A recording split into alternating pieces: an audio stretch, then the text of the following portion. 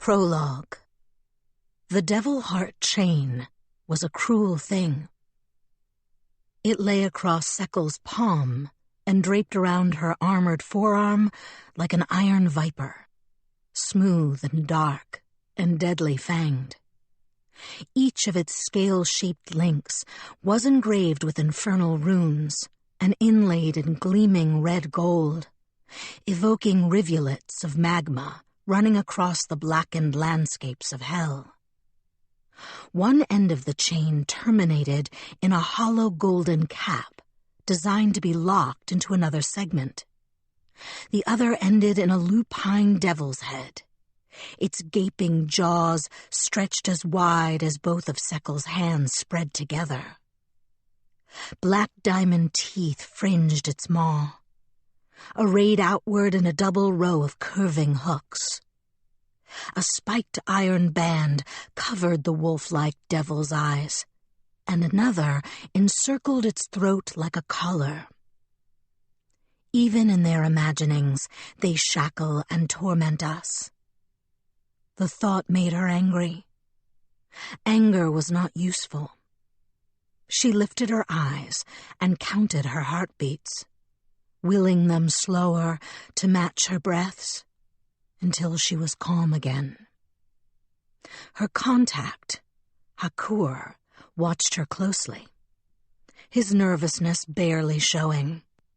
No sweat beaded on his black, stubbled scalp.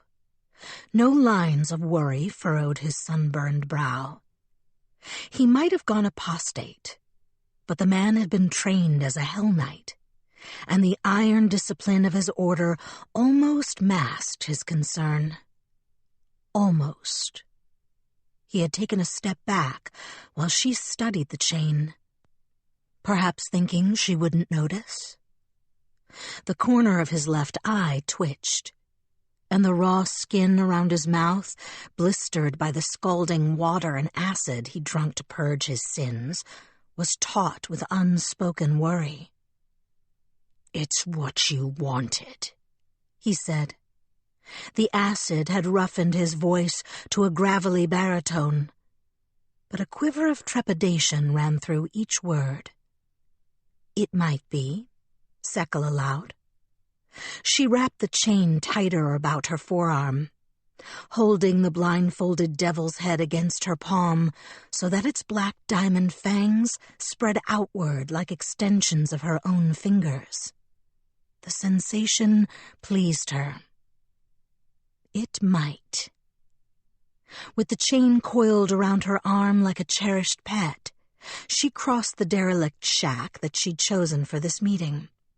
The place was too small to have been divided into rooms, but a sackcloth curtain hanging from bent nails on the ceiling offered a semblance of privacy around what had been the sleeping area. 3 hellspawn huddled there, flinching as Sekel stepped past the curtain. 2 women, 1 man, all tainted with the blood of devils. Rough brown rope circled their wrists and ankles, binding the 3 of them together like slaves being driven to market. Gags filled their mouths. 2 of them, the most human-looking of the trio, wore servant's garb in white and gold-slashed blue, the colors of House Selverian. Only subtle things. A faint odor of sulfur that trailed after the man like stale perfume. An opaque yellow tint to the woman's fingernails. And a line of coarse boar's bristles down the center of her scalp, almost hidden by the rest of her hair, signaled the impurity in their blood. The 3rd, whose snake-pupilled red eyes and sharp black fangs proclaimed her infernal ancestry, wore a scale-spattered fishwife's apron tied over her dress. It was always easier for hellspawn to climb towards social respectability in Cheliax if they looked more human. Sekel had known that her entire life, and seeing these 3 confirmed it. The obviously devil-born woman would never have been permitted to darken the grounds of House Selvarian, much less tend its lavish gardens or serve wine to its pious patriarchs. Never. She was fit to hawk day-old fish to West Crown's poor, and that was all. Almost all. The three hellspawn watched her fearfully as she drew the ragged curtain. With the light of Hakur's lantern blocked off behind her, Sekel's eyes lit with their own infernal radiance. She felt the change, and she knew what the others would see. Blue sparks ignited and circled around her pale green irises like tiny fireflies, enabling her to see in the dark. It was a trait she went to considerable pains to conceal before most onlookers. But with these three, there was no need to hide. Sekel saw the confusion on the hellspawn's faces, the befuddlement that wouldn't quite turn to hope. She was one of them. Her blood was tainted with Hell's legacy as surely as theirs. They saw it. They recognized it. And they knew it was the only commonality they shared. But they didn't know why that had led them to being bound and gagged in this stinking hovel. Sekel owed them no explanation, but it amused her to offer one after a fashion. With showy, theatrical gestures, she removed the second half of the devil heart chain from a pocket sewn into the inner lining of her cloak. One end matched the golden cap at the end of the segment Hakur had given her. Its opposite end was another fiend's head. But whereas the first chain ended in a fierce, snarling wolf's visage, this one was a horned and shackled skull that seemed to be dissipating into mist. Although it was wrought of solid iron, heavy in Sekel's hand, the fiend's face had been crafted with such exquisite skill that she could almost believe it was fading into fog before her eyes. She snapped the chain's hollow ends together. They clicked into place with a loud snap. She heard Hakur jerk in surprise on the far side of the curtain. A hellish spark flared within the chain where the two parts joined, then thinned and stretched as the light was sucked to either end. The spark was gone in the space of a second, but Sekel could feel its echoes reverberating through the metal. If it had been a viper before, it was a dragon now. Heat thrummed in the chain's core, pushing at the throats of the heads on either end. Hunger pulsed along with that infernal fire. Sekel felt it as clearly as if it were her own gut twisting in emptiness. The devil heart chain sensed blood nearby, and it wanted a taste. "You'll get more than that," she whispered, caressing the wolf's head in its spiked iron blindfold. Holding the chain as she had before, with the wolf's head poised in her palm, Sekel bent over the red-eyed hellspawn. She untied the woman's fish-speckled apron and pulled it off, crumpling the garment into the corner as she brought the devil heart chain toward her victim's chest. The fishmonger's jaws worked around the gag stuffed between her teeth, trying to form a word that Sekel couldn't hear but understood regardless. Why? Everyone she killed, if they had time to see death coming, asked the same question. Why? As if that mattered. As if the reasons for their deaths would somehow serve as a final soothing bedtime story, making it easier to go into that last, long sleep. It was absurd. But they all asked, every one, even as the knife was sliding in. She never answered, unless whoever had paid for the blade had also paid for a message to be delivered with it.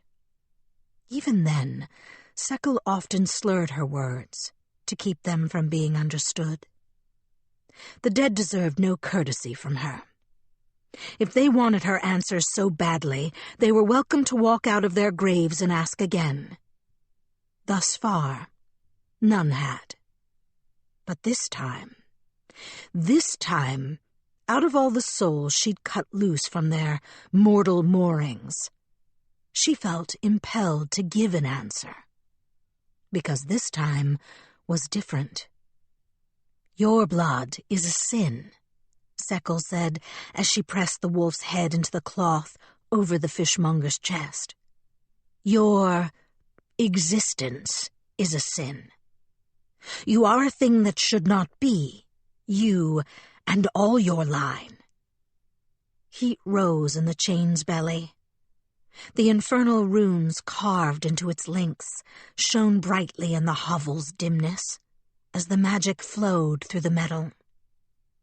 The iron blindfold over the wolf's eyes began to smoke. The tip of its black diamond teeth burned pinpoint holes through the fishmonger's dress. "So are you," the fishmonger mouthed. Her jaw strained around the cloth gag. The tendons of her neck bulged. Tears of fear or frustration spilled from the corners of her crimson eyes. No sound escaped, but her meaning could not be mistaken. "So are you."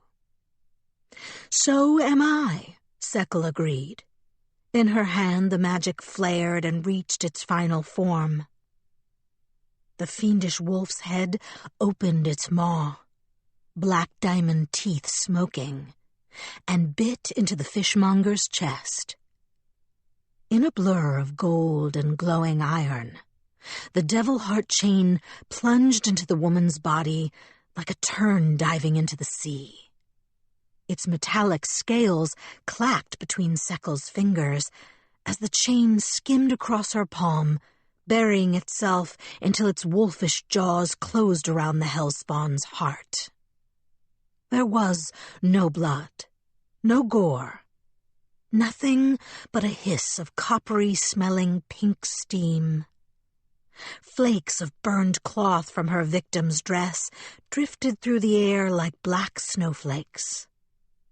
The fishmonger's eyes went wide, and her nostrils dilated in shock, but Sekkel read no pain on her face, only a jolt of sudden terror, and then, just as suddenly, nothing.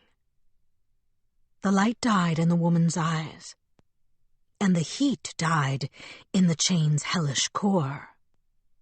From the hollow end of the devil heart chain, a glimmering, oblong jewel emerged and dropped onto the hard-packed dirt floor.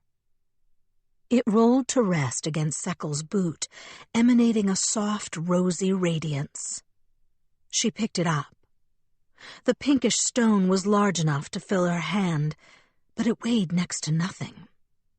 It pulsed gently against her palm, echoing her heartbeat so closely that it took the hellspawn assassin several moments to realize that the translucent stone was not beating in time to her heart, but to its own. Shrunken and smoothed from raw red meat to a jewel that looked like rose quartz and felt like a glass bubble, it remained all the same, a heart. A living heart, strange as that seemed. It was warm in Sekkel's hand. It carried a beat, and it kept its owner alive. For the fishmonger was still breathing, even after Sekkel pulled the devil heart chain out of its smoking wound. A gaping hole yawned beside her sternum, as bloodless and smooth as if it had been burned by a cauterizing iron. But her breast rose and fell steadily under the black fringed rags of her dress. The woman's heart was gone, transmuted into the gem that shone before her, yet she lived on without it. After a fashion. She breathed, and the jeweled heart in Sekel's hand throbbed with a phantom beat. But there was a slackness in the fishmonger's body that suggested her mind, and perhaps her soul, had flown to judgment in the courts of the dead. Did her consciousness linger in that maimed flesh? Was there anything left of the fishmonger that could feel, sense, care what happened to her shell of bone and skin? Sekel didn't know, but she didn't need to answer that mystery to finish her job. She had been warned that killing the Hellspawn might disrupt the chain's magic, so she left her victim bound and moved to the next stage of her task. Unlatching the steel-ribbed padded carrying case that she carried in a secret compartment of her pack, Sekel slid the ghostly jewel of the fishmonger's heart inside and tucked the top flap shut over it. Then she looped the devil heart chain around her forearm and strode to the two other captives. It went faster with practice. A little. When Sekel emerged from the curtain, her hands were flecked with blood and soot. 3 pale pink jewels nestled in her hidden case. 3 not quite living Hellspawn lay limp in her wake. Their vacant faces tipped toward the ceiling, and their wrists braceleted in coarse rope. "Did it work?" Hakur asked. If the apostate Hellknight had been nervous before, he was frightened now. Under the coarse black stubble on his cheeks, the skin was gray as death. Sekel took a pouch from her pocket and tossed it at him. Reflexively, Hakur put up a hand to catch it. Coins slapped against his palm, loud even through the leather. His fingers closed around it, but there was too much money in the pouch for them to meet. "Is this all of it?" Sekel shrugged, drawing her hood over her head and a scarf over her nose. "Count for yourself." He hesitated only a second before unlacing the bag. A puff of gray dust came up from its open mouth, engulfing his face. Hakur staggered back, coughing as the pouch tumbled from his fingers to spill gray-furred golden coins across the floor. Quicker than understanding, Sekel was behind him, her knife in his neck. The former Hellknight's coughs turned to gasps, then to gurgles, then to silence. She eased him to the floor. Already the fungus was spreading across his flesh, burying Hakur's lips and tongue under a thickening mask of gray. In an hour, the corpse would be unrecognizable. In a day, it would be reduced to teeth and bone. Someone might find him before then, of course, and might even identify the dead man. But if they did, they'd likely assume that the killers had been working at the behest of Urgathoa, the pallid princess, whose domain encompassed death and disease. Few outside her foul worship used such fungal spores. Sekel had collected that sample from the body of an Urgathoan cultist she'd killed. Following that clue would lead any pursuit down a perilous false trail. Not as perilous as the true one, though. Exhaling the breath she'd been holding since Hakur opened his poisoned pouch, Sekel pushed open the door and stepped back into the sunlight of West Crown. She stripped off the scarf that had covered the lower half of her face and dropped it into a nearby canal. As it sank into the sluggish green water, trailing a fringe of bubbles, she turned north. North toward the Dospera, the shadowy, abandoned ruins of old West Crown that were the stuff of local dread and legend, and that sometimes served as informal execution grounds for the condemned. North, toward the gate that waited to carry the assassin back to her employer.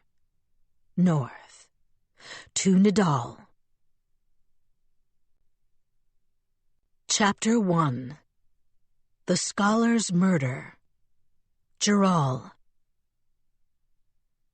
Birds cared nothing for murder. Sweetly they sang from the branches of the fig and lemon trees that wreathed the grounds of Veneo Silverian, the city manor of proud, ancient House Silverian. Under the elegant tile roofs and gilded balustrades, all might be in panic. But nothing disturbed the birds among their sun-dappled leaves. They sang and sang, bright as joy, while down below, mortal men and women struggled to grasp the enormity of loss. They'd suffered a staggering one, Gerald knew. Master Othondo Silverian, second and favored son of Lord Abello Silverian, heir to his house and hope of his family's future, had been murdered in the night. Others had been killed too, but in Cheliax, only one of those deaths really mattered. Out on the grand lawn, a semicircle of maids, grooms, cooks, and washerwomen in white and gold-slashed blue stood where they'd been turned out for her inspection. Every one of House Silverian's servants was a picture of shock and grief.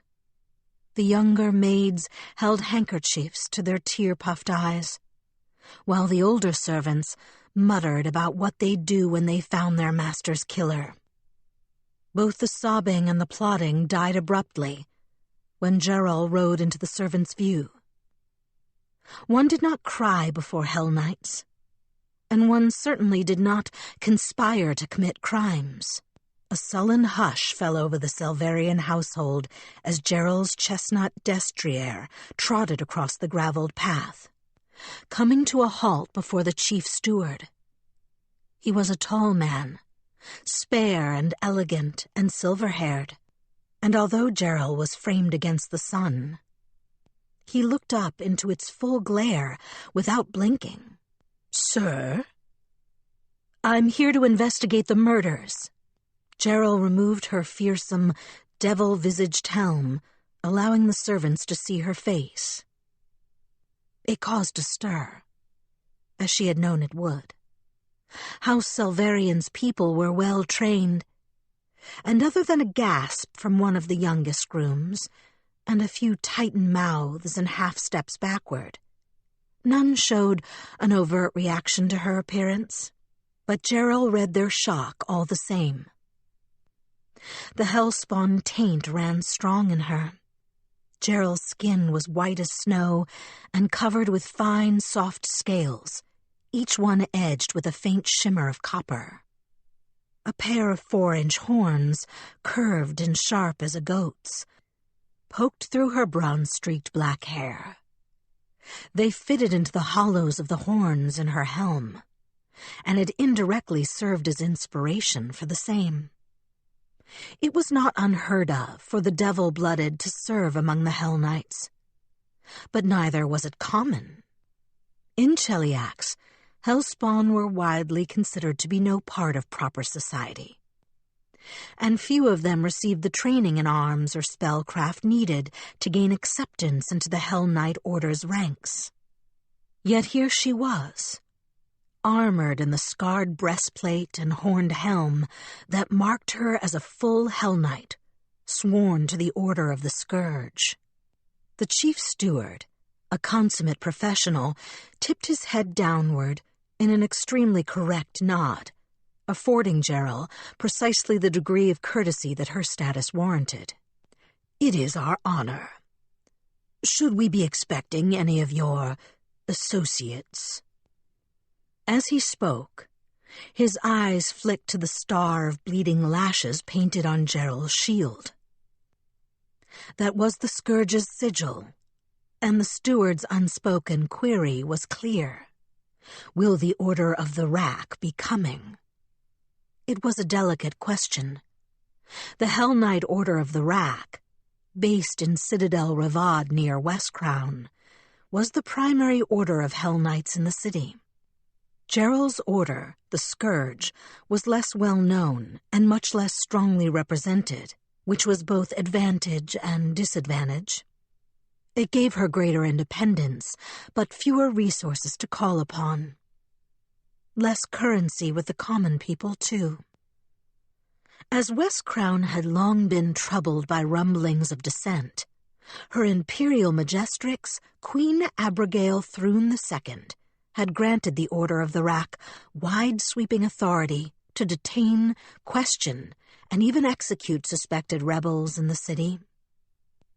And although the Order of the Rack held the preservation of peace to be its highest duty, the methods it chose to achieve that duty were not always peaceful. In much of West Crown, the Order had a fearsome reputation.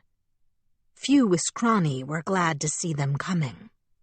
House Selvarian, Gerald recalled, might have more reason than most to be wary where the Order of the Rack was concerned. There had been some trouble with the eldest son, who'd gotten caught up in the idealistic fervor of the young. He hadn't been accused of any serious wrongdoing, and his father's influence had hushed any whiff of scandal. But nevertheless, the boy had been sent packing to a crusader's exile in Mendev. That had been years ago. Well over a decade, in fact. But fear could take a long time dying, and Gerald couldn't blame the servants of House Selvarian for being cautious. "The Order of the Rack has no part in this investigation," she said. Some of the servants relaxed visibly at her words. Out of long habit, Gerald noted their faces, as well as those of the servants who didn't blink at all. "The Dotari will assist in whatever capacity they can, but they will not send a separate investigator. In this matter, I serve both the throne and my order. All of us wish to see your master's killer brought to justice. You have my condolences for your loss." "We are grateful for your kindness. I have the honor of being Belvadio, chief steward of this house.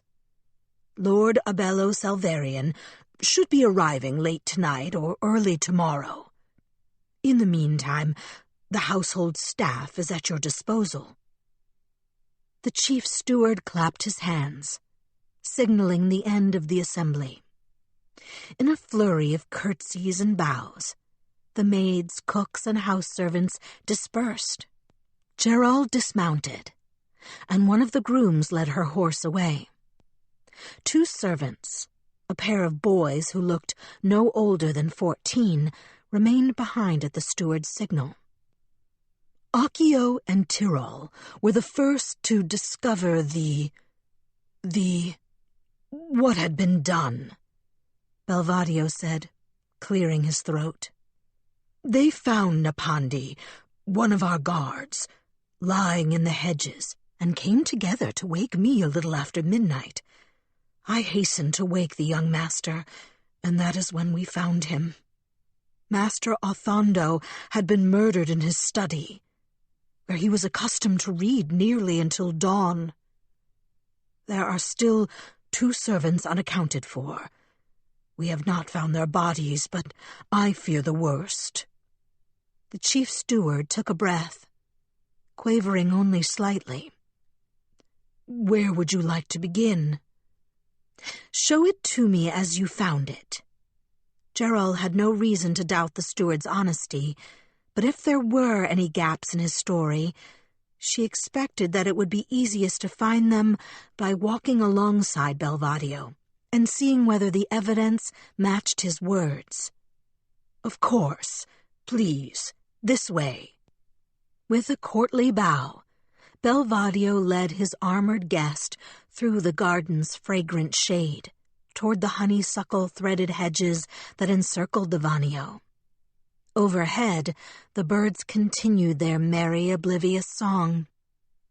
Although House Selvarian's main seat lay in the hinterlands, and its manor in Westcrown was not as grand or expansive as the sprawling estates called Vera, It took several minutes for them to reach the blood-stained spot by the walls where Napandi's body had been found. There wasn't much blood, only a few brownish drops, already mostly soaked into the earth, and a patch of crushed clover near the base of the hedges where the body had lain. In the darkness, screened by the dense thorn shrubs, it might have been a long time before anyone noticed a body at night. Gerald crouched and looked for tracks that might have been left by the killer, but found none. Either Napandi's assailant had known how to hide them, or the servants had already trampled out those traces. She straightened with a clanking of steel and leather. "Your guard kept a regular patrol?" "Yes, every hour on the hour. Napandi was extremely diligent. He would never have missed a round, nor been a minute late on his circuit." Predictable, then. Easily evaded. The lack of struggle suggested that the killer had never been seen. He could have slipped by if he'd wanted, but instead he'd chosen to kill the guard. "Was anything taken from his body?" Gerald asked. "Yes, a ring of keys. Napandi had keys to most of the Vanio, other than the master's private rooms and the wine cellar. That was the only thing I could see that was stolen. Do you wish to examine the body?" "Later. Show me where you went and what you did after you found him." Belvadio glanced at the two boys behind him. They hung back nervously while Gerald examined the blood-speckled grass. "After Accio and Tyrrell told me what they'd found, and I had confirmed with my own eyes that this was no prank, we went together to inform the master. I also sent word to the captain of our household guard that there was a murderer at large in the Vaneo."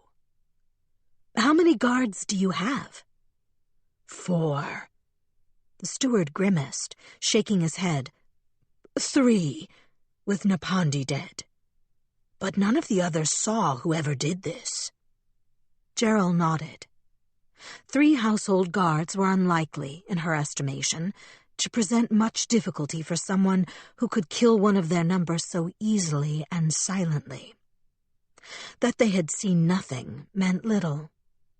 There was no need to insult their honor by saying so, however.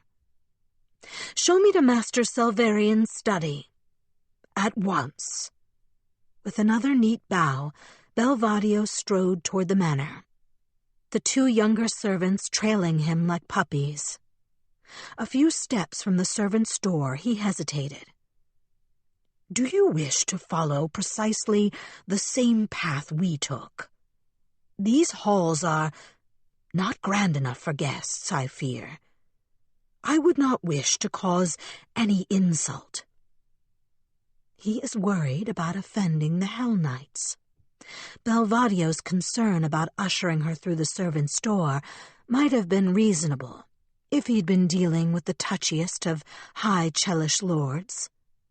But she had no illusions that a steward who'd spent his entire life in service to a great house really believed that her rank was so exalted, or her skin so thin. This was caution, and nothing but. Gerald snorted. "I'm not a duchess, Belvadio. I won't be insulted by walking through the service door. Just show me where you went." "Forgive my presumption." Producing a ring of keys from some unseen pocket inside his blue coat, Belvadio unlocked the door and stepped aside to hold it open. "The young master's library will be up the stairs and to the right." "Lead on." He took her past the larder and buttery, through the kitchens, and up a flight of well-worn wooden stairs. No footprints stood out here either. At the top of the stairs, they reached the discreet little door that separated the servants' quarters from the nobles' halls. Quilted padding covered the servants' side of the door, insulating their superiors from any unwanted noise or smell that might drift up from the kitchens. The other side of the door, Gerald noted, was painted white and adorned with gilded scrollwork. All the unsightliness and all the function was on the servants' side. Although the servants' halls had been lit only by the daylight that streamed through their small, cloudy windows, enchanted light shone serenely along the ceiling and upper walls of this corridor.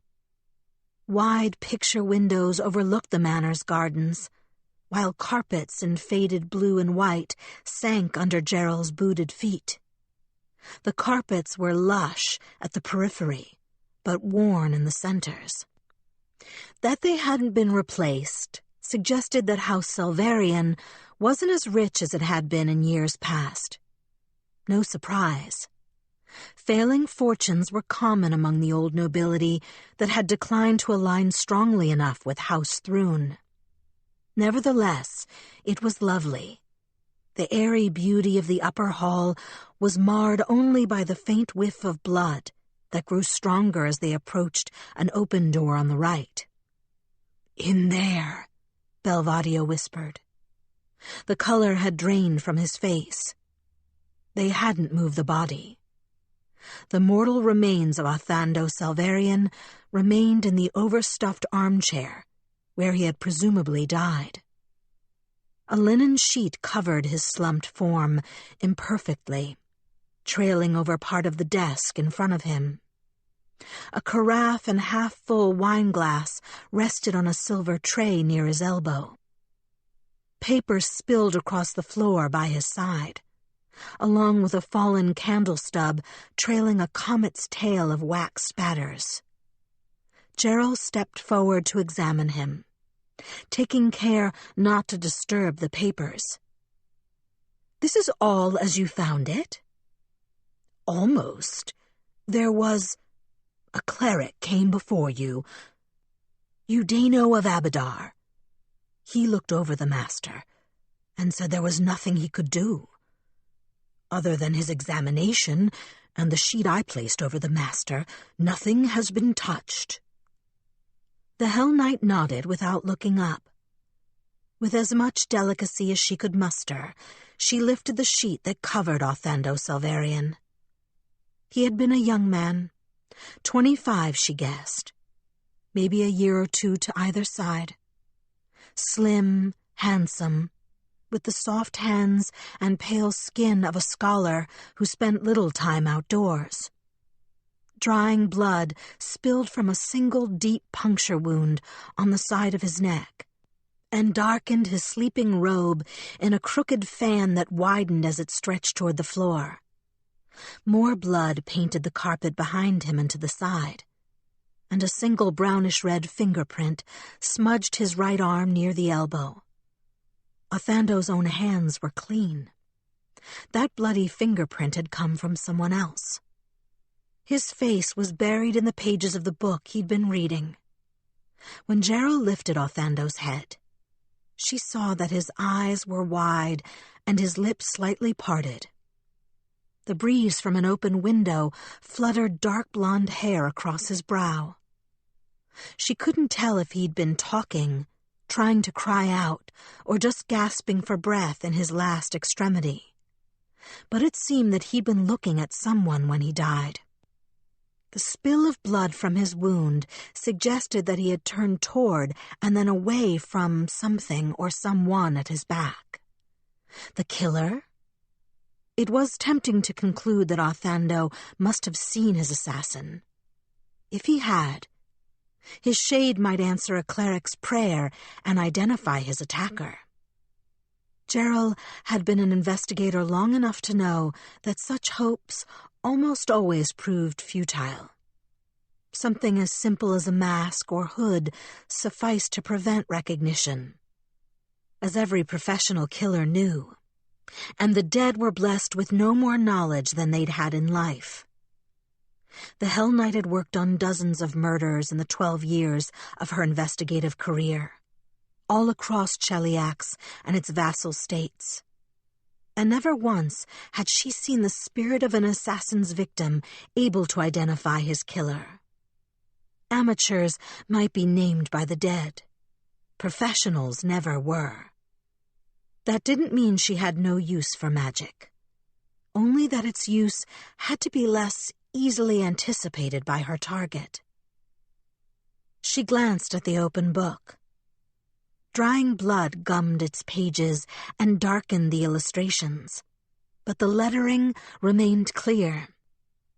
It looked to be a collection of Taldan heroic stories, disgraced knights winning back the honor of tarnished houses, second sons and valiant daughters carving names for themselves in savage lands, heroes who vanquished monsters and won the love of their people, tales to stir excitement into a quiet life. The letters that had blown onto the floor appeared to be correspondence, invitations to various social events from other Wiskrani nobility, orders from his lord father at the family estate, and an unfinished letter from Othando himself to his exiled brother in Mendev. Drawing the sheet back over the body, Gerald stepped sideways to examine the desk. Two of the drawers were partly opened. One held signets in gold and bronze, sticks of sealing wax, unsharpened quills, a paring knife, and a wrinkled paper sachet of sugar-rolled mints. The other was empty. Save for a few faded stains at the bottom, the remaining drawers were locked. She motioned to the desk. Was anything taken from here? Or from Master Selvarian himself? I cannot be certain, Belvadio admitted. The master's study was private. I did not notice anything stolen, but some small theft might have escaped my notice. How busy would the household have been at that hour? The steward took a moment to think it over. We had no guests at the Veneo, and no entertaining planned for the next few days. Other than one or two of the undercooks in the kitchen and the guards making their rounds, everyone should have been sleeping. Accio and Tyrol were out only because they were making mischief. Was it Master Selvarian's custom to leave that window open? Gerald gestured to the skylight, although she already knew the answer. That window was too high to be opened without the aid of a ladder, and she had seen none in the study. Belvadio frowned, confirming her guess. Pleasant as the weather is, no. The master was concerned that nothing should damage his books, not rain or sun or snow. The window was only to admit light to assist his reading. He never opened it. You said there were two other servants missing? Ciella and Nodero. The steward fidgeted with a button, then caught himself and stopped, smoothing his coat. Ciella was here when I sounded the alarm. I saw her with my own eyes. No one recalls seeing Nodero after he retired to his room last night. Both were gone by the time I found the master, or soon after. Do you believe they might have played some role in this? Belvadio shook his head vehemently. Impossible. No one loved House Selvarian more than Nodero and Ciella. Their loyalty is beyond question. You're sure of that? How? The silver-haired man exhaled. With a quick, uncomfortable glance at Gerald, he said, House Selvarian has always been adamant that everyone in its service is to be dealt with fairly, as fits each person's talents and disposition, and that no one is to be slighted on account of their ancestry. Belvadio's eyes flickered to the carpet, avoiding her on the word ancestry.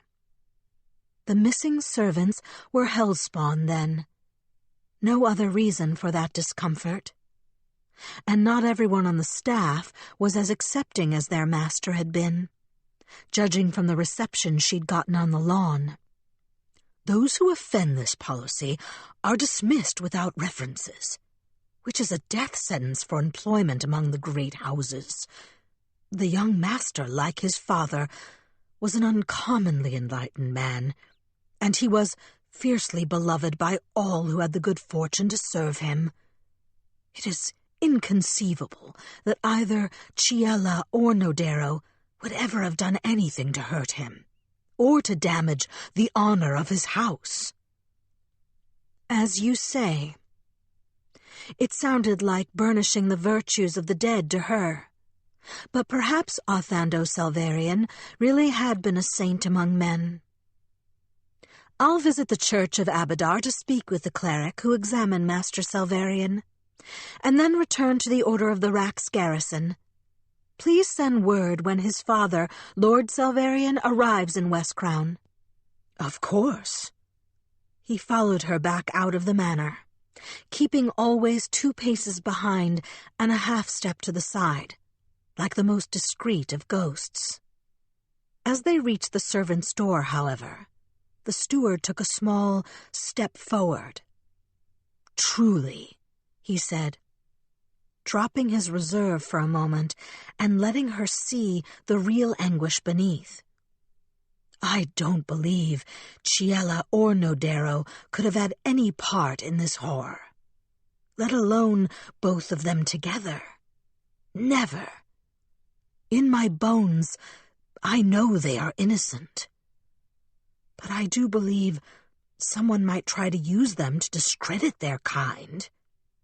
Not everyone approved of the Master's views on Hellspawn, and some of the servants I was forced to dismiss might seek revenge for their disgrace." No servant could afford to hire an assassin with that much skill. They might have aided in the killer's plots, but they couldn't have been the driving force. Did he have enemies among the nobility? The young master? No. He was being courted by some of the lesser houses with marriageable daughters, but as yet he had chosen none, so no one had reason to be insulted by his refusal. He had no position at court, and no place in political schemes, and his hobbies were harmless. Master Salvarian was a dreamer and a scholar. He was no threat to anyone. What about the rest of his house? Belvadio opened the door.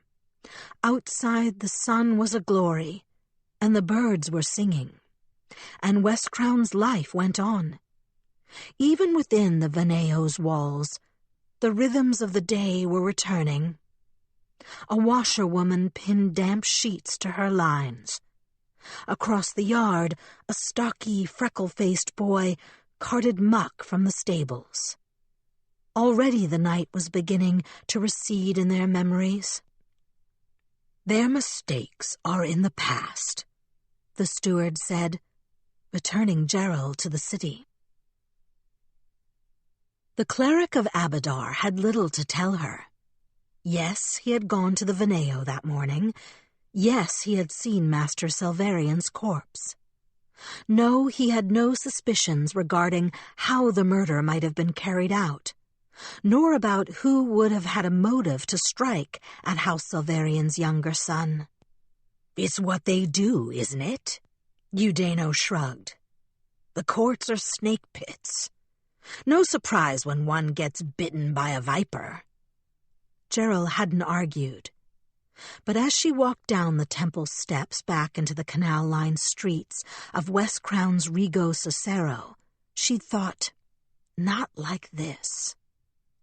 It was true that the Chelish nobility spent an inordinate amount of time plotting against each other, and that espionage and assassination were well-used weapons in their arsenals. But it was also true that blatant, bare-faced murder was considered extremely bad form. Cheliax prided itself on being a nation governed by law. Its killers might disguise their doings as hunting accidents, food poisoning, or highway robberies gone wrong. The more cunning and ambitious might even go so far as to trump up criminal charges and let the royal executioners take their enemies' heads. But they did disguise their murders, because otherwise they invited the full wrath that Cheliax visited upon all those who broke its laws. The assassination of a well-born scholar in his study was precisely the sort of crime that offended her imperial majestrix and insulted her rule. That it had happened in West Crown, which chafed at its loss of prominence under House Throne, and needed little provocation to stoke its smoldering discontents into new flame, made the investigation more urgent. And that the victim had been an eligible young bachelor, who was actively courted by several Wiscrani houses, added an edge of intrigue. Gerald guessed that there were several furious dowagers who were eager to learn which of their rivals might have destroyed their daughter's prospects. For all these reasons, it was exceedingly important that she find the killer. No one had said this, of course, not explicitly. The mere fact of her assignment made it clear enough.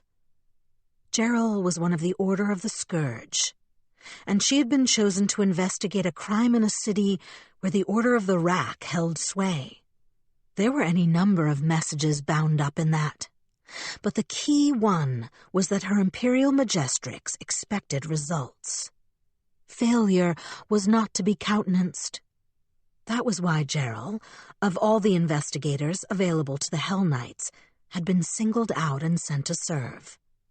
The Queen wanted answers, and Gerald was meant to find them. The obvious course was to question Lord Selvarian, but the Lord hadn't yet arrived in West Crown, so Gerald returned to Tyrannic House, the Order of the Rack's base of operations in the city, to see whether any messages had come. There was one. The courier, a tow-headed halfling boy, was standing in the foyer and filling his satchel with new missives when Gerald arrived. He dropped the packet he was holding and waved excitedly when he saw her. "Gerald! Hellknight Gerald?" Gerald raised a hand to calm him. "What?" "I have a message of utmost urgency, from Durotas Tuornos. His Rundotari found bodies in Rigo Cater. 2 from House Selvarian. The Durotas said you'd want to know immediately. Here. He wrote this for you, but it only says the same thing." The boy held out a folded slip. It had been hastily written. The ink soaked through the cheap paper. He was correct.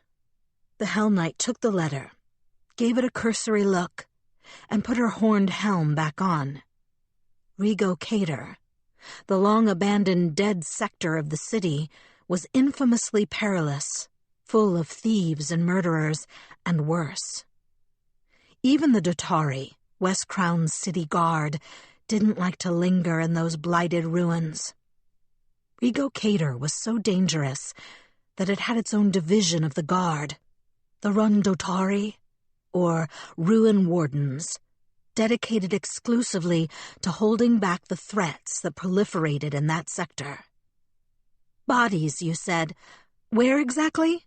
Are they still there?" "I don't know," the halfling said, fumbling to pick up the packet he dropped. "But Durotas Tuornos is on the Obregon Gate. He hoped that you would hurry. He hoped also that you would send word to the capital for a wizard." "Why? Aren't there enough wizards in West Crown?" "I don't know." The boy shook his head in helpless confusion. He closed his overstuffed bag and went to the door. "The Durotas didn't tell me, not really. All he said was that there was magic in this. Deviltry. And," he swallowed, "and that the dead might not be dead." Chapter 2. The Crusader's Farewell. Edoras. The letter was brief. One paragraph in his father's bold, forward-sweeping hand, surrounded by emptiness. Your brother has been murdered. Come home. There were other words on the page, but they were meaningless. Edoras might have read them, and might not. He remembered only those first 2 lines, black and lacerating, and raw with grief. Your brother has been murdered. Come home. He put the letter down on his desk and spread his hand over it, blocking the words from his sight. They didn't leave his mind as easily. The last time Edoras had been in West Crown, Othando had been an ebullient boy of 11. Although conscious of his family duties, he'd been very much a child, daydreaming about himself as a wandering knight and champion of the downtrodden.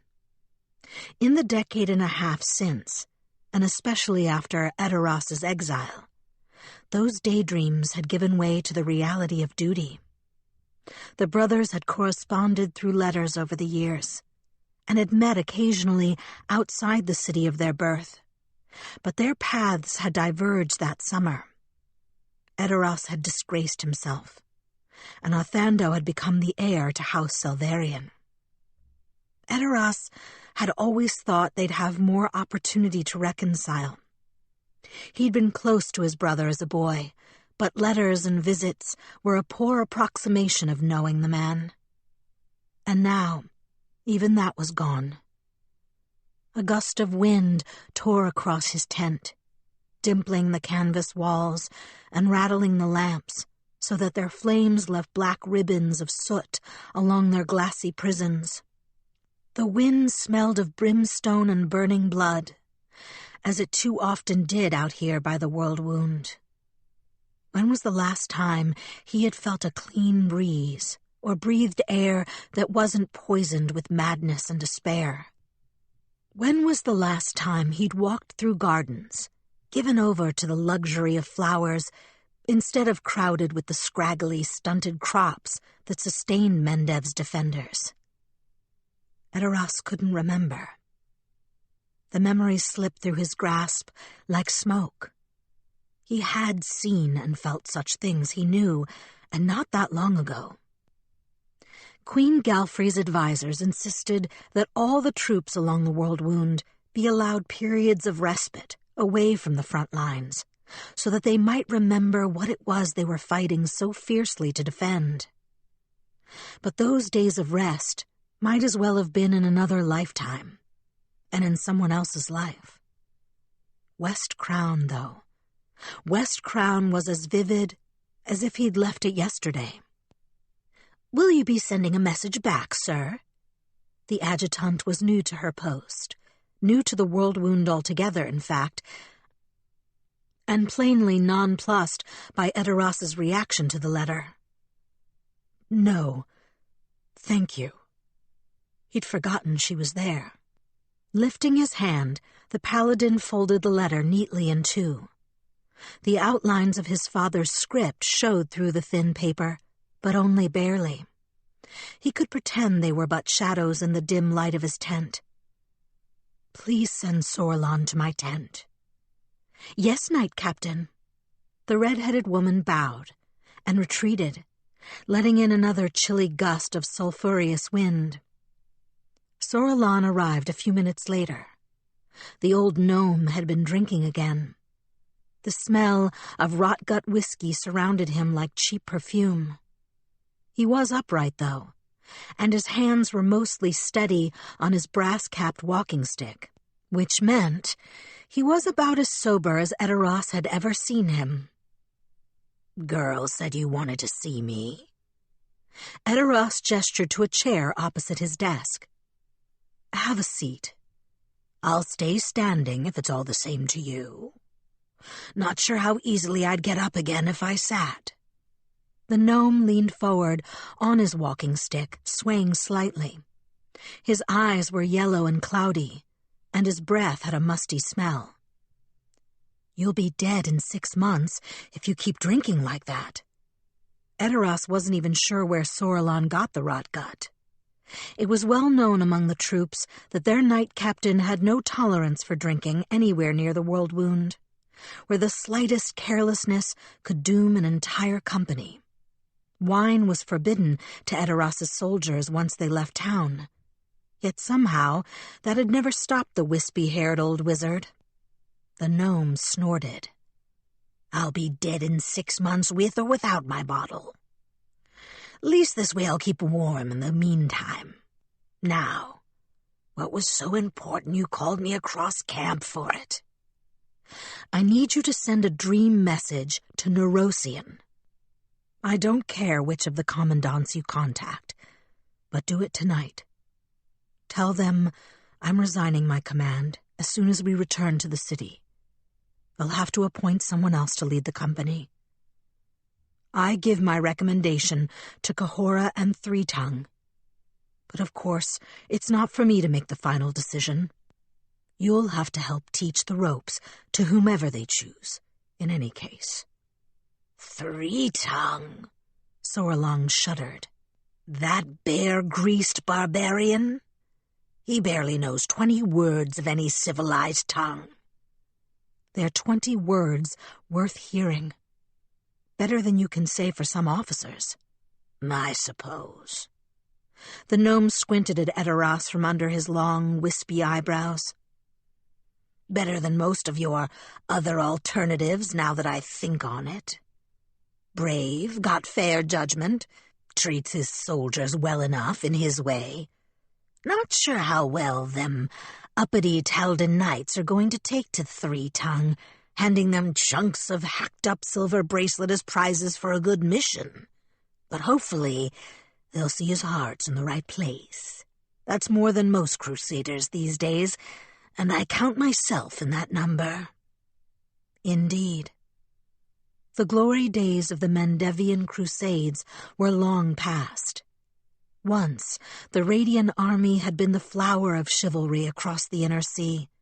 Paladins, clerics of every brave and goodly god, men and women whose virtue was equal to the strength of their sword arms. Those days were gone. Today, a crusader was more likely to be a poacher fleeing the hangman, or a desperate bandit hoping for easy plunder, than anyone with a shred of either honor or skill. While a scattering of true souls remained, especially around Queen Galfrey and her stronghold in Neurosian, the shining beacon of the Mendevian crusade was neither as bright nor as clear as it once had been. Edoras spent much of his time trying to coax the small sparks he found into light. Soralon had spoken truly. Three Tongue was a Kelid barbarian, given to eating the hearts of his foes and painting his face in their blood. He wore fetishes of hair and bone, prayed to a savage god in a strange tongue, and could scarcely write his own name. Cahora, who had been born a poor farmer's daughter under the rule of a petty lord, was worse. At 16, Cahora had turned to banditry to survive when unjust fines claimed her parents' farm. She'd spent years as a robber queen, preying on that lordling's guards and tax collectors, until one of her own betrayed her and sold her to a company of low Templars heading to Mendev. She might have escaped, but within weeks her traitorous underling had led her people into ruin, and nothing was left for Cahora at home but a choice between the hangman and the headsman. So instead, the one-time bandit queen had come to Mendev, and eventually to Edoras' command. Neither Cahora nor Three Tongue had been paragons of knightly virtue when they'd come to the crusade. Both had initially thought their captain's codes and strictures foolish, and neither had been shy about saying so. But both the barbarian and the bandit had a core of the true steel at their hearts, and brought out the best qualities in those they led. Edoras had seen it, and had spent long months carefully strengthening and polishing it, while the hardships of the world wound burned away their old foibles until only that steel remained. If he'd had years, he might have turned them into great generals. Instead, he'd had months, and could only pray that one or both of them had learned enough to keep their troops from disaster. It would be no easy task. Whoever took his command would inherit a motley collection of the disgraced and desperate. Wet-eared novices, sellswords from broken companies, gutter rats who had knifed countless victims in the back, but never faced a foe in open combat. Their company wizard was a drunk, and their cleric was a disgrace. Edoras hoped they would succeed, but in truth he didn't know. Able commanders were a rarity around the world wound, and his departure would be a blow. Across the desk, Sauron had reached the same conclusion. The gnome's expression had grown dark as the implications of Edoras' words sank in. "So, you're leaving us, eh? Getting out while you've still got legs to walk away on? Can't say I blame you, but I never thought you'd be the one to have that much sense." "It's not that. There's been a death in the family. I have to go home." It stung to be accused of cowardice, however obliquely. Perhaps that hadn't been Sauron's intent, but Edoras couldn't help but feel that the gnome was suggesting that he was abandoning his duty, his soldiers. Or maybe that was just his own guilt speaking. "Where is home for you, anyway?" Curiosity seemed to have cut through the air of inebriated indifference that Sauron wrapped around himself. "Somewhere in Cheliax, isn't it? Agorian? I'd mark you for an Agorian man myself. You have the air of a fellow who knows his way around the capital. I've been there myself, you know. Lots of good-looking girls around Agorian. Lots of devils, too, of course. Must be hard for a fellow like you. Say, is that why you left? Why you came here? Because of the devils?" Edoras sighed. "Send the message, Sauron. Tonight. That will be all." Too short a time later, they returned to Nerosian, the diamond of the north. The sight of the city gladdened Edoras, despite his weariness. Nerosian had been built for defense against fiends in all their forms. But the city was far more than a military bulwark. It was a place of beauty and harmony, where the crowning glories of all the civilized races were held aloft to serve as a spiritual rebuke to the demon's all-consuming destruction. "We will not go quietly." That was the proclamation in Nerosian's white and gold towers. "We stand here, and we will stop you, and all the despair that you bring. We stand here, unbowed." Time and again, Edoras had ridden out from those shining walls to do his part in keeping that promise true.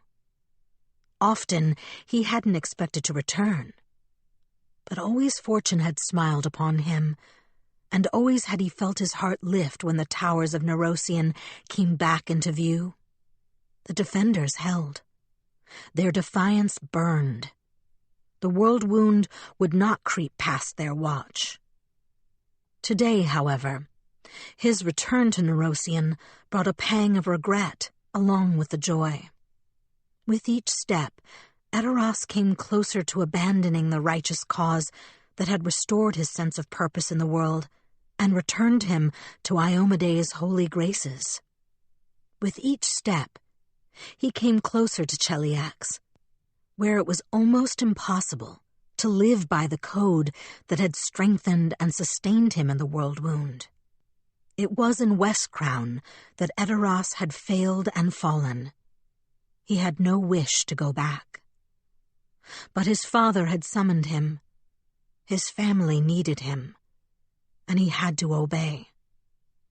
At the gates, the white-cloaked guards waved his company in after a short exchange of passwords and a nod of approval from the cleric on duty, signifying that she had sensed no taint of supernatural evil and no masking magic among the returning troops.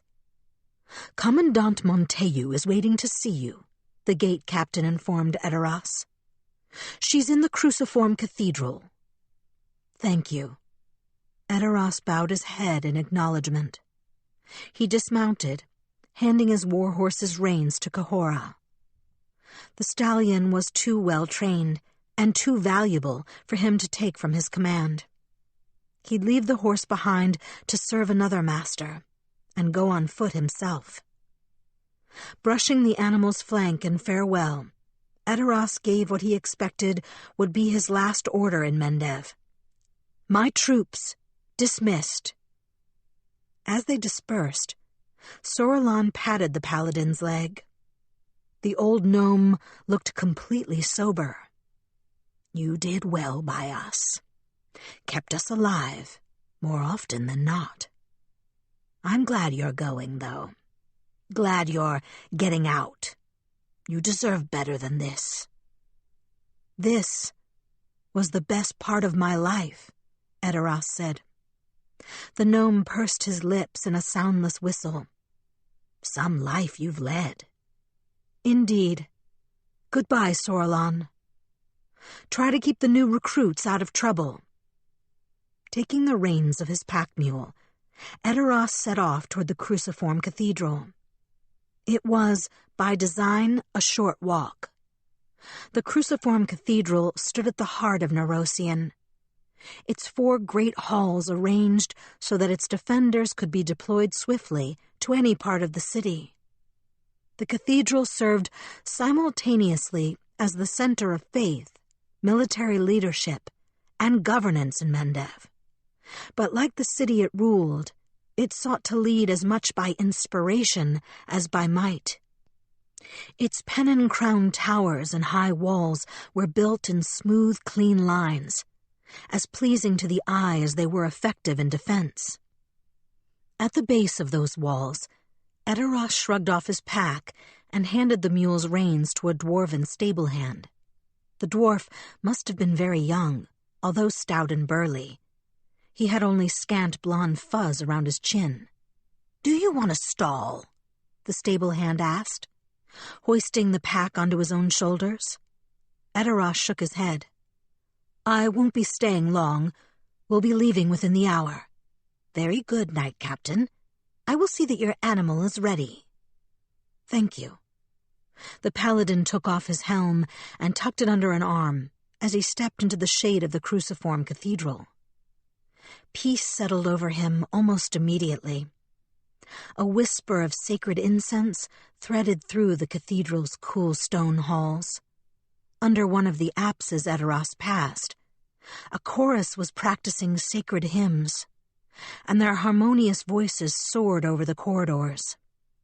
Marble reliefs wound around the support columns and covered the walls in broad bands, depicting the triumphs of the First Mendevian Crusade and narrating incidents from the holy scriptures of Sarenrae, Iomade, and their allied gods.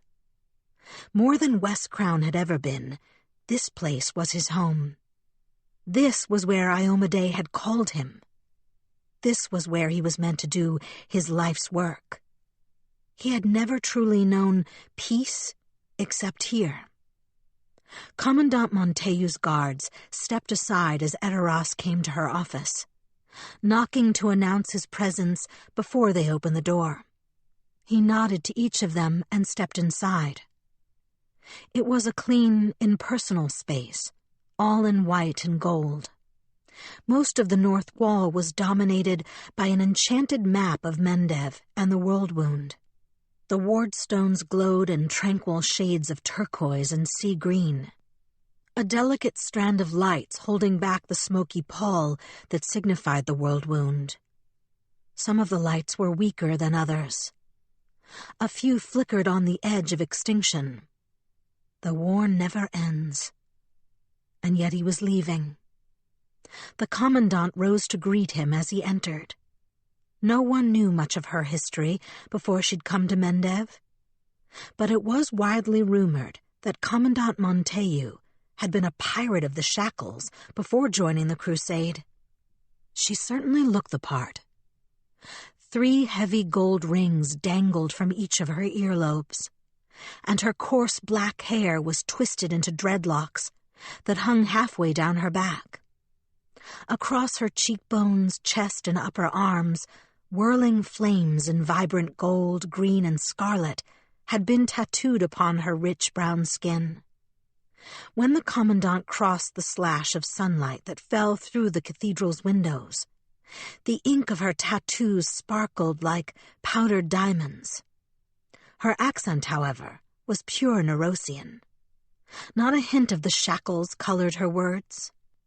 "Knight Captain Edoras, I received your wizard's message. You're resigning your commission?" "I am." It was no small sacrifice. Queen Galfrey herself had confirmed his commission. After he'd been knighted in the field, to be sure, but a considerable honor nonetheless. And Edoras held no illusions that he'd be restored to the same rank if he returned to the crusade. Not for a year or more, at least. "My family needs me in Westcrown. My brother was murdered, and his killer hasn't been found. And I'm the last heir to my house. I wish you swift justice. Will you return to us when the crime has been solved?" "I hope to, if my obligations allow."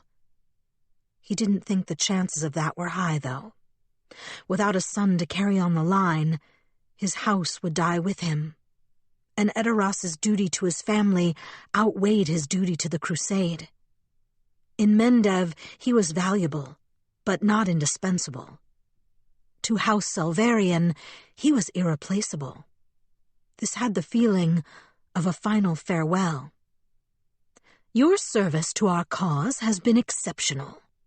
The Queen can't offer you a wizard to take you directly to Westcrown, unfortunately, not in Nerosian. Their spells are needed for more urgent matters." "I would never have expected—" Commandant Montagu cut him off with a quick shake of her head. The gold rings in her ears clattered against one another, swaying loosely in holes that had widened under their weight. "We can't spare a wizard here, but in Karkow there are some who sell their spells for gold or favor, and who owe much to many in our crusade. You have passage on the Raven's Daughter down the Egglesea River to Karkow if you wish to take it. There you should be able to find a wizard to hire at a fair price." "Thank you. When does the ship leave?" "This evening. If you need the time, however, the captain will wait a day or two." "No. This evening will serve perfectly." Prolonging his departure would only make it more difficult. Best to make a clean break, and quickly. The Commandant nodded. "Good fortune to you, Knight Captain."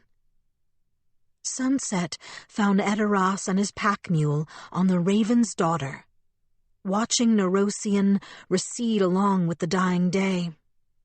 The Egglesea River, its waters luminous with dissolved silt, reflected a pointy-east impression of the blue and pink-streaked clouds overhead. The river's radiance grew as that of the heavens dimmed, until they floated through the starry night on a wide swath of liquid moonlight. As the Egglesea carried them south and west toward Ustalov, the concentration of cloudy silt in its waters diminished, and so too did their glow. The change came quickly, by midnight, well before Edoras thought that they had reached the border. The river had gone entirely dark. Only the churning bubbles in their wake shone white under the low full moon. It felt like a mirror to his own journey. With each passing minute, the brightness of spirit that Edoras had felt in Mendev dwindled. Darkness lay ahead for him, and a duty far heavier than any he had carried by the borders of the Worldwound. Chapter 3. The Heartless, Gerald. In 12 years as an investigator, Gerald had seen her share of horror. The Hellknight had witnessed the worst that arsonists' flames and spurned lovers' knives could do to flesh and bone. She'd seen the ruin of children beaten beyond recognition by drunk fathers' fists. She had uncovered the remains of innocents subjected to the occult rites of Ergothoan cultists, and stood expressionless beside the gallows as the executioners of House Thrune tortured criminals to death in showy displays for the crowd's jeers. She had thought there was nothing left that could frighten her. And then she had seen what the Rundotari had found in that stinking, mud-floored hovel among the ruins of Rigo-Cater. The dead man bothered her the least of the 4 bodies in that shack. The fast-spreading fungus that had consumed his flesh was troubling, but more for what it might signify than for its own sake. Gerald had seen decomposed corpses before, and while she was concerned about the implications of the mold that fuzzed the dead man's bones, the sight itself didn't disturb her. Not compared to the others in that place. Slumped behind a tattered curtain were 3 hellspawn, each with a fist-sized, cauterized wound burned into the center of his or her chest.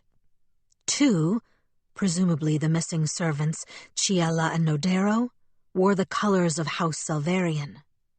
The 3rd was a more obviously devil-descended woman, dressed like a fishmonger from one of the poor districts. All 3 were missing their hearts. Gerald had held a light to each of those gaping wounds, and looked closely to be sure, and yet they lived. Their mutilated chests rose and fell in steady breaths. A ghostly pulse beat in their wrists. When the Hellknight brought her light to their eyes and held open their eyelids, their pupils contracted under its glare, and then dilated when she put the light away. They seemed to be comatose. Gerald pricked each hellspawn's fingertips with the tip of her dagger, prodding them hard enough to draw beads of blood from the pads of their thumbs, but none of them flinched. She clapped her hands sharply next to their heads and shouted into their ears, but none stirred. Their faces remained slack, their breathing slow. "What do you want to do with them?" one of the Rundotari asked. 2 ruin wardens armed with swords and crossbows had accompanied her out of the Obrigan gate to meet the one waiting to show them the bodies. As formidable as the Hellknight was, even she wasn't expected to venture into Rigo-Cater without protection. "They need a healer's attention," Gerald said. "These servants may be innocent victims." The Rundotari spat on the muddy floor, displeased by her answer. "Or they may not. No offense meant to you, but they're hellspawn. And whatever killed that moldy fellow might be contagious. This whole thing might be a trap." Gerald gave him a flat stare. She was taller than the Rundotari, and she used that to her advantage, looming over him in the scarred steel of her Hellknight plate. "If Duratas Tuornos believed that, he wouldn't have sent for me. Those servants are wearing House Salvarian's colors. You will, of course, have heard what happened at their Veneo last night. These 2 might have seen something, or might have other leads to offer.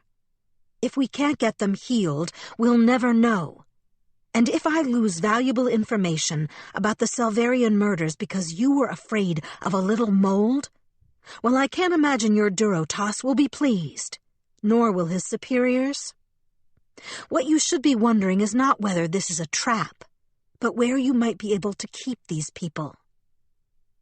Licking his lips, the Rundotari looked away. "There are cells in Keep Dotar that might serve, and a few under the Obrigan gate." "I'll take the ones under the gate." Keep Dotar, where the Rundotari were based, was located in the northeastern part of the Dead Sector, far from the rest of the city. and was too remote to be useful. Gerald didn't want secrecy. She wanted a full investigation that would force the killer to light. But she also didn't want to keep them at Tyrannic House, where rivals in the Order of the Rack might try to interfere with or claim credit for her work. The Obregon Gate was neutral, but accessible.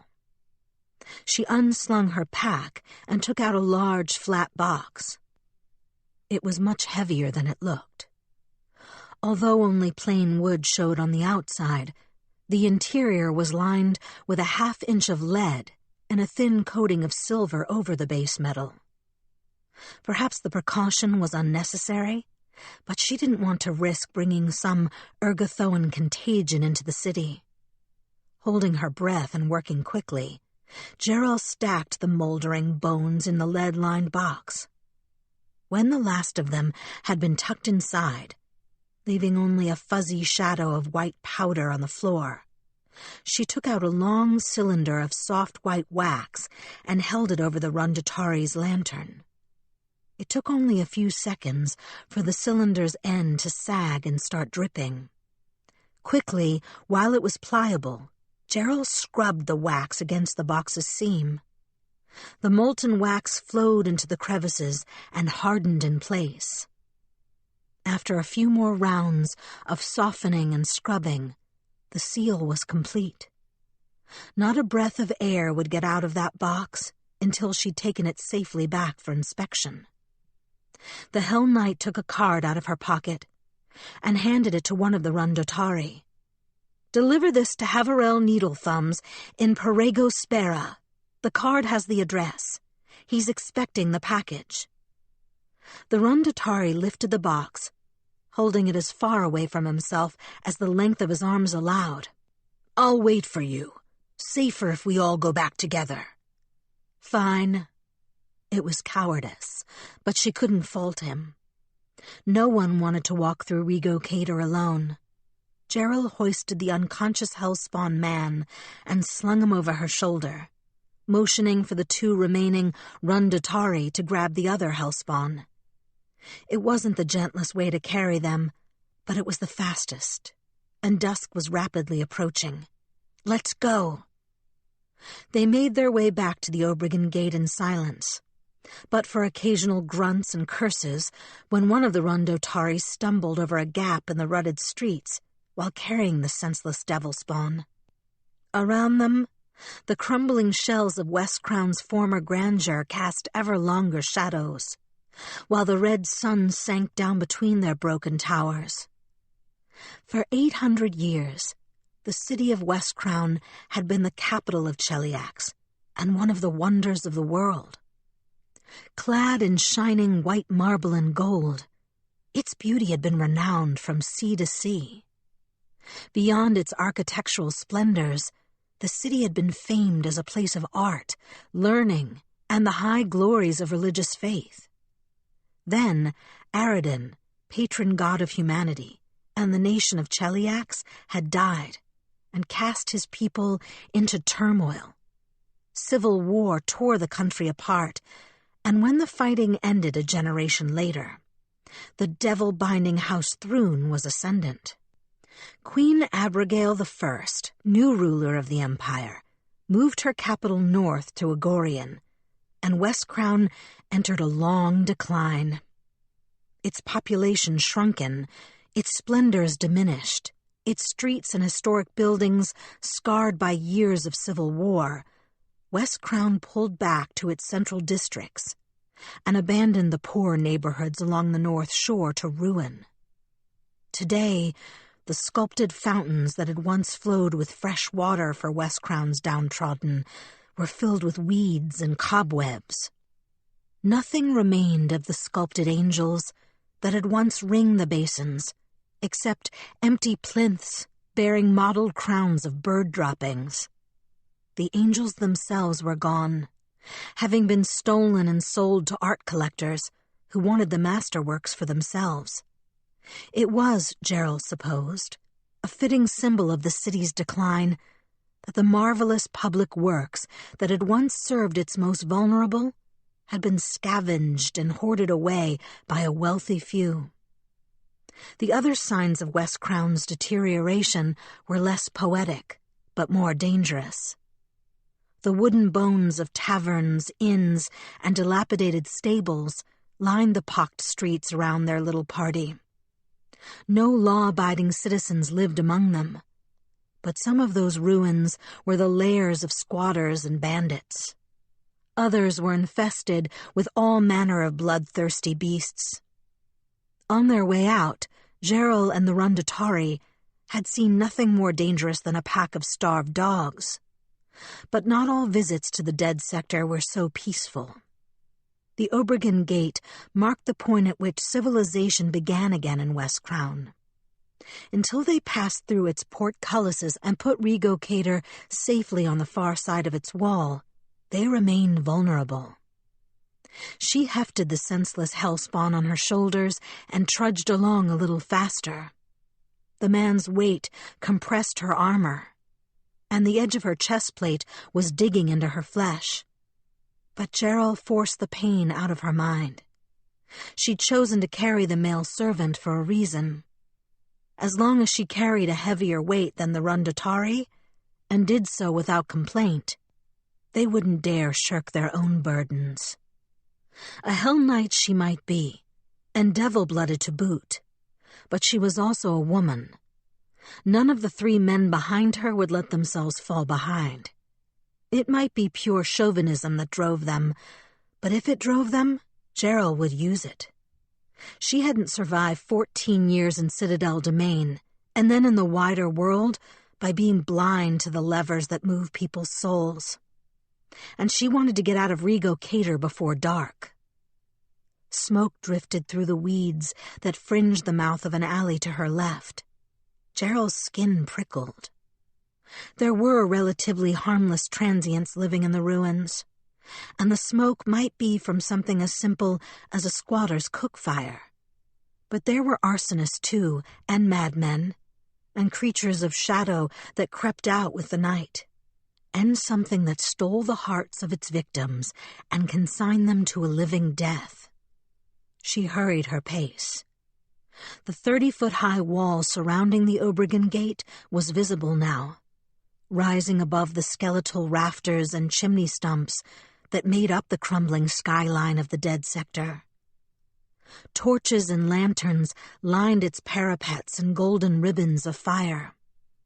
Gerald led her companions into the swath of clear space that covered the last 100 feet around the wall. They were within crossbow range of the Obregon Gate's defenders. Behind them, dusk blurred the ruins and filled every empty doorway with black menace. But it didn't matter anymore. They were safe. One of the small portcullises in the gate's base opened. A Rundatari waved them hastily through, peering into the twilight with his lantern raised high. As Gerald ushered her escort into the Obregon Gate, then followed them inside, worry slid off her shoulders like a blanket of lead. The thud of the portcullis closing behind them was the most welcome sound she'd heard in days.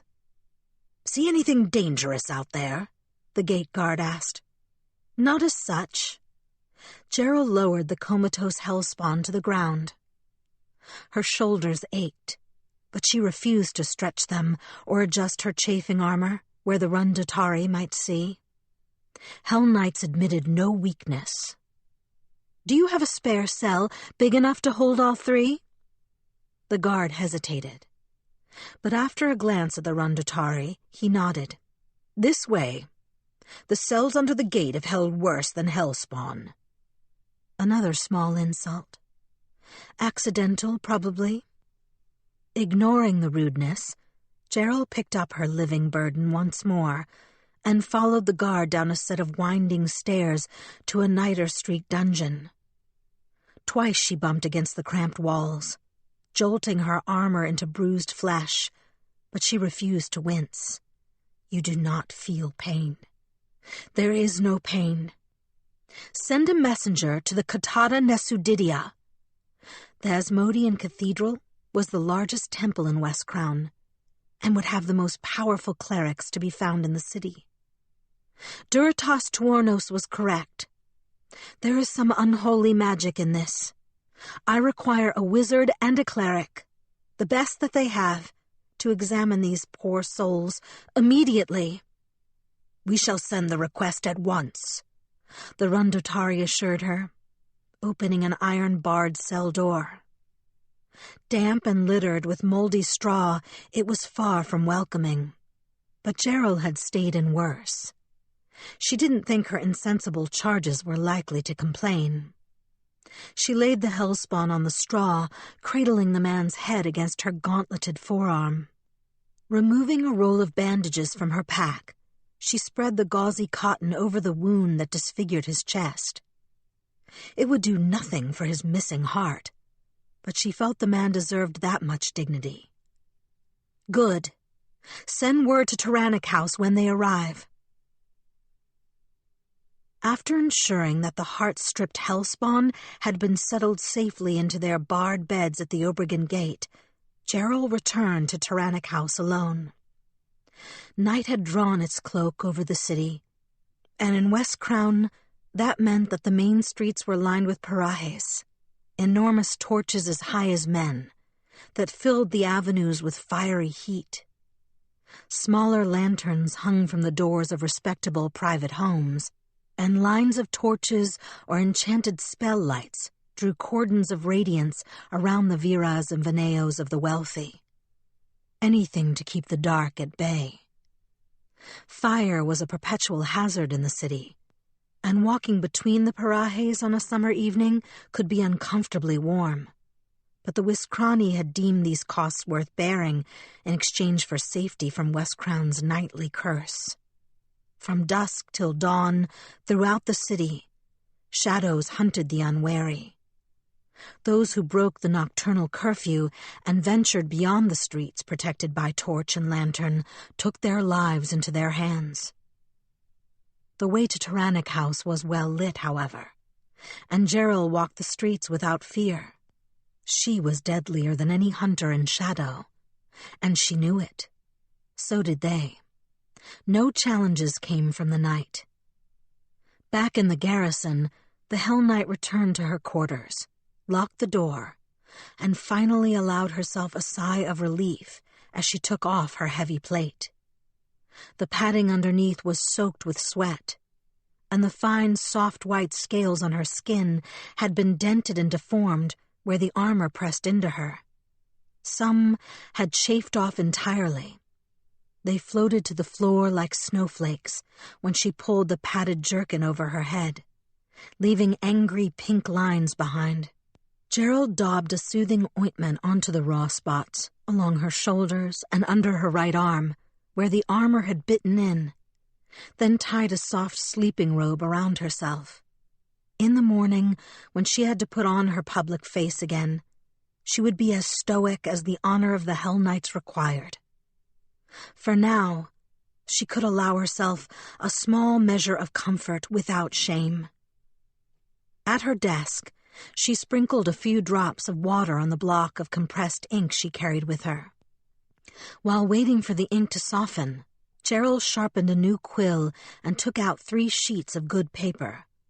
One for the nightly report she sent back to her superiors in Citadel Domain, and 2 for a letter to her daughter. The report took little time to write. In quick, broad strokes, Gerald summarized her visit to Rigo Cater and her interactions with Duratas Tuornos Rundotari. She detailed the condition of the heartless hellspawn as carefully as she could, keeping her opinions out of the factual descriptions. As an afterthought, Gerald included a request for a consultation with the most skilled wizard that the Order of the Scourge might be able to offer. Eudano of Abadar, the cleric who had examined the late Authando Salvarian's body, hadn't impressed her, and she wasn't sure any Wiskrani wizard would be better. Duratas Tuornos had thought it best to request a wizard from the capital, and perhaps he'd been right. Even if she could find someone uninvolved in the local noble's scheming, Indifference and fatalism seemed to rule the day in West Crown. Anyone with real ambition would have sought a post in Agorian, so her odds of finding a wizard capable of unraveling this mystery were likely better there. She sealed the letter and set it aside.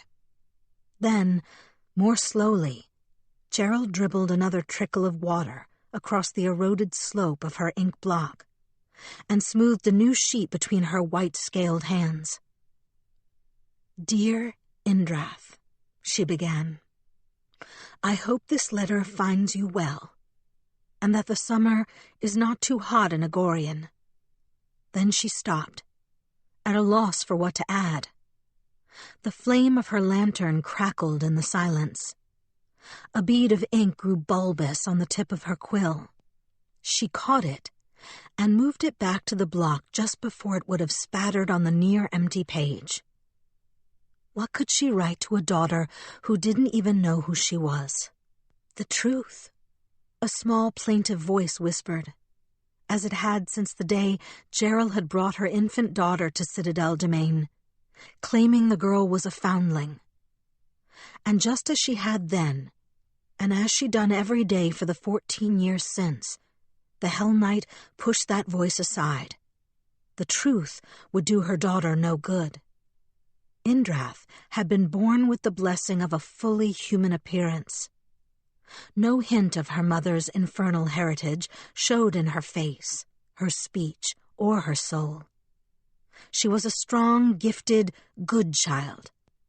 A child who could live her life free of the prejudices that had hobbled Gerald's own life, as long as the truth remained unknown.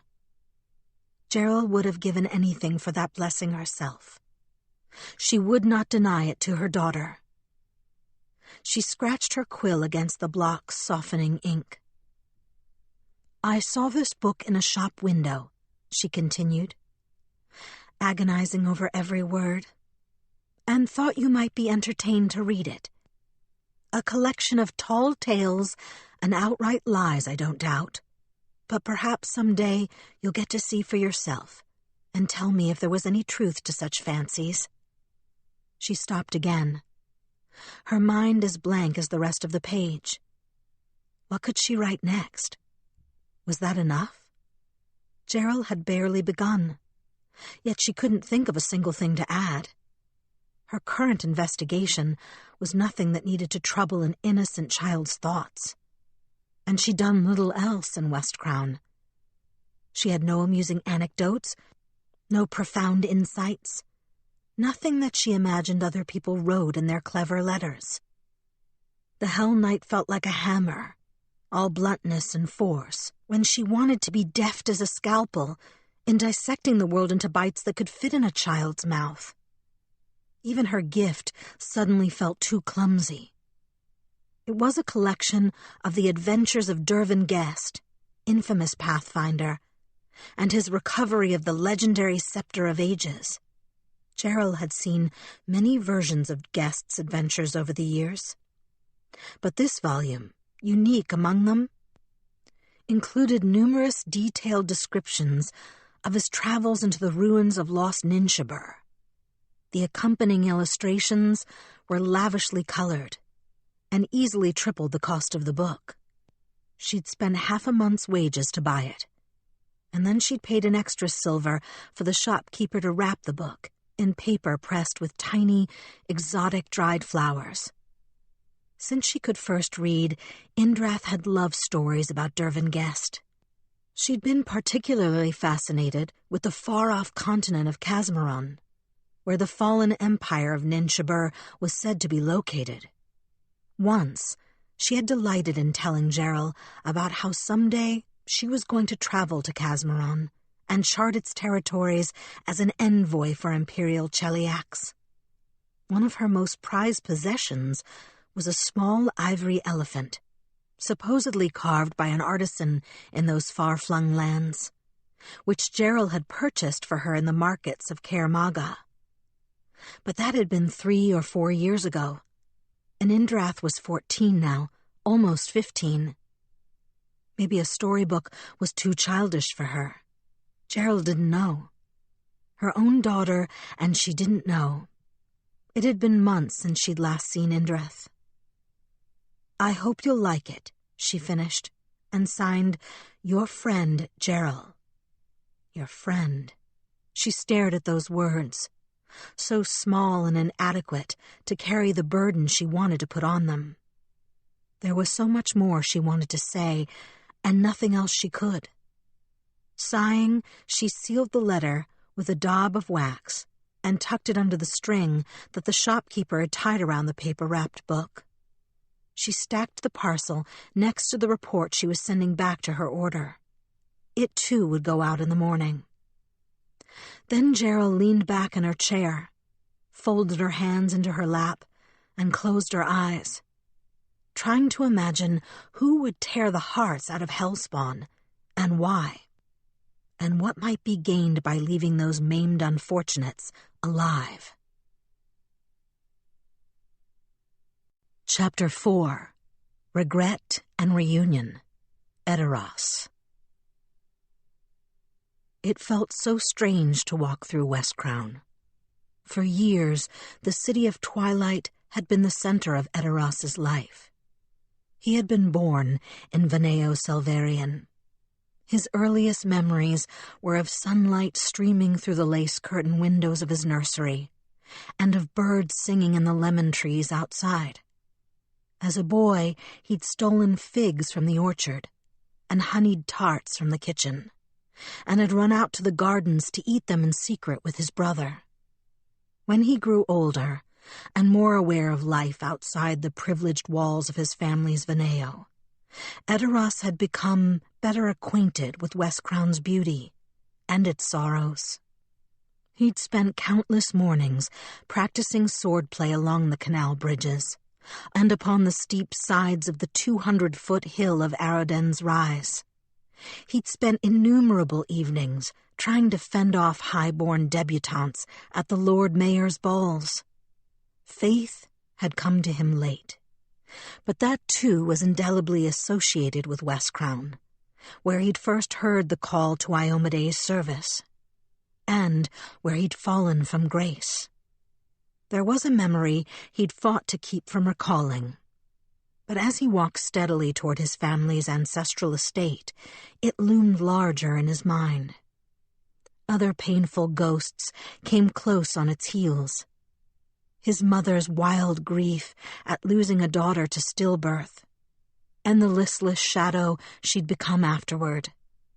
His father's cold rages, the fates that had befallen so many of his friends, and the mistakes Edoras himself had made that caused all those miseries. That final disaster had happened during the last days of summer, just a little later in the season than it was now.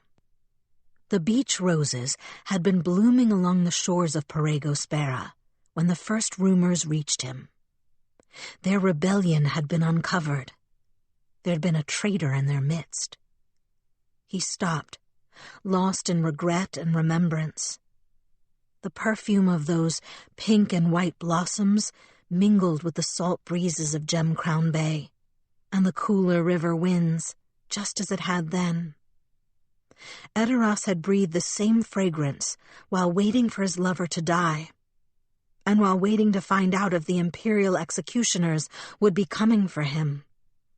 She hadn't died. They hadn't come.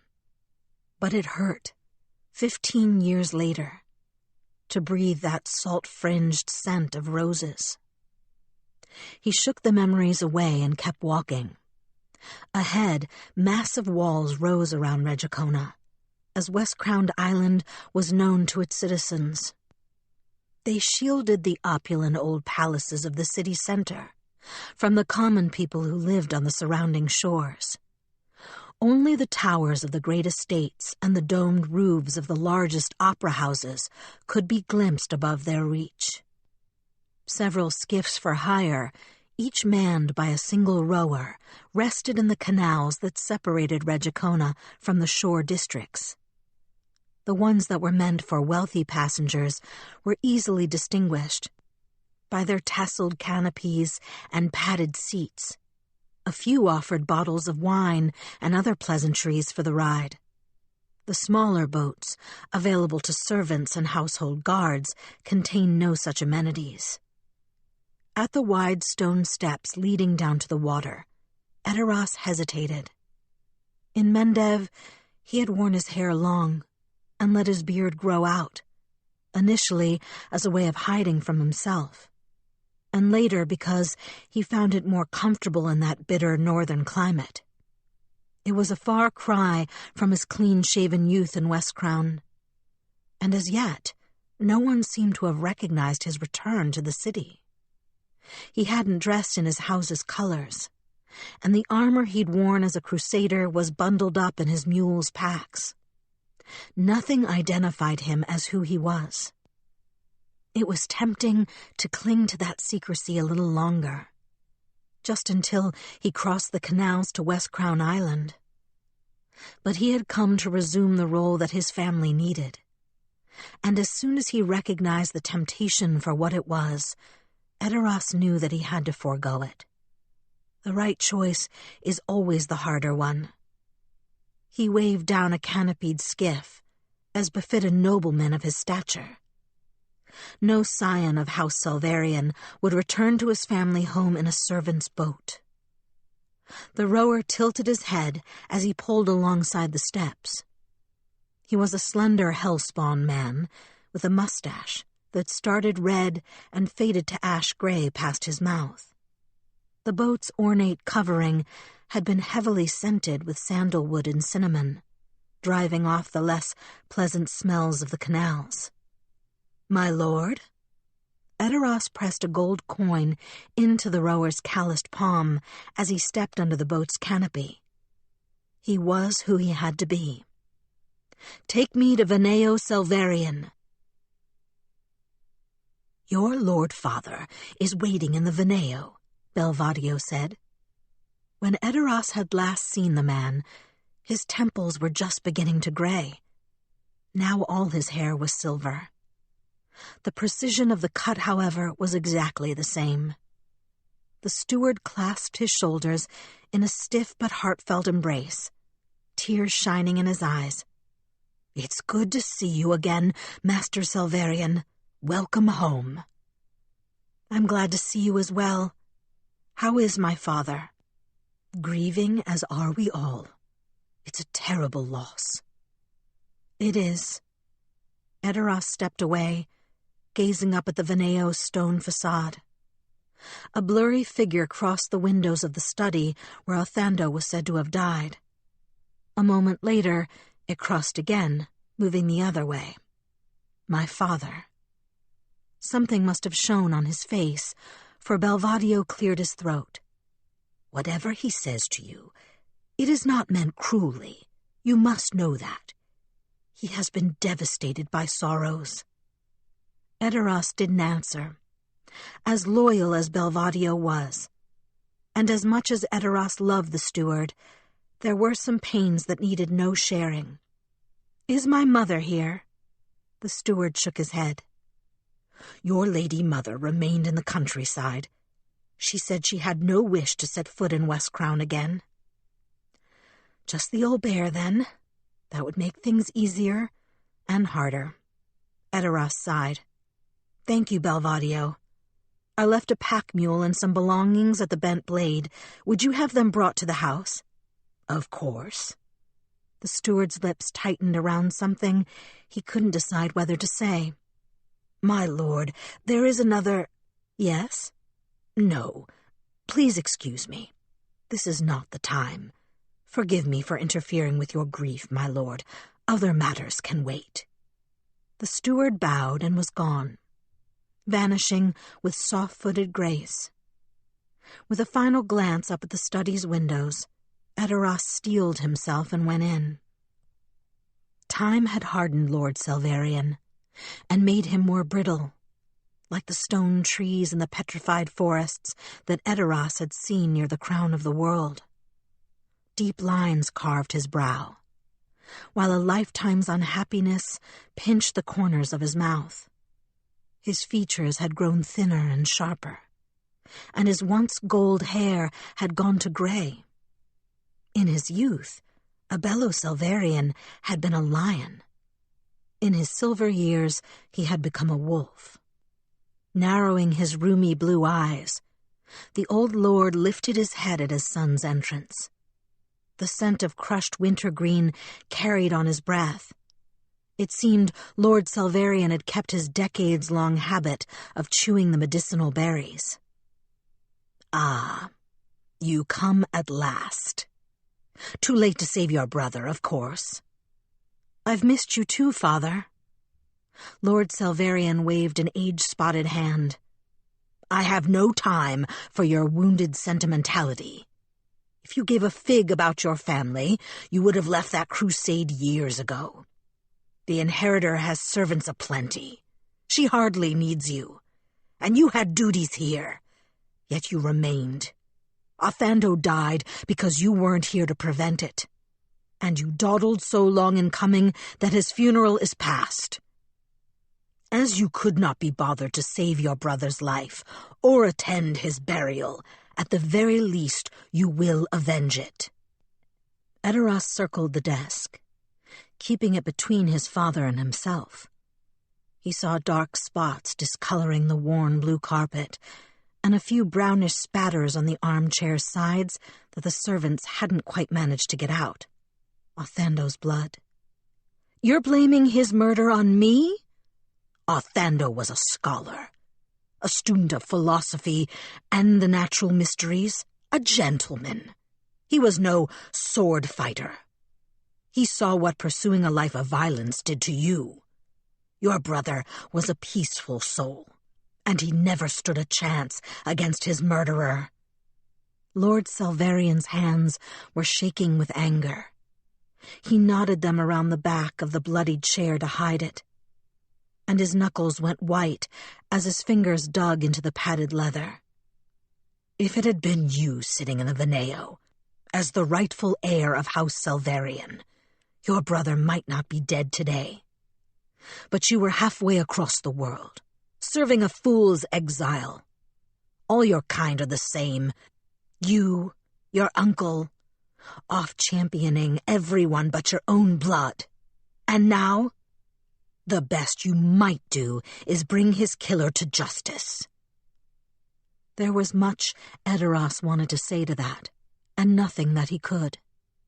He closed his eyes, wishing he were back among the demons of the world wound. "Have the authorities begun any investigation?" "Of course."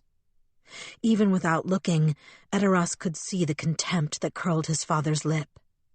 "They've assigned a Hellknight to find your brother's killer. One Hellknight. I suppose I meant to take solace that she's not from the Order of the Rack. They've brought in an outsider. Perhaps she doesn't know about your old follies." "Is she competent?" One good investigator was of infinitely more use than a squadron of brutes. "I haven't met with her. I have no interest in speaking to some lackey of House Thrune." Edoras bit back a retort that would have brought him nothing but grief. "Do you have her name, an address?" "She'll be coming to the Veneo in 3 days' time. She wanted to come sooner, but I insisted that I required time to grieve."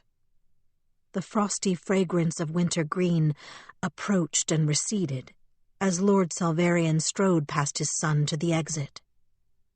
"I intend to be gone by then. You may deal with her if you like. It would hardly be the first time you've consorted with Hell's disciples."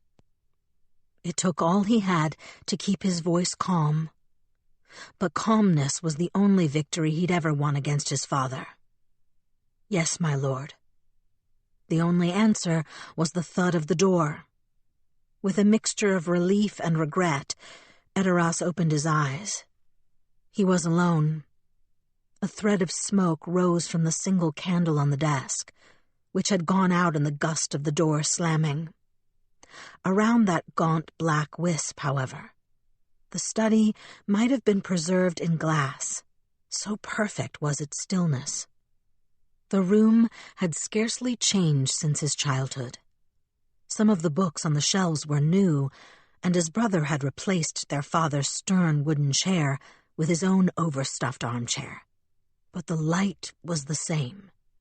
The musty smell of old maps, quietly yellowing books, and candle wax was the same.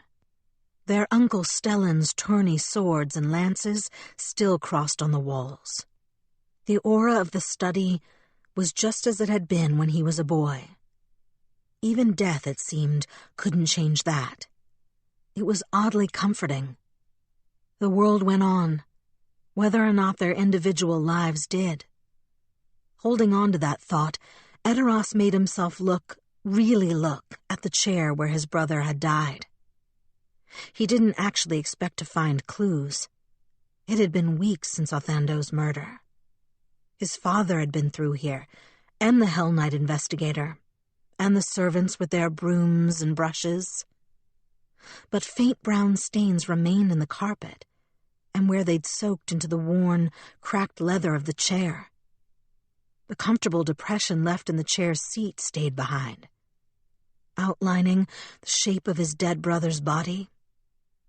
Who could have wanted to kill Othando? Why?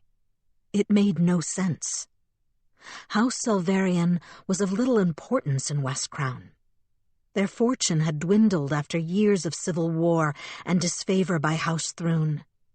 They held no political offices, owned no warships, fielded no significant military force. The better part of their lands had been taken in settlement taxes at the end of the Chelish Civil War, and what remained was barely sufficient to keep them from penury. As difficult as it was to imagine that anyone would have targeted their house, however, it was entirely impossible to think that Othando himself could have drawn an assassin's blade. The man who'd written those years of letters had been quiet, self-effacing, shy. Othando had written long, considered meditations on the writings of philosophers Edoras had never heard of. His brother was a man who compared rites of passage across varied religions and analyzed legends and folk stories for common archetypes. He was toothless as a turnip. He couldn't have had enemies. Could he have stumbled on some dangerous bit of lore? It was possible, Edoras supposed, but unlikely. His brother's interests had been so benign. Even if he had accidentally blundered into some deadly secret, anyone who might have wanted it would have been able to coax Othando into sharing his discoveries, simply by feigning a scholar's curiosity. But what other reason could there be? Edoras pulled open the drawers. Papers, pens, sealing wax. Nothing obvious was missing. The letters on the desk offered no help either. Edoras flipped through the stack. Correspondence from his father, an invitation to a party thrown by some minor Jagare, a letter to a fellow scholar concerning Desnan religious paraphernalia, and an unfinished message that Othando had been writing to him. The paper curled around his hand, but its first line remained visible. It was the only one his brother had finished. Do they ever let you take any rest from demon slaying? There was no ending. There never would be. His brother's last words were the only thing worth keeping. There weren't any clues waiting for him here. Edoras closed the drawers and smoothed the rumpled stack of letters, then reached up and rang the bell that would summon Belvadio. Within moments, the steward appeared in the doorway. "My lord, has my father gone?" "Yes, he took a carriage back to his inn just a few minutes ago." "Good. Please send for a bath and a barber.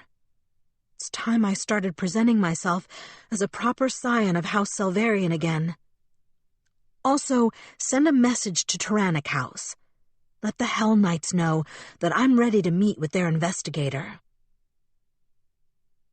The return message was as quick as it was unexpected. The Hellknight investigator was visiting a colleague in Parego Spera. And the Hellknights of the Rack did not know when she might return. They had the name and address of the colleague, however, and had provided it to Belvadio's messenger in case Edoras wanted to find her there. "Haverel Needle Thumbs?" he read aloud. "That sounds like a gnome." "He is," Belvadio confirmed. "An alchemist of a sort. One hears unsavory stories about his work." "Unsavory stories like how he cooperates with Hellknights?" Edoras strapped his sword on over his blue and gold tabard. It was a garment better suited for a knight than a Chelish noble, and it was for precisely that reason he had chosen it. He wanted to remind others, and himself, who he was, and why he was in Westcrown. "Please be careful, my lord." "Always." In the waning light of late afternoon, the streets and canals of Westcrown glowed gold. Once again, Edoras was struck by the beauty of his city. The sunset ripples on the canal water, the painted silk canopies and carved poles of the wealthier skiffs and adels, the delicate soaring towers of Westcrown's bygone age of glory. It hurt his heart to look upon it, especially with the red and black roofs of the newer Diabolist-influenced buildings blending into the scarlet shadows of the dying day. He could ignore what House Thrune's rule had done to Westcrown, and could pretend for an evanescent moment that the city still existed as it had before Araden's fall. Once he had believed it was possible to restore Westcrown to that righteous path in reality, not just in these sunset daydreams. Once he'd known others who believed that too. Many of them were dead now. Others, like him, had fled into exile. But most still lived in Westcrown, keeping their heads down and their mouths shut, seeing every day that their hopes had died in ashes. Could we ever have won? Would the city ever have changed? The question, unanswerable, followed him like a second shadow as he crossed into Perego Spera. The address written on the card was located down a smoke-hazed street that rang with the cacophony of smiths' hammers. By the time Edoras reached its steel-barred door, he'd been deafened by the din. He didn't expect that anyone would hear his knock over the smithy's clamor, but almost instantly, the door-slotted window slid open, revealing a squat brass golem with a horned dog's head and clawed hands. Heat glowed between its curved teeth when the golem spoke, although its mouth never moved. Its voice was a slow, grinding rumble, like coals tumbled into a forge. "The master is busy." "I'm not here to see him. I'm looking for the Hellknight Gerald." Firelight flared in the golem's eyes. "What is your name?" Not a question. He didn't think the automaton had the capacity to ask questions. "Edoras Selvarian." "I will tell him." The window slid shut, and the golem's thunderous footsteps receded. Edoras stood in the street for several minutes, trying to ignore the stares of passers-by, until he heard the metal creature's heavy tread return. A lock turned with a dull clunk. An unseen bar scraped across metal brackets, and the door opened. The golem stood just inside, occupying most of a low-ceilinged hallway lined on both sides with metal lockboxes recessed into the walls. Overhead, magical lights spun behind opaque golden domes like trapped dervishes. "Follow." The golem lumbered down the hall. Its brass shoulders came within 2 inches of hitting the lockboxes on either side. There was no question of moving around or past the thing. It was as much barrier as guardian. 4 times the golem held up one or both of its clawed hands, raising its palms to the golden domes in the ceiling. Blue lights flashed in its palms when it did. Once, as it lowered its arms, Edoras glimpsed an azure sigil, shining like a jewel in the creature's hand. An instant later, the light was gone, and the runic marking was invisible. "What was that?" he asked. The golem offered no answer. It trudged on to the end of the hall, where two identical bronze doors faced each other across a brass-lined alcove. "That way," it said, pointing to the door on the left. The golem stepped into the alcove and rotated itself with short, shuffling steps until it had turned around to face Edoras. Then it went still. The glowing heat dimmed in its eyes and sank out of its throat, leaving the paladin with the unmistakable impression that the creature had gone to sleep. Bemused by his host's peculiarities, Edoras pushed open the door. A gnome with a bushy gray beard and rose-tinted spectacles stood next to a white-scaled woman wearing the Order of the Scourge's distinctive scarred armor. Sharp, curved horns jutted through her coppery-streaked raven hair. She had to be at least 6 feet tall, almost as tall as Edoras. Offering a hand in greeting, Edoras strode forward. "Hellknight Gerald? Am I interrupting you?" The Hellknight glanced up from the glass-covered table she'd been studying alongside the gnome.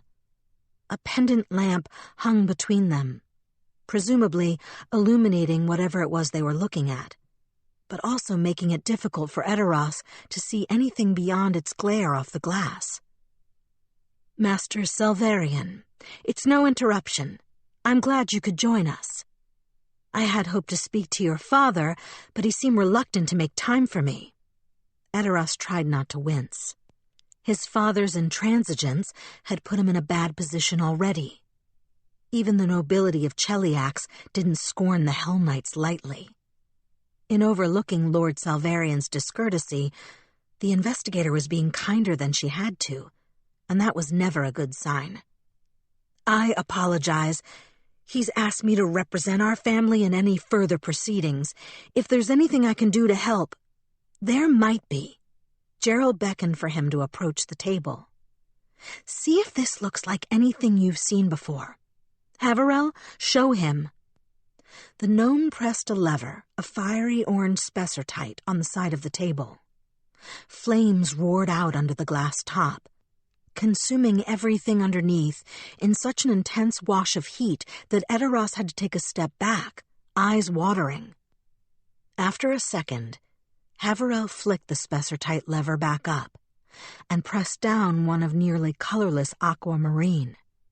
The flames died, and a gust of wind sent the gritty ashes blowing away in a flurry that collected in a small curved tray attached to the table's side. After raising the aquamarine lever up again, the gnome emptied and replaced the tray, then lifted the glass tabletop on its hinges. Using a pair of tongs, Haverel lifted a pair of dismembered fingers from a sack and placed them into the steel-walled compartment under the table's glass top. One of the fingers, rough and calloused, had belonged to either a dwarf or a stout human who'd spent a lifetime at hard labor. The other was covered in leathery brick-red skin and had unquestionably come from a hellspawn. "Where did you get those?" Edoras asked. Haverel lifted a thick eyebrow as he set the fingers onto the table, placing them 12 inches apart. "Bought 'em off a grave robber, and I don't want to hear a word of lecturing about it." "There won't be any trouble," Gerald assured the gnome. "Just show it to him." I am," Haverel grumbled, trudging over to a wooden box on the floor. He stooped to collect something from it, then eyed Edoras up and down. "You're not secretly dead, are you?" "Not to my knowledge." "Good." Returning to the table, Haverel dropped a sliver of mossy, discolored bone between the two fingers, then lowered the glass lid and set his tongs aside. "I'm allergic to mold, and this stuff's got a nasty appetite for corpses." "I don't..." Edoras began, but then he saw what was happening under the glass. The bone fragment that Haverel had placed between the dismembered fingers was coated in patches of fine-haired mold. Seconds after being set down, a cloud of spores puffed from the bone shard toward the 2 dead fingers. They clung to the human flesh and with impossible speed melted its skin and muscle under a cloak of fuzzy grayish-white mold. The decomposition took hold so quickly that the mold rippled as the flesh under it dissolved. Almost before Edoras had registered what was happening, nothing was left but a second chunk of bone with a furry ruff of mold tufted around its joints. But it never touched the hellspawn finger. A full minute passed, and not a speck of decay marred the burgundy skin. "Fascinating, isn't it?" Haverel asked conversationally, flicking the Spessor-tight lever to consume the moldy remains in a second incinerating flash of fire. Wind whisked it away a moment later, and he emptied out the tray containing the grainy remains. "Quite a feat of selective breeding. I'd guess it's Ristomar Tyriak's work, or one of his disciples. That speed and specificity bears all the hallmarks of the master's craft." "Who?" Edoras regarded the gnome blankly. "What does this have to do with my brother's murder?" Gerald dusted specks of ash from her scarred plate mail. She'd been watching him closely throughout the gnome's demonstration, but he couldn't tell why. That inhuman face revealed nothing.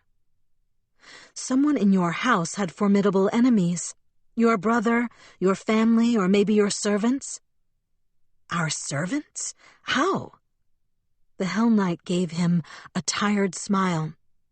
"Let's take a walk, and maybe you can tell me." Chapter 5. The Value of Law. Gerald. "Run through that again?" Edoras said. He was taking the news far better than Gerald had expected, but then he'd probably had plenty of practice absorbing strange and disturbing information while serving around the world wound. She told him again what she'd found in Rego Cater. The skeleton covered in mold that Haverel had been analyzing. The hellspawn with their hearts stripped away. And finished, they're still alive somehow. The clerics say that they can't be healed, though. Unless we restore their hearts, there's nothing to be done. "Can I see them?" Edoras didn't break stride, but there was a slight hitch in his step, almost hidden by his turn around a fruit seller's stand. The fruit seller glanced at them, calculating the odds of a sale, and then continued packing up her wares. Nightfall was nearly upon them, and it wasn't worth the price of an apple to be caught on West Crown streets after dark. Edoras was a paladin. Even when told there was no hope, he was determined to try. Inwardly, Gerald smiled, even as she kept her expression perfectly neutral. She had decided that her best play was to treat him like an ally, at least until she had a better sense of who the elder Silverian son was. Given his Iomedean faith and years of immersion in Mendev's military, she expected that he would cooperate easily with authority, or would at least pretend to. If he was what he seemed, that cooperation could be invaluable. If not, the pretense would give her time to make a more accurate assessment. So far, Edoras Silverian appeared to be the genuine article. He carried himself like every other Iomedean paladin Gerald had ever met, simultaneously humble and arrogant. She guessed that he was about a decade older than Othando, putting his age around 35. Tall, blonde, uncommonly handsome, if a little weathered by his years in the crusade. Scrupulously clean-cut, to the point where she was almost tempted to flick a little mud onto that snowy shirt just to see if it stuck. But it would have been a mistake to assume too much from that. That the older son of House Silverian was or had been a paladin didn't mean he had no involvement in his brother's death. Righteous believers weren't always peaceful ones, and the family was known to be on strained terms with one another. That Eteros had been at the World Wound when Othando died might not mean much either. Assassins could be hired anywhere. She didn't think it was likely that Eteros had been involved, but it was a long leap from unlikely to impossible. "Of course," she said, turning north at the next cross street. "We can go right now if you'd like. Along the way, perhaps you can tell me why you think your house might have been targeted.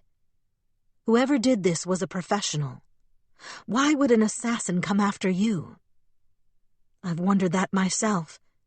It doesn't make sense. Othando had no enemies, and neither did our house. 100 years ago, even 50 years ago, we were a power in Westcrown, but no one would claim House Selverian holds much importance today." Gerald paused to let a company of Dotari pass. All the guards carried torches in their hands and lanterns tied to their belts, the first to light the parajes that illuminated Westcrown's major avenues, the second in case their torches blew out. One of them hurried a pair of young, tipsy lovers along the cobbled streets, ushering them home while her companions set their torches to a piraje's oil-soaked base. The Hellknight waited until the Dotari had moved to the next block before she went on. Ahead, the Bladewing Bridge stood limned in torchlight over the dark water of the frieze-lined Canaridin, Westcrown's oldest and most ornately decorated canal. Much of its beauty was hidden by the night, but the slashes of torchlight showcased small, firelit glimpses of Eredin's holy deeds and holy guises, which had been carved along the length of the ancient canal. What if it was the Veneo that was the target, not the people in it? Eteros canted his head in confusion. "What do you mean?"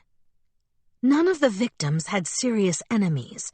Napandi, your guardsman, was sleeping with a wine seller's wife, but the wine seller had, and still has, no idea his wife was unfaithful. Your Hellspawn servants seem to have led irreproachable lives. The worst I could find about either of them was that the manservant occasionally annoyed his neighbors by feeding stray cats around their homes. And Othando, as we've discussed, gave no one any reason to want him dead. The innocuousness of the dead makes me wonder if we're not looking at this the wrong way. Perhaps we should consider another possibility. Either that the murderer meant to strike against you or your father, as the two of you did have enemies, or that there wasn't any living target at all. Maybe everyone who died simply had the bad luck to be in the wrong place at the wrong time. Maybe the assassin wasn't acting as a hired killer, but as a saboteur or a thief. Of what? That's the part I was hoping you'd be able to tell me. Gerald altered her course to follow a better-lit avenue, rather than venturing down a shadowed side street. While the Hellknight had little fear of the night in Westcrown proper, darkness tended to emphasize certain aspects of her infernal heritage, and she didn't think it would be helpful to overplay those traits to a paladin. Not yet, at least. Was there anything in the Veneo that would have been worth killing to steal? Several minutes passed before the paladin answered. When he finally did, his reply was slow, as if dragged up from a deep well of memory. "I'm not sure. I can't think of anything, but it isn't impossible. Many generations of my family have lived there, and some of them were people of note. Wanderers, adventurers, champions of the faith. It's possible one of them might have left some legacy I was never told about. The history of my family has been troubled at times." Gerald had heard the same. Not about Othando, who truly seemed to have been a cloistered innocent, but about his father and brother. Both unhappy souls, according to local gossip. Does that trouble extend to yourself or your father? Do you think there's any chance that the murders were meant to send a message to one of you? No. Edoras' jaw set in a hard line. He stared into the fire-broken night, as if searching for enemies that weren't there, before shaking away the distraction and falling back into step alongside her. I don't think so. My father is an unhappy man, but his misery is all turned inward. As for me, you were involved with rebels as a youth. She dug up the old reports. They had been meticulously prepared. The Thrune agent who had infiltrated the rebellion had done a thorough job of it. The spy's work had resulted in 16 convictions, with punishments ranging from fines to execution, and the complete destruction of that seditious group. I found the records. You knew some of those who were convicted, even if there wasn't enough to make an arrest in your own case. Could that have been a motive for someone to strike at your family while you were out of reach yourself? Again, Edoras didn't answer for a long time. They crossed the Bladewing Bridge, passing between its grand carvings of sword-feathered pagazi in silence. Rows of torches burned on the bridge's low walls, their flames reflected on the dark water as liquid feathers of red. Under daylight, the bridge would have been crowded. After dark, it was empty except for the two of them, and the canal guarding condottieri who stood watch at either end. No, Edoras said as they passed the last of the condottieri. His voice was strained and distant, his face white under the moonlight. No, that was dealt with before I left. That was fear? No, not quite, but something. The ghosts of the rebellion still haunted that one. Gerald filed the observation away without reaction. After leaving, you went to Mendev? Eventually, yes. I didn't go there first. I tried to find other battles to fight, other wrongs that needed righting. I wasted a lot of time before I finally answered my purpose and went to the World Wound. He shrugged uncomfortably. That doesn't matter now, though. The crusade will go on without me. I'm here to find my brother's killer. They passed another cluster of torch-carrying Dottari, and a few minutes later, a woodcutter's cart that had broken its wheel and been abandoned by its owner. The cart's donkey had been removed from its traces, but the wagon bed remained piled high with a full load of seasoned firewood. If the woodcutter didn't return to the cart at dawn, it was likely that a week's work might be lost. But no one would brave the dark to steal that wood until then. Would they? A scab-knuckled hand lay between the spokes of the broken wheel. Had the driver fallen under his cargo? Or had someone tried to move the overburdened wagon and gotten injured? Puzzled, Gerald took a step closer. Hold a moment. The hand twitched, reaching across the cobbles toward her. A powerful stench rolled out from under the wagon, reeking of corpses' curdled innards, and the worm-infested mud of week-old battlefields. Yellow eyes, glowing like diseased moons, ignited in the shadows under the wagon. Not just 2 eyes. Gerald counted 8, in the heartbeat it took her to slap her mace into her palm. The first of them was already crawling out, tasting the air with its gray-pebbled tongue. Ghouls. The emaciated creature turned toward them as if responding to its name. A hiss of raw hunger escaped between its yellowy brown teeth. Beside it, a second ghoul dragged itself out from under the wagon. This one wore a thief's brand, withered and puckered black, across its sunken cheeks. Its belly, like the first one, was covered with congealing mud. It must have been lying under the wagon for hours, waiting for darkness to fall and prey to happen by. Enrico Crua? Edaros's sword had ignited with white fire, driving back the shadows and earning snarls from the emerging ghouls. The paladin moved to stand beside her, taking up an angled position to guard her back without needing a word. There was no fear in him, only a restrained eagerness for the fight, like a hunting hawk waiting to be loosed on its prey. What are they doing on this side of the wall? At a guess, trying to eat us. Despite the radiant sword blazing in their faces, the ghouls weren't retreating. Gerald hadn't really expected that they would. Ghouls were notorious slaves to their appetites. Nothing but death deterred them from the chance of a feast. Be careful, their claws can paralyze. He nodded absently, barely seeming to hear her. The fourth and final ghoul emerged, dragging itself up from mud under the wagon's belly.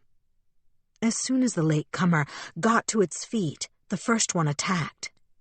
Gerald met it with a swing of her mace. The ghoul's face crumpled under the spiked steel like an eggshell meeting a mallet. Its skull collapsed from nose to spine in a single continuous crunch, and the body dropped stinking at her feet. She kicked it away, both to get rid of the smell and so the carcass wouldn't trip her underfoot. The thief-branded ghoul leapt at her side, trying to take advantage of the Hellknight's distraction. Gerald met it with an armored elbow, smashing the spiked plate into its teeth. Squealing through bloody froth, the ghoul fell to its knees and scrabbled away.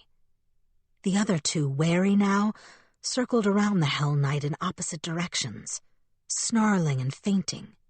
They stayed out of her mace's reach, trying to bypass the steel-clad hellspawn to reach the man beside her. Edaros wasn't wearing a penny's worth of armor. He probably looked like an easier target. He wasn't. The paladin called upon Iomedae to aid him, and spectral golden fire blazed in a sudden ring around him.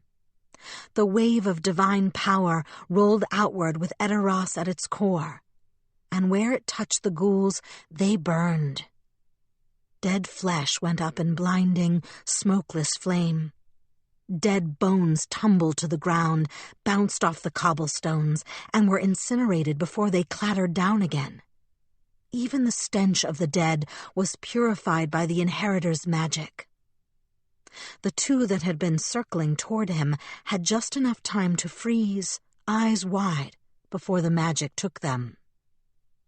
The one that had been crawling away from Gerald clutched its ruined face, screamed as Iomedae's blessed fire seized its legs. Swiftly, the golden flame leapt along the ghoul's body, consuming it from thigh to throat. Its gargled wail died as abruptly as it had begun, for in less than the space of an eye blink, there was nothing left to scream. Gerald lowered her mace. Its spikes were spotless. The prayer had consumed even those small scraps of skin. The Hellknight went to the wagon, peering under it for any sign of where the ghouls had come from or any victims they might have left behind.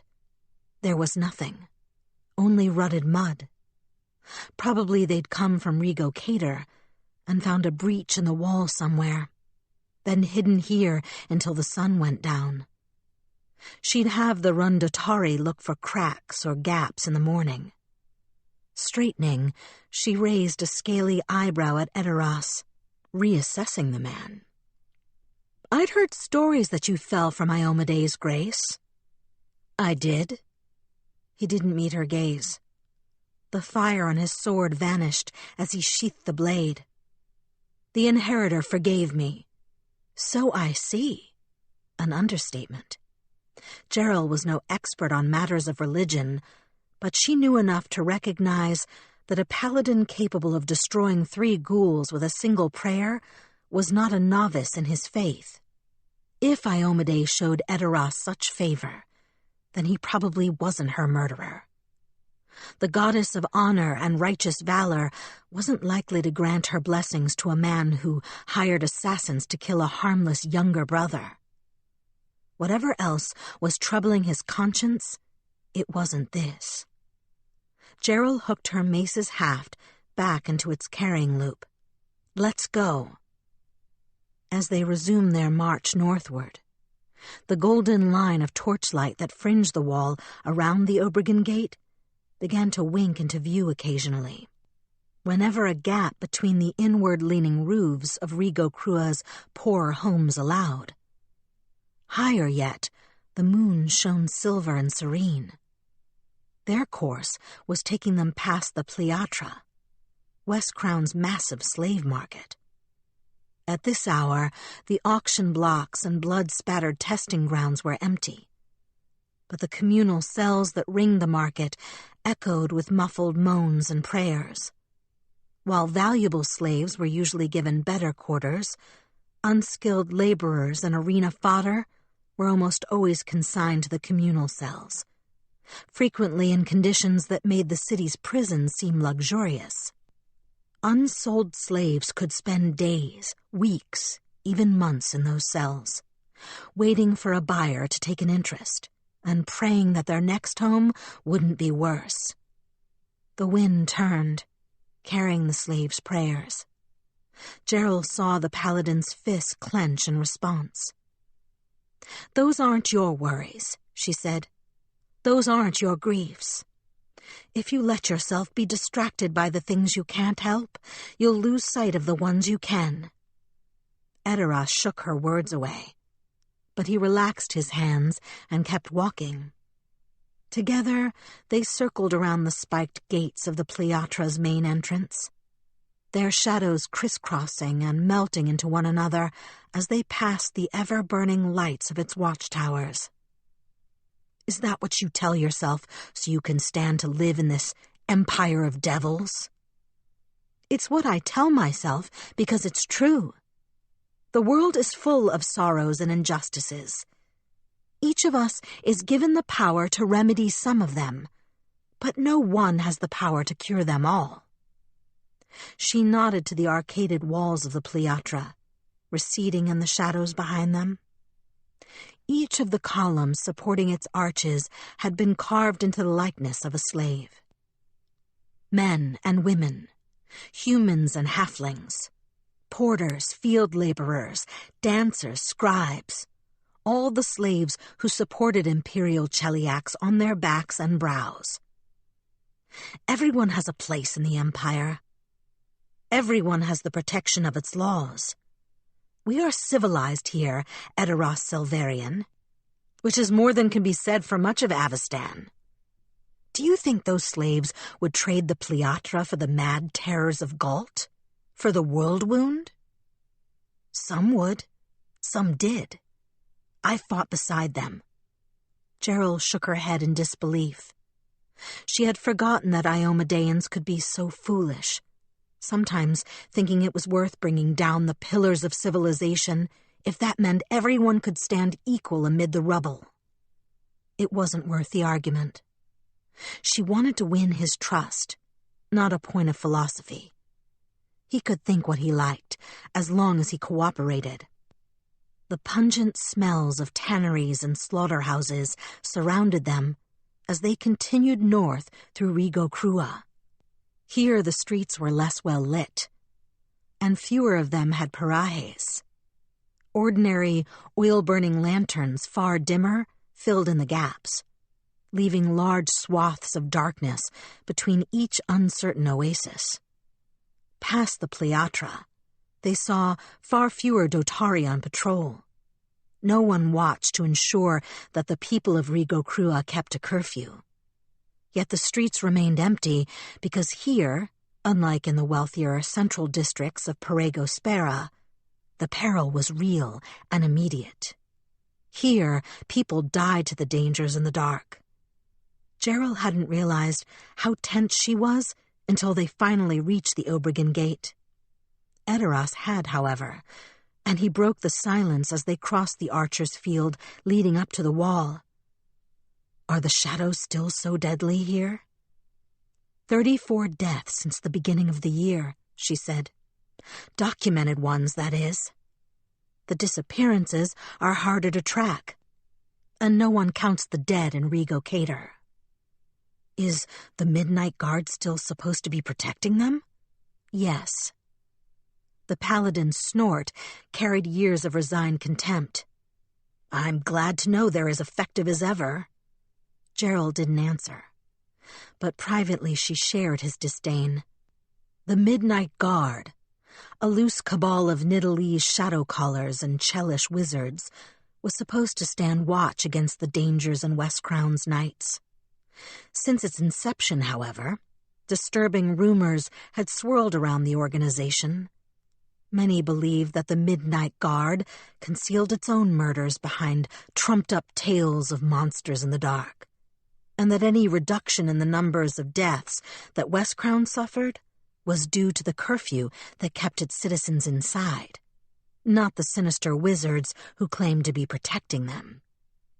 As little as she cared for the Midnight Guard, the Hellknight wasn't about to breathe a word of those seditious thoughts to a former rebel. Instead, she strode to the nearest of the Obregon Gate's sally ports and rapped an armored hand against its steel-barred wood. "Who comes?" a voice called out. "Hellknight Gerald of the Order of the Scourge, and Edoras of House Selvarian." The sally port opened. Inside, a stout dwarf with a coiled braid of raven hair piled atop her head raised her lantern to shine over their faces. It was a formality. Gerald knew the Dotari had recognized her immediately. With her white scales and sharp horns, she cut a distinctive figure. "Hellknight, what brings you to the Obregon Gate?" "I'd like to check on my guests." Gerald squinted in the lantern's glare as they entered. "Has there been any change in their condition?" "None," the dwarf replied. She locked the door behind Gerald and Edoras, then opened the inner door that led into the fortified gatehouse. "But come see for yourself." The Rundatari hadn't moved the 3 hellspawn from the cell Gerald had chosen, although someone had brought in clean straw and wool blankets. All 3 lay limp on their makeshift beds, eyes vacant and breathing slow. Their clothes were no dirtier than they'd been on the first day. It seemed the hellspawn couldn't sweat or soil themselves. The pinprick she'd made in their fingers had healed, though. Whatever magic gripped these unfortunates had transformed them into something like waxen dolls, perfect in their repose. Making an inarticulate noise low in his throat, Edoras pushed between Gerald and the Rundatari. He knelt beside the insensible hellspawn, touching the hands of the Selvarian house servants. The Hellknight wasn't surprised to see the light of a healing prayer surround the paladin. Nor was she surprised when, a moment later, it died without effect. "I told you the clerics couldn't heal them," she said. "Without their hearts, it's impossible." Edoras shook his head helplessly, staring at the faces of the people he'd known. "I had to try." Straw pricked at his knees, and his fine white clothes were stained with dirt, but he didn't seem to notice. She could almost see the guilt racking the man as he looked upon the eerie holes where the hellspawn's hearts had been. That wasn't the look of a killer.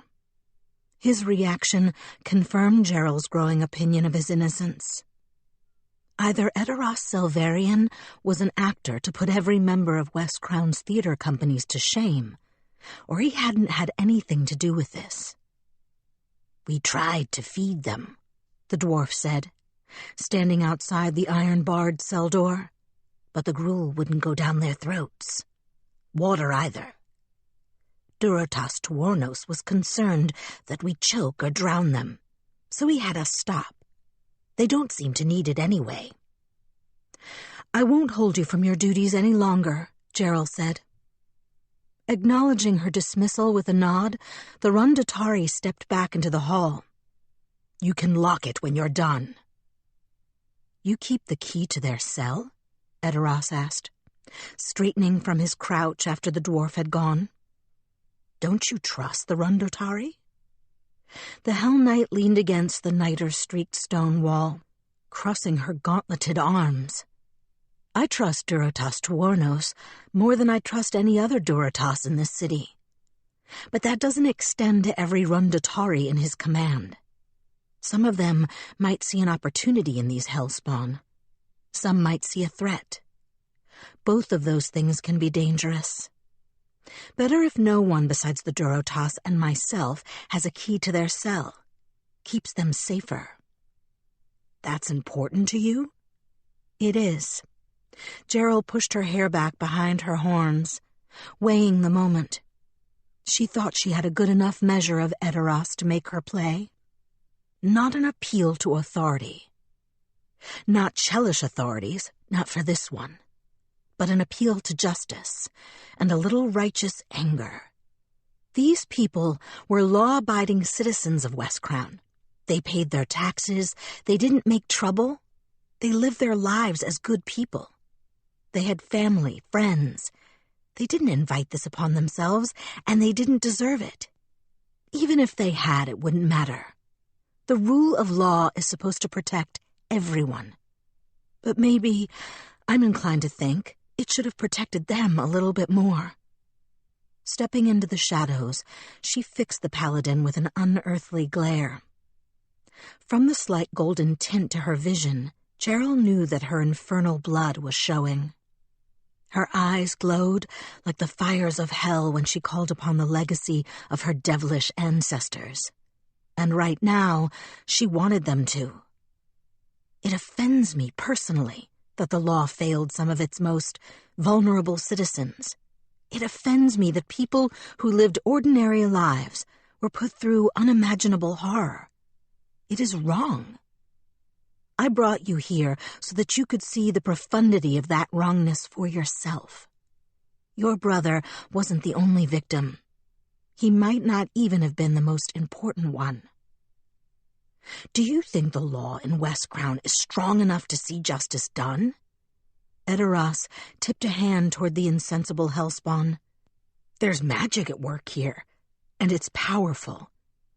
It isn't always easy to bring the powerful to justice and Cheliax, as you surely must know. What makes you think the throne will let you drag the culprits into the light? How do you know they won't just protect their own? Because they gave the case to me, Gerald said, and knew from the grudging respect that crossed the paladin's face that her answer had won her a measure of trust. Chapter 6. Devils. Edoras. You can stay in the Obrigan Gate until dawn, Gerald offered, as they left the cell where the hellspawn lay. There are spare beds in the barracks. Not as fancy as your Veneo, but they'll do. Thank you, but no. Edoras followed her up the spiraling stairs that led from the dungeons to the street. He felt sick leaving Nodero and Chiela behind in that state, but he saw nothing he could do to help them. For now, he had to trust that the Hellknight would keep them safe. She'd cared enough to tie bandages around their chests. It wouldn't help their wounds, of course, but it said something that she noticed and bothered to protect their dignity. And she wasn't a rack Hellknight.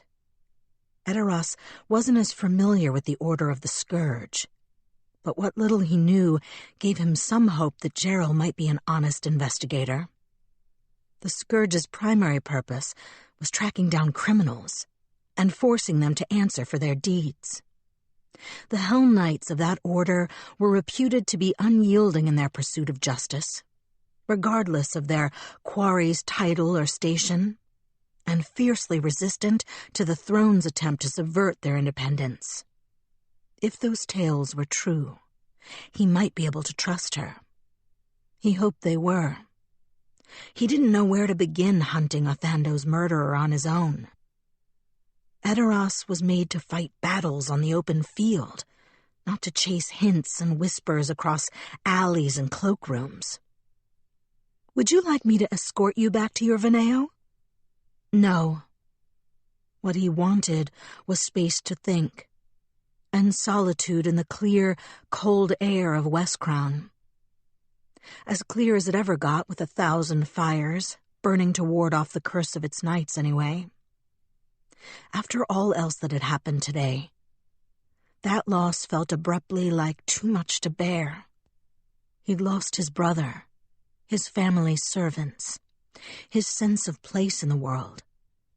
Why should he have to live with the stars taken from him too? For as long as Edoras could remember, it had been impossible for the people of Westcrown to feel safe in their own beds. It had been impossible for them to stand in their streets and admire the stars.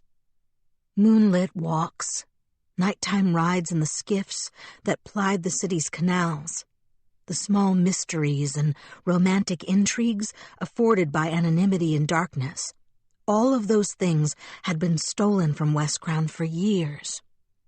If anything, it had gotten worse since he'd left.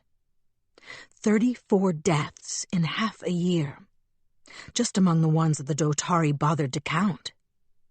Ghouls inside the city walls, intolerable. "I'd like to go out to Rigo Cater," he said.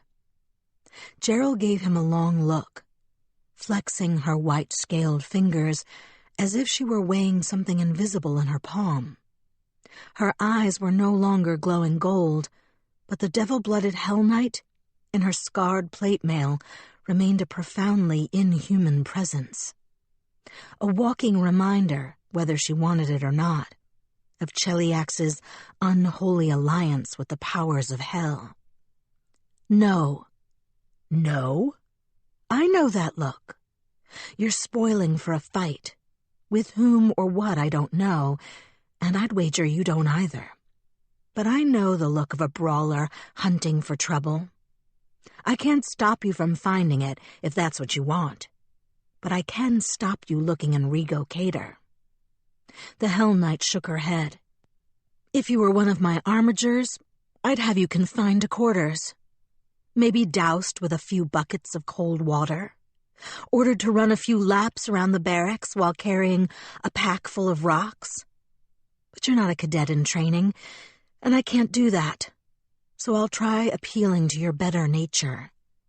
I need you alive. There's a crime to solve.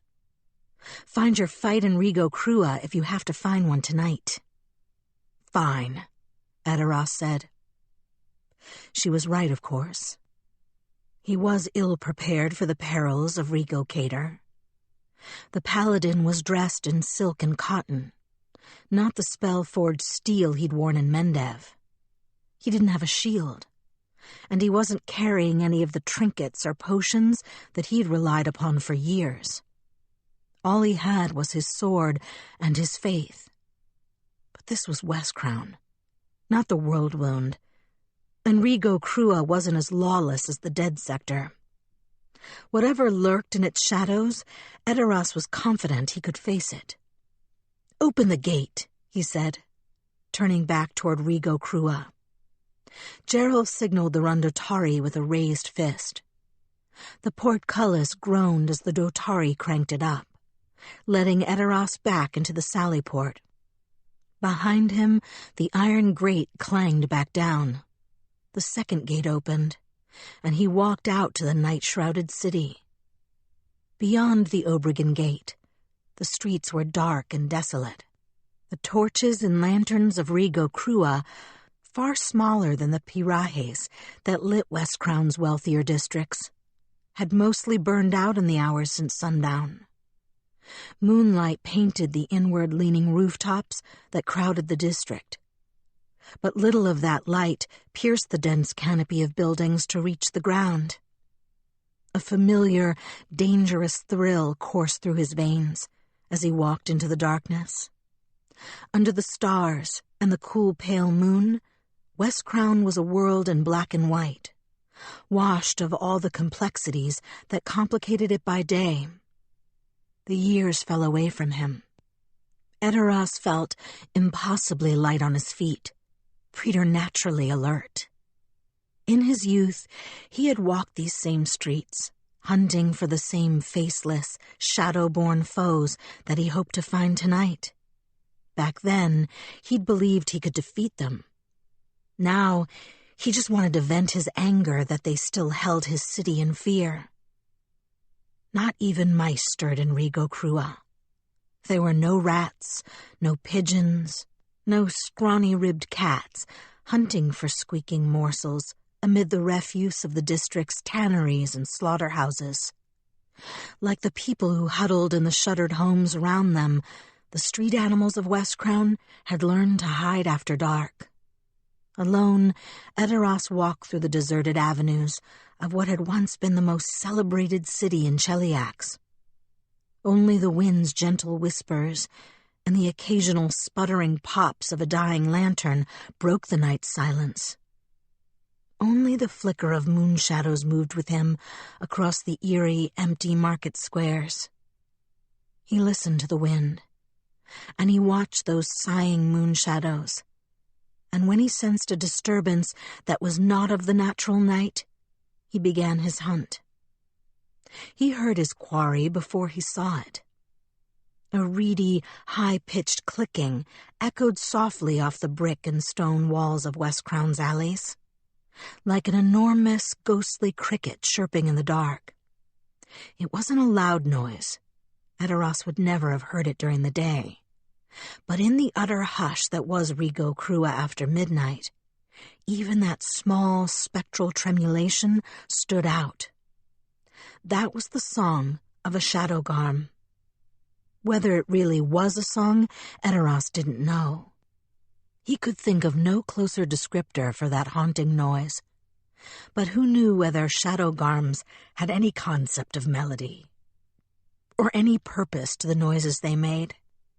They were secretive and alien creatures, not native to this world. Although the Midnight Guard steadfastly disavowed any knowledge of how they'd come to infest the streets and sewers of West Crown, the Paladin had always believed that they were born of some wizard summoning run amok. Nothing about their behavior or physiology was remotely natural. As man-eating extraplanar menaces went, however, shadow garms weren't especially deadly. Edoras had fought them since his first days in the rebellion, and he was vastly better with a blade now than he'd been then. Unless he stumbled into a rut-crazed throng of them, he didn't expect shadow garms to give him much trouble.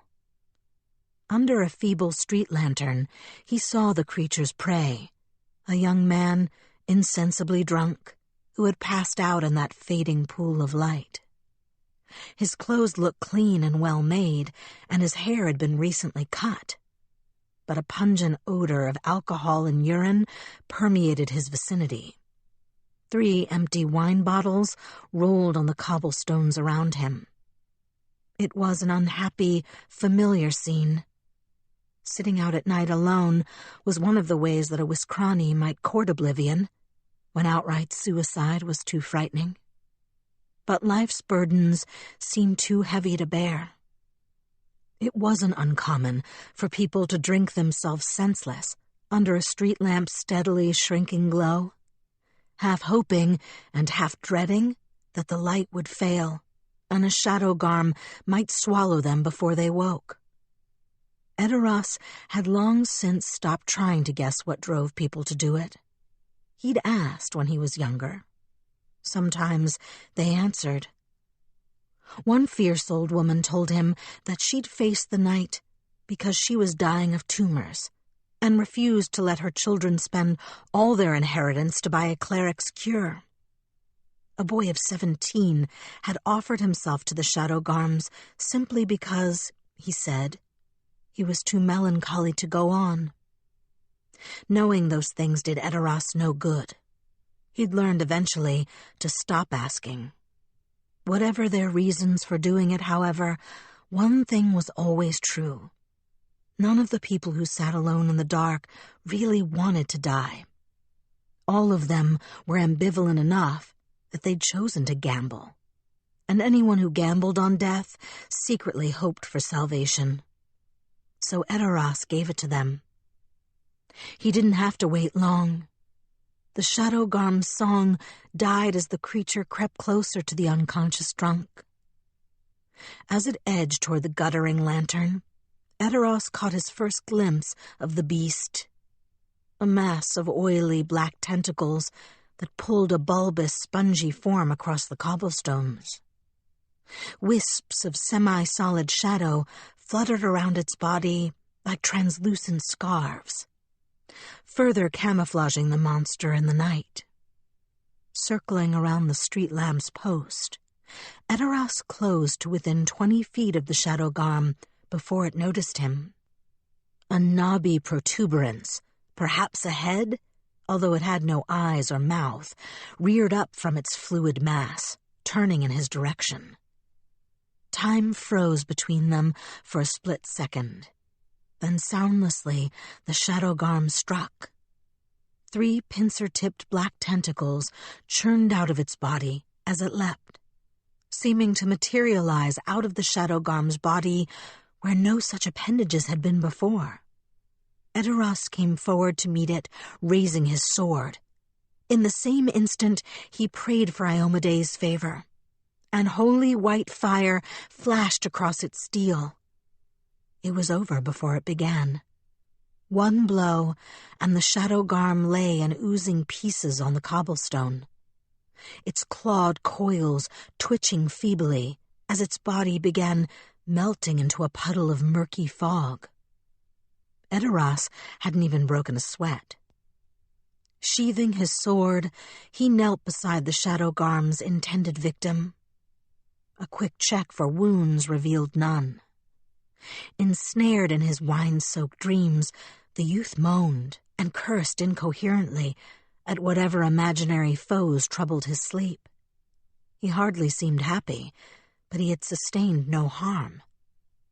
Several hours remained before daybreak, however, and the street lamp was down to a glowing wick in a shell of sooty glass. In the past, Eteros would have prayed for Iomede's light to guard the sleeping drunk until dawn. But tonight, he'd acted on the spur of the moment, and he hadn't thought to prepare those prayers. Carrying the drunk back to an inn or guardhouse might be another option. But while Shadow Garms weren't much threat to Eteros when he was ready for them, that calculation could change drastically if he were burdened with a helpless companion. The oily black slime that coated Shadow Garms were a potent paralytic, and they could render him defenseless if they caught him unawares. The best option was to wait until dawn was closer. Eteros could fend off whatever dangers might approach in the meantime, and then either escort the man to safety if he regained consciousness, or if he didn't, leave him with enough light to shield him until morning. Settling into the shadows, the paladin drew his sword, reached for Iomede's blessing to help him sense encroaching threats, and opened his senses to the night. He relaxed into a familiar state, motionless yet alert, attuned to any disturbance that might herald danger. The hours rolled by in long, slow stretches of quiet, punctuated by brief bursts of violence. 2 more Shadow Garms emerged to feast upon the unconscious man, but Eteros dealt with them easily, reducing each to corpses that rapidly disintegrated into mist and darkness. And then, in the last hour before he could safely leave, Eteros sensed a much greater evil moving through the dark. He saw nothing yet, but he felt its aura pass across his prayer-enhanced senses like an eclipse across the sun. That's no Shadow Garm. The strength of the evil he sensed was far beyond those lowly scavengers. That was a true fiend, or more than one, and he was, at that moment, unprepared to confront a foe of such magnitude. If it came to him, he would be bound to defend the helpless drunk to the best of his ability, but Eteros had no illusions about what that would mean. He had no armor, no shield, no chance. Clenching the hilt of his sword, He found himself hoping that the menace might just pass them by. Luck didn't favor him. The odor of sulfurous smoke, hot iron and burning fur wafted from an alley across the street. 2 pairs of red eyes shone in the darkness, high and huge enough to belong to a team of draft horses. A moment later, they stepped forward in unison, revealing wolf-like heads, ragged ebon ears, and soot-blackened iron barding. No shadow garm indeed. No shadow creature at all. Those were the warhounds of hell. Edoras felt his knuckles go white on his sword hilt. If he'd been in his battle armor, with his goddess's divine power behind him and all the tools he'd had in Mendev at his fingertips, he wouldn't have hesitated to set himself against one of those infernal beasts. 2 might have been chancy, however, even if he'd been fully prepared. Making matters worse, the warhounds weren't alone. A 3rd wolf-like creature stepped out of the darkness between them. It wore no barding, and it was smaller than the warhounds. Its dark gray ears came up only to their elbows. Where the warhound's eyes glowed like embers plucked from the bonfires of hell, the 3rd wolf's gaze seemed almost mundane at first glance. Solid, unblinking brown-black, like the eyes of some ordinary dog. But that was no dog, nor was it a wolf. Even if Edoras' spell hadn't told him the truth of the creature's diabolical nature, he would have known it by the ease with which it moved between the iron-clad, fire-fanged warhounds, and the apparent deference with which the 2 hulking hounds stepped out of its way. The paladin licked suddenly dry lips. He could fight them, but it would be a suicidal stand. If he died, the youth he'd been guarding all night was doomed as well, and his brother's murder might go forever unsolved and unavenged. The hellspawn who'd had their hearts ripped out might never be made whole. It wasn't worth it. Not when he didn't even know what they wanted or why they had come. Edoras had heard that warhounds could understand spoken language, although he didn't know if they comprehended anything other than the tongue of devils. He had to try, though. "Who are you? What do you want from me?" The warhounds didn't answer. Neither did the wolf-like fiend between them. But they moved out of the alley, arraying themselves like sentinels at its mouth. And a 4th figure emerged from their midst. Slim, graceful, a woman. Recognition shot through Edoras like a bolt of ice. He heard the tink of his sword's tip hitting the cobblestones and wondered distantly how he had the strength to keep from dropping it altogether. The world seemed to have stopped where it stood. Liane was just as he remembered. Petite, dark-haired, so slender that she looked like she could be broken by a stiff wind. Time hardly seems to have touched her. Only her clothes were different. As she stepped into the open street, the moonlight gleamed on the polished leather of her dress, black with red piping, diabolist's colors. The crimson shield and swords of House Thrune stood on her right breast. It suited her better than the greens and whites she'd worn when she'd pretended to be a part of their rebellion, Edoras thought. More honest, truer to what she really was. Between the massive warhounds, she looked tiny as a child, but that fragility was as false as her smiles. The last time he'd seen her, she'd been lying in a sea of her own blood, gasping on the brink of death. If he closed his eyes, he could still see her red-streaked fingers trembling as she fought for breath. 15 years, and it was vivid as yesterday. You should have finished it. You should have made sure. But he hadn't. And here she stood, unharmed, unchanged, delicate and deadly. Are you here to kill me? He asked. She laughed. It was a warm, low sound, incongruous in the night. Don't be absurd. I'm here to help you, Edoras. Is that why you came with an army of devils? No. Valen's amusement softened to a smile. We parted on bad terms.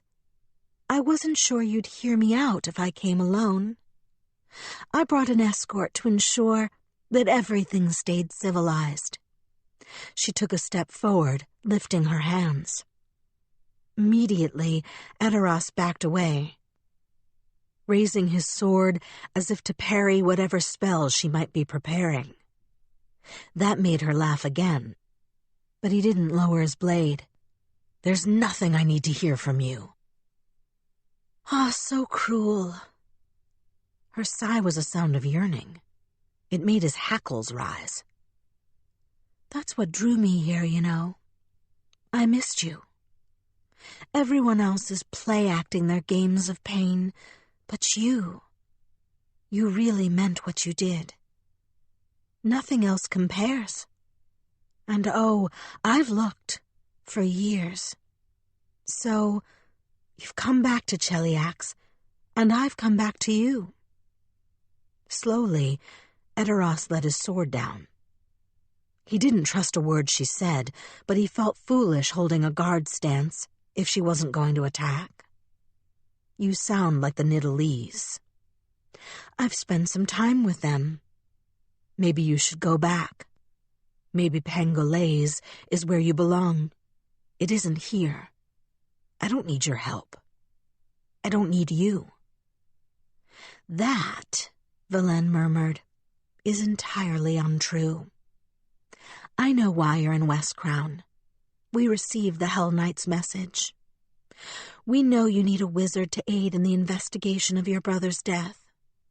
Naturally, I volunteered for the task. Regrettably, I will be the only one who does.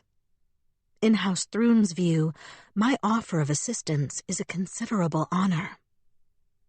You would insult us by refusing, which, of course, may not be a concern for you, but would certainly be worrying to anyone else you might approach for aid. Prohibitively so, I should think. I see, Edoras said grimly. Do you? Good. She moved toward him again, and this time he didn't step back. Her perfume surrounded him. It was the same scent she'd worn during the summer they'd shared together, so long ago. Rich red roses verging on black, with a shimmer of pink pepper thrown over their crushed petals. Luxurious, sweetly bitter, intoxicating. I've missed you. What we had. Don't you regret how we left things? He recoiled. The dream of her perfume snapped as he stumbled on a loose cobblestone. Reality surged back in his senses. No. No? Not at all? He hadn't touched a woman since he'd left her. No. You will. Valen closed on the paladin, pushing his sword arm gently aside. He didn't resist. Couldn't, with her flock of devils watching him in his charge. She forced him back, step by step, until a rough masonry wall jolted his heels and put an abrupt end to his retreat. Then she paused, looking up at him with a strange, wistful expression. When I heard you'd fled to Mendev, I thought I might never see you again. I wish that had been the case. Why? It would be entirely too stupid if we left matters as they were. I never bore you any malice for the manner of our parting. You? He stared at her in astonishment. Why would you be the one to harbor a grudge? You betrayed me. You betrayed my friends. Good people died because of you. Families were ruined. I should have killed you when I had the chance.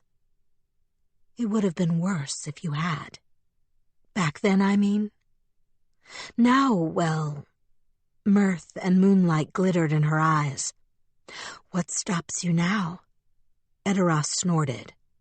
He jerked his chin at the pair of hellish, armored warhounds and the smaller gray beast between them. All three of the fiends were staring at him without blinking, their hostility palpable from 30 feet away. One of the warhounds growled, leaning forward as if testing an invisible leash. Them. She laughed and leaned up and kissed him. Only once, lightly, but it burned. Her lips seared him like fire, or holy water on a demon's flesh. Oh, my love, don't be afraid of them. I've become a worse devil than any of those. Chapter 7. Reading Bones. Gerald. I didn't ask for diabolists, Gerald muttered, annoyed. This is a murder investigation. I wanted a wizard who could help me with that, not a devil binder. Haverel shrugged philosophically. The gnome tended to view all wizards as much the same, Gerald knew. To him, they were all foolish, meddling in powers they couldn't possibly understand or control, when right in front of them the perfectly sensible paths of alchemy lay waiting to be explored. At least she's a good one. Could be worse. Could be some stripling apprentice fumbling around with cantrips. And the through name, that might open some doors for you. Anyway, no use worrying about it. You can't get rid of her. Might as well make the best use you can. Thank you, Haverel. You're a great help. The gnome seemed oblivious to her sarcasm. He flashed an absent-minded smile, pushed his rose-tinted spectacles a little higher on his bulbous nose, and stooped to rummage through the drawers under one of his chemical cabinets.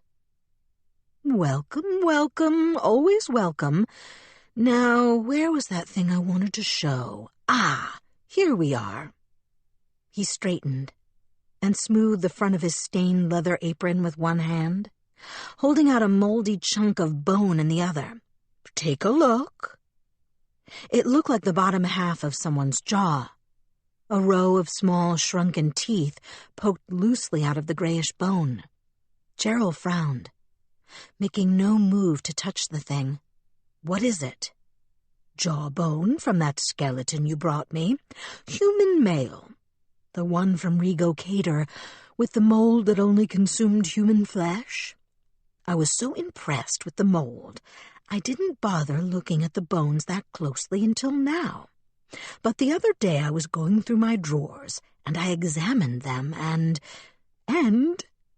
Haverel was so excited that the bone bounced in his palm. He reached back into the drawer and pulled forth the rest of the skull. Here's the top half. Look at the teeth. She did, taking the 2 pieces of the skull carefully from the gnome and carrying them back to his work table where the light was better. The enamel of the front top teeth was chipped and almost lacy at the edges, having been worn through to translucence and then broken unevenly. The bottom teeth were flattened stubs, smoothed down to the gum line. Wide, uneven gaps separated all the teeth where their sides had been eroded inward. There was one obvious conclusion to be drawn from that, and it wasn't one Gerald wanted to make. That isn't mold damage, is it? She couldn't make herself phrase it as a question. Haverel shook his head, looking positively gleeful. Acid. You could be a little less happy about it. The Hellknight sighed. What are the chances it's coincidental? Minute. Infinitesimal. Impossible. The gnome plucked the skull's top section from her grasp and ran a stubby finger over its fringe of glassy-edged broken teeth. Look how this has been worn down over time. You don't get this kind of damage from sudden trauma. If a black dragon spit in your face, you'd look entirely different. No doubt. Gerald said dryly. Your teeth would, I mean. No. Either this fellow had the world's most delicate stomach and spent every morning regurgitating his breakfast into his chamber pot, or he was a Hellknight. Yes. Thank you, Haverel. You are again a great help. The little alchemist beamed. He took his glasses off and buffed their pink lenses against a sleeve. No question which is likelier in Westcrown. No, there isn't. Gerald sighed a second time, placing the lower jawbone back on the table. Acid-worn teeth meant that the skeleton had almost certainly belonged to a member of the Order of the Rack, and not a very good one. Each Hellknight order had its own reckoning, a ritual method of purging sins by which members could atone for acts of weakness or defiance. Gerald's order imposed its reckoning by lash or scourge. Those who strayed from its strict code were subject to a half-hour of purification by whipping. The Order of the Rack had a different ritual. Those who swallowed ideas not in accordance with the Order's tenets were forced to drink solutions of acid or boiling water to scald the impurities away. A man who had to endure that reckoning, often enough to have damaged his teeth that badly, must have been an uncommonly incompetent Hellknight, or one who was beset with a crushingly heavy burden of guilt. The latter, she guessed, was more likely. No one who suffered that many punishments for failure of duty would have been allowed to remain a Hellknight. His commanders would have drummed him out of the order long before his teeth reached that state. But no one stopped Hellknights from flagellating themselves out of self-condemnation. Unless he crippled himself to the point where it interfered with his other duties, and that was difficult to achieve with the Rack's reckonings, no one would have said a word. So, my mystery corpse is, or was, a Rack Hellknight with a troubled conscience, Gerald said. That's wonderful. The Order of the Rack is going to be thrilled. Rivalry between the orders was prickly at the best of times, and this was not looking like the best of times. Maybe they already know, Haverel suggested. Even worse. How do you manage to find ways to crush my spirits so consistently? Must be a gift. I have quite a few. He coughed into a hand. Speaking of gifts, I'm meeting with a new buyer tonight. Seems like a decent enough sort, but you never know with the new ones. And he's asking after some awfully expensive trinkets. So I thought, if you wouldn't mind standing on the docks and looking grim and scary for half an hour, that might go a fair way toward keeping everything peaceful. Fine. Even after years of trading favors with Haverel, Gerald had to remind herself every time that she wasn't really acting as the man's enforcer. Deterring crime with her visible public presence was exactly what a Hellknight was supposed to do. If her presence happened to coincide with where Haverel wanted crime deterred, and if the specific crime he was worried about was being robbed by an unscrupulous buyer, that didn't actually change anything. She was still acting within the proper ambit of her duty. But it always made her uncomfortable even so. When and where? Haverel replaced his spectacles and smiled broadly. Sunset. Regicona. I'll write down the address. Half an hour, no more. I'm in your debt. Haverel scribbled an address on a scrap of paper, harumphed happily to himself, and handed it to her. So, what's next for you? Planning to go knock on the Rack's doors and ask which of their members might have been involved in murdering a bunch of hellspawn? I'll save that for tomorrow. Today, I have to meet with my diabolist. She's the only wizard I'm likely to get for this assignment. At least until she gets bored with it. Gerald shook her head in deep resignation. I hope she's worth the trouble. Liane of House Thrune was a slight, attractive woman in her mid-30s with an elegant, self-possessed bearing. Dark hair, dark eyes, dark clothes. Her skin was lightly bronzed by the late summer sun, but fair enough to make it clear that she was no laborer who toiled in the heat. Everything about her radiated wealth and privilege, so deeply ingrained that she didn't bother to flaunt it.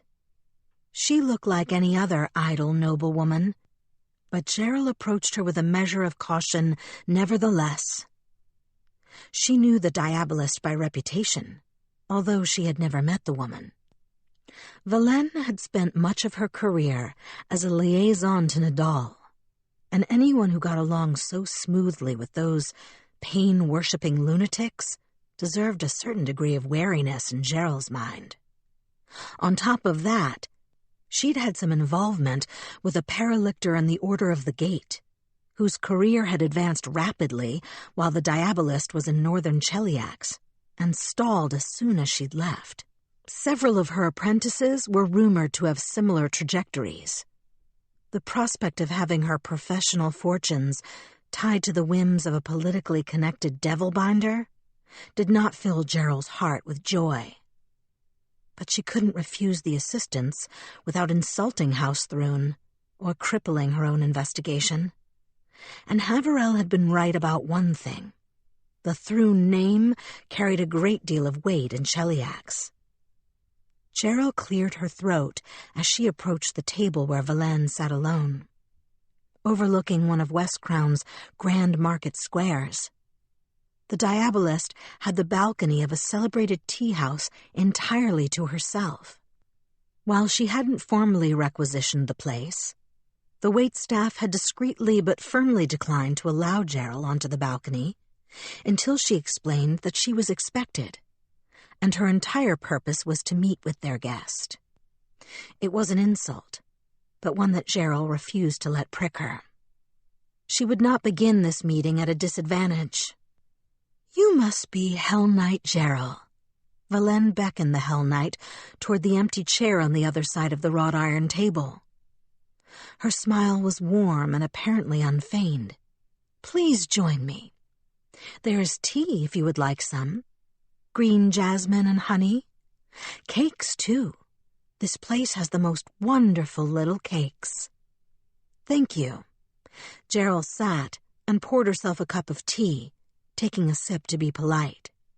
It was much too sweet for her taste. She set the cup aside. "I understand you've come to assist our investigation." "To the best of my ability, yes." "May I ask why? This matter hardly seems to warrant the attention of House Thrune." "Oh, I wouldn't be so sure. Your description of the Hellspawn's condition was most intriguing. Living and breathing without hearts. How extraordinary." Liane laughed softly. She broke apart a frosted lemon cake, neatly tearing out its center with her nails. "But yes, I have some personal interest as well. Not my house, only me. Edoras Salvarian, an old flame." The diabolist's smile took on a self-deprecating twist, but her dark eyes gleamed with something far more predatory. "One I can't quite seem to let go. Will that interfere with my investigation?" "Hopefully not very much. My spells are entirely at your disposal, I assure you, and I'll follow your lead in this investigation. Whatever you ask, I will do as best I can." Gerald nodded. That answer wasn't altogether what she had hoped for, but it was better than she'd expected. She felt a brief flicker of pity for Edoras, but a greater sense of satisfaction that she'd gotten the diabolist's cooperation so easily. "When would you like to begin?" "Now, if that's convenient." "It is." "Marvelous." Liane dropped a stack of silver and gold coins on the table, then finished her lemon cake and stood. Gerald, taking the cue, rose as well, and led the way down from the tea shop's balcony to the streets of Paregospera. 2 blocks from the tea house, a large gray dog shouldered through the crowds to fall in beside the diabolist. At first glance, Gerald took the creature for a wolf, but she soon realized that was wrong. Its body was too long, the head too heavy-boned, the eyes dark brown instead of lupine gold. A moment later, she realized that it wasn't a dog either. The intelligence in its gaze was too keen, and the sense of controlled malice that emanated from it too strong. "A pet?" the Hellknight hazarded. "A friend," Liane replied, resting a hand on the animal's shoulders. She buried her fingers affectionately in his coarse gray fur. "A loyal guardian given for good service. His name is Veros. He's a devil? We'll call him a dog. It simplifies matters." The dog, who clearly was no more a dog than Gerald herself was, swished his tail once and cast an openly amused glance at the Hellknight. "Of course," Gerald said. Masking any expression, she started toward the avenue that would bring them to Haverell's workshop. "Well, since I have you, I may as well show you what I learned today. The skeleton that was found in that shack in Rigo Cater, along with the Hellspawn, most likely belonged to a Hellknight from the Order of the Rack. Male human, but we don't have a name yet." "Ah, that might answer one question I'd had." "What was that?" Gerald turned down a footbridge that spanned one of the smaller canals. Spiraling pillars supported a wooden lattice overhead. Flowering wisteria had been trained along those supports to cover the bridge with fragrant lavender blooms. In winter, the vines could look a bit barren, but in summer, the wisteria bridge was one of the 1,000 secret beauties of West Crown. She hoped it would keep the lady in a good mood. How the killer got 3 captive Hellspawn into Rigo Cater without anyone sounding an alarm. The diabolist trailed her fingers along a low-hanging cluster of blossoms. She paused to indulge in their fragrance, then went on. "Teleportation seemed unlikely. If you had the capability to teleport your victims anywhere, why not take them out of West Crown entirely? Then no one would recognize them, connect them to the murder at Veneo Salvarian, or care. But instead, they remained within the city, which led me to believe that they traveled on foot. And then I wondered, how did they pass the Obrigan Gate without drawing attention? Surely the Rundotari would have told you if they'd seen anything." "Indeed, but they didn't. Therefore I concluded that either the Rundotari didn't see anything, or they didn't recognize whatever they did see as relevant. The former is possible. The Hellspawn might have been hidden under a spell of invisibility, but struck me as less likely than some form of disguise, because that would explain why they were in Rigo Cater. A Hellknight releasing convicts into the ruins. Of course, Gerald felt stupid for not realizing it earlier. It was so common for West Crown's Dotari and Hellknights to effectively execute criminals by forcing them through the Obrigan Gate into Rigo Cater that no one paid much attention to the daily exodus. Without the correct documents, even a Hellknight wouldn't have been able to force unauthorized prisoners through the gate itself. But smugglers and scavengers were always digging secret holes through the wall, and perhaps the Hellspawn's captor had known where to find one. Once out in the ruins, the killer would have had all the time in the world to torture his or her victims without drawing the notice of authorities. Precisely. I'm only surprised to learn it was a real Hellknight who led them out. Liane seemed sorry to leave the wisteria bridge, but she followed with one last glance at the flowers. Past the bridge, they were soon engulfed by the city again. Yet although the streets bustled with scribes, barristers, and merchants, and every corner held a vendor hawking spit-roasted sausages, fresh apples or fish pies to the prosperous denizens of Paragospera, an empty space opened immediately around the Hellknight and the Diabolist. It was as if an invisible bubble pushed the ordinary citizenry away. Gerald didn't mind. Intimidation had its advantages.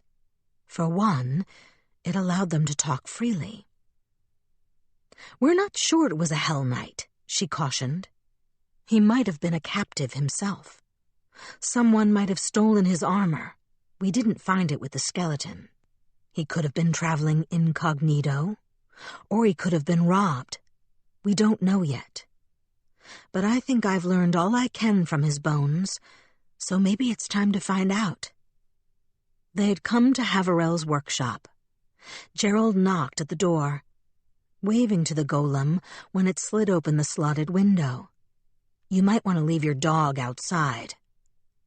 Liane made a tiny gesture of one finger, not nearly enough to cue a dog, but sufficient to instruct an attentive servant to acquiesce to the suggestion. Veros flattened his ears in vexation, but took up a sentinel's position outside the door, watching the street with a mixture of boredom and resignation. Occasionally, if a child looked at him, the fiendish creature wagged his tail. "He likes children?" Gerald asked, mystified. "He likes baiting them into trying to pet him. Veros is not permitted to harm any citizen of Cheliax except at my instruction, or if one lays a hand on him first. It's an obvious loophole, I realize, but it does keep him entertained." Ah, it was a good thing there weren't many children on the Smithies street, and that they already knew to stay far from the alchemist's door. Otherwise, Gerald would have had to invent some excuse to cancel the visit altogether, rather than leave that devil unattended. As it was, she made a note to keep it brief. With a deep metallic rumble, Haverell's horned brass golem opened the door. It turned in place and trudged back toward the gnome's dual workshops. "The master awaits." "That's an impressive piece of work," Liane murmured, folding her arms as she followed Gerald and the golem inside. She looked up at the whirling magical lights that lined Haverell's foyer, smiling faintly in recognition when the golem lifted its palm to negate the spell wards that the alchemist had set into the hallway, and a paranoid set of mind. Everyone who's any good has enemies. Gerald strode to the end of the hall and into the gnome's workroom, then stopped short as she ran into a blinding haze of smoke. The room was entirely choked in acrid gray. It smelled horribly of burning chemicals. "Haverell? I'm back. I brought a visitor." "I see that. I'd come say hello, but I'm a bit busy." The gnome, barely visible through the pall of smoke, was clad head to toe in a visored garment of oiled leather that distorted his voice into a nasal echo. It resembled a beekeeper's suit, although the resemblance stopped at the pincered metal claws that poked from either sleeve. Soot blackened the front of his garment and drew an ebon lace across the glass of his visor. "Might be some explosions here shortly, or possibly now. Can you come back later?" "We don't need to trouble you. I just want to take another look at the bones you showed me this morning." "Other workshop. Lead-lined box in the quarantine cabinet. Take them if you want. Close the door on your way out, and make sure it's locked. It's important that it's locked." "All right." Gerald retreated back into the hallway. She pulled the door shut behind them, giving it a few extra tugs to ensure that it was completely sealed, and then coughed until her lungs were clear of the caustic smoke. Liane, who had stayed in the hall behind her, waved away a stray curl of smoke and wrinkled her nose delicately. An odd friend. Gerald heaved open the opposite door, while the fire-bellied brass golem looked on incuriously. He's the best at what he does. I'll forgive a lot for that. The workshop was dark when Gerald opened the door, but magical lights glimmered into life on its ceiling when she stepped inside. The light glinted off a spotless glass cabinet, framed in mirror-bright silver, which stood against the far wall. More cabinets of wood and metal lined the other walls, but the shining glass drew the eye instantly. Specimen boxes and enormous jars filled the glass cabinet's shelves. Among them was the lead-lined box that Gerald had brought back from Regocator. Retreating from the room, she pointed it out to the golem. "Can you get that one for me?" Crimson light flared in the golem's hollow eyes. It made a sound like the intake of a forge bellows as it inhaled.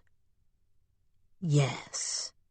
Stepping past the two women, it entered the workshop alone. The door closed behind the squat, dog-headed construct. A short while later, the golem exited, a sheen of moisture glistening on its brassy surfaces. The lead-lined box was lying on one of the tables unopened. "It is done." Gerald went into the workshop, motioning for Liane to follow. A medicinal odor of crushed marigold and spearmint lingered in the air.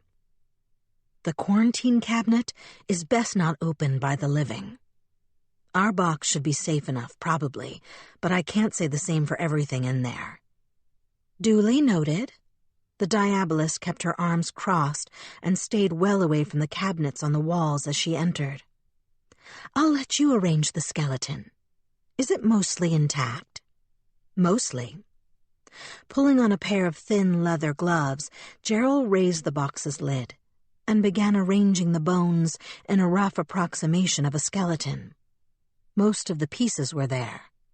The skull with its eroded teeth, chunks of spine, a pelvis, the long bones of arm and leg. Some of the smaller bones from the fingers and feet were missing, either because she'd missed them on the scene in Regocator or because Haverel had used them in his mold-growing experiments. But the general shape of the skeleton soon built beneath her hands. "Is that adequate?" the Hellknight asked, moving aside so Liane could examine her work. "Yes, thank you." The Diabolist took a sleek black scroll case from a hidden pocket at her hip and twisted it open. From the papers furled tightly inside, she chose a rippled sheet covered in bronze script. She held it over the dead man's bones and read its incantation aloud. And as she recited each line on the page, its lettering flared up into sparks and smoke. A shower of copper and bronze motes fell around the bare bones, forming the spectral outlines of muscles, tendons, veins, and skin. By the time she finished the scroll, the dead Hellknight had been restored. A greenish pallor lingered under his skin. A slight puffiness distended his abdomen. He looked and smelled like a corpse that had been 3 days dead. Liane lowered her hands and gazed down at the rebuilt corpse. "He should be intact enough for a cleric to commune with his spirit, if you wish." She glanced at Gerald, raising an eyebrow at the Hellknight's expression. "Did you know him?" "Yes," Gerald said, staring at the dead knight's face. "Yes, I did." Chapter 8. Keeping Faith. Edoras. In the blue hour before dawn, Edoras returned to West Crown Island. He was utterly drained.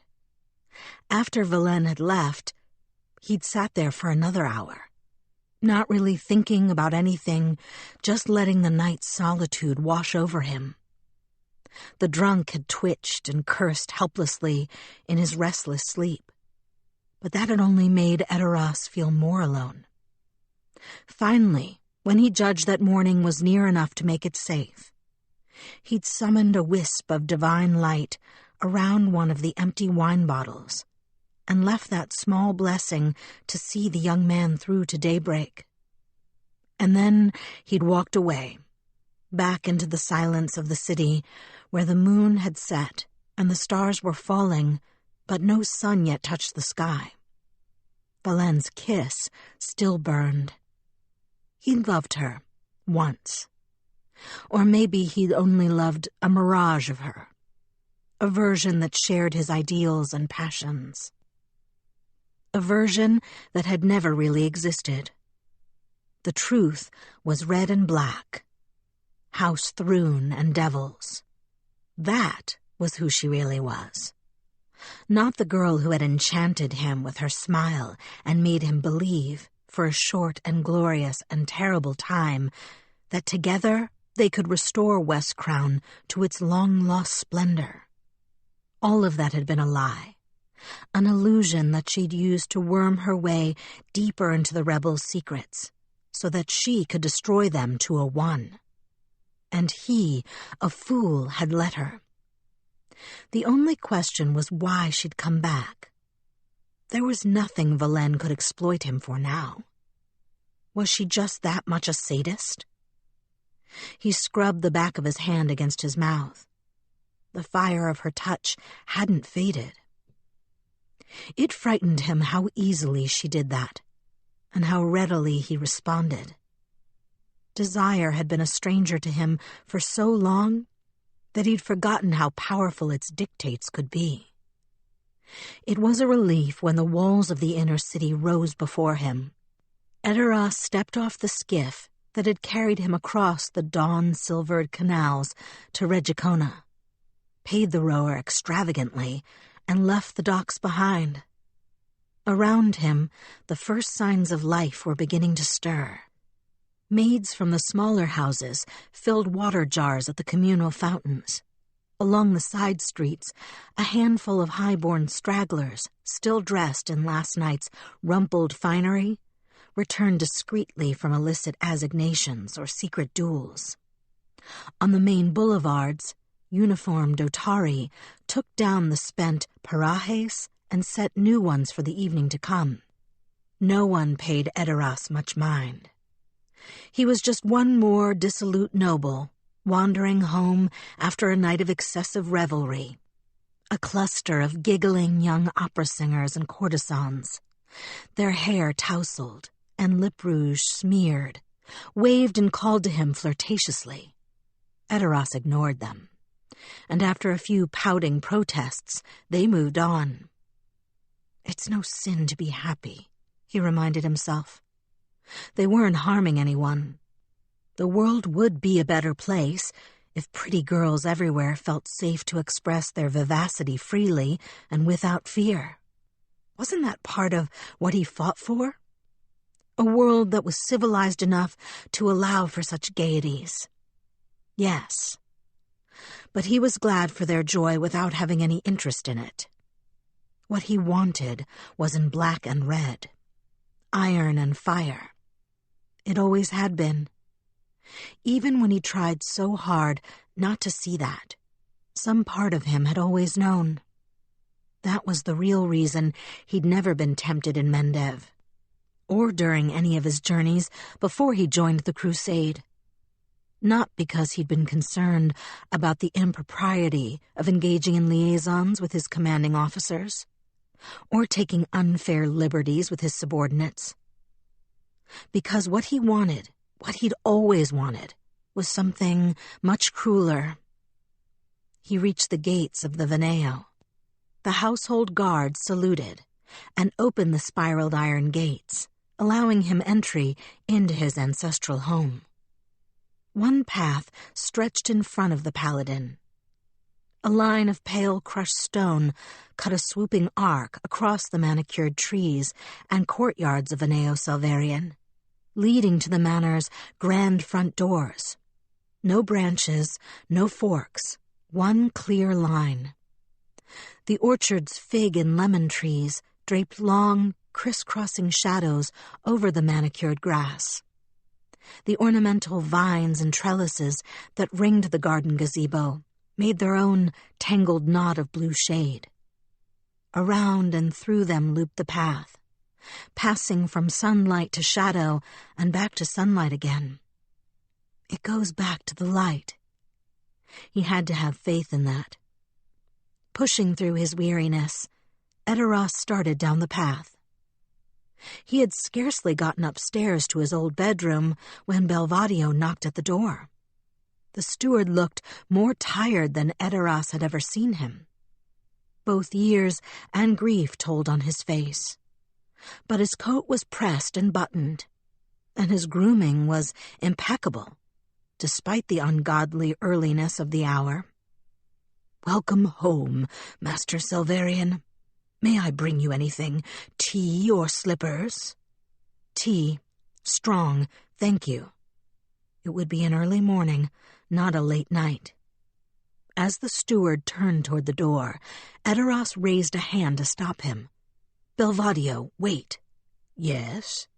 "Yesterday, when I first arrived, there was something you wanted to say. What was it?" "Ah." Again, that minute tension flickered under the surface of Belvadio's outward composure, just as it had the first day.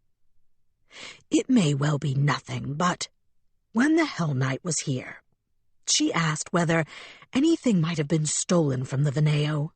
I said that there had not, because it was not apparent to me at the time that anything was missing. Later, however, when we were preparing your brother for burial, I realized that one of his keys had vanished." The hair prickled on the back of Edoras's neck.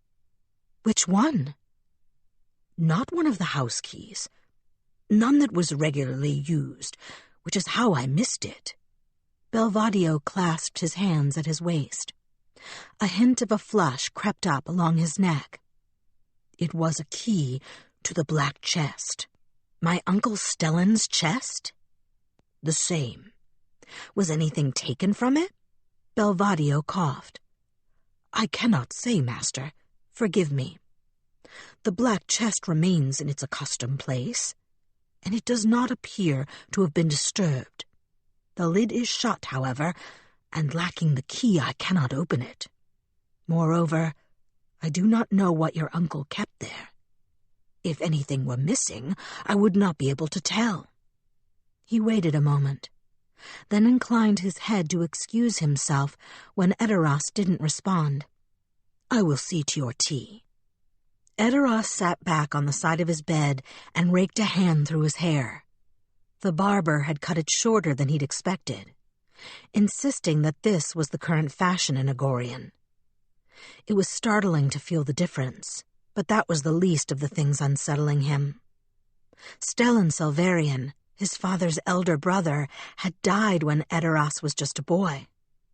He remembered Stellan vaguely as a towering presence, with a booming voice and a great golden beard, but they'd never been close.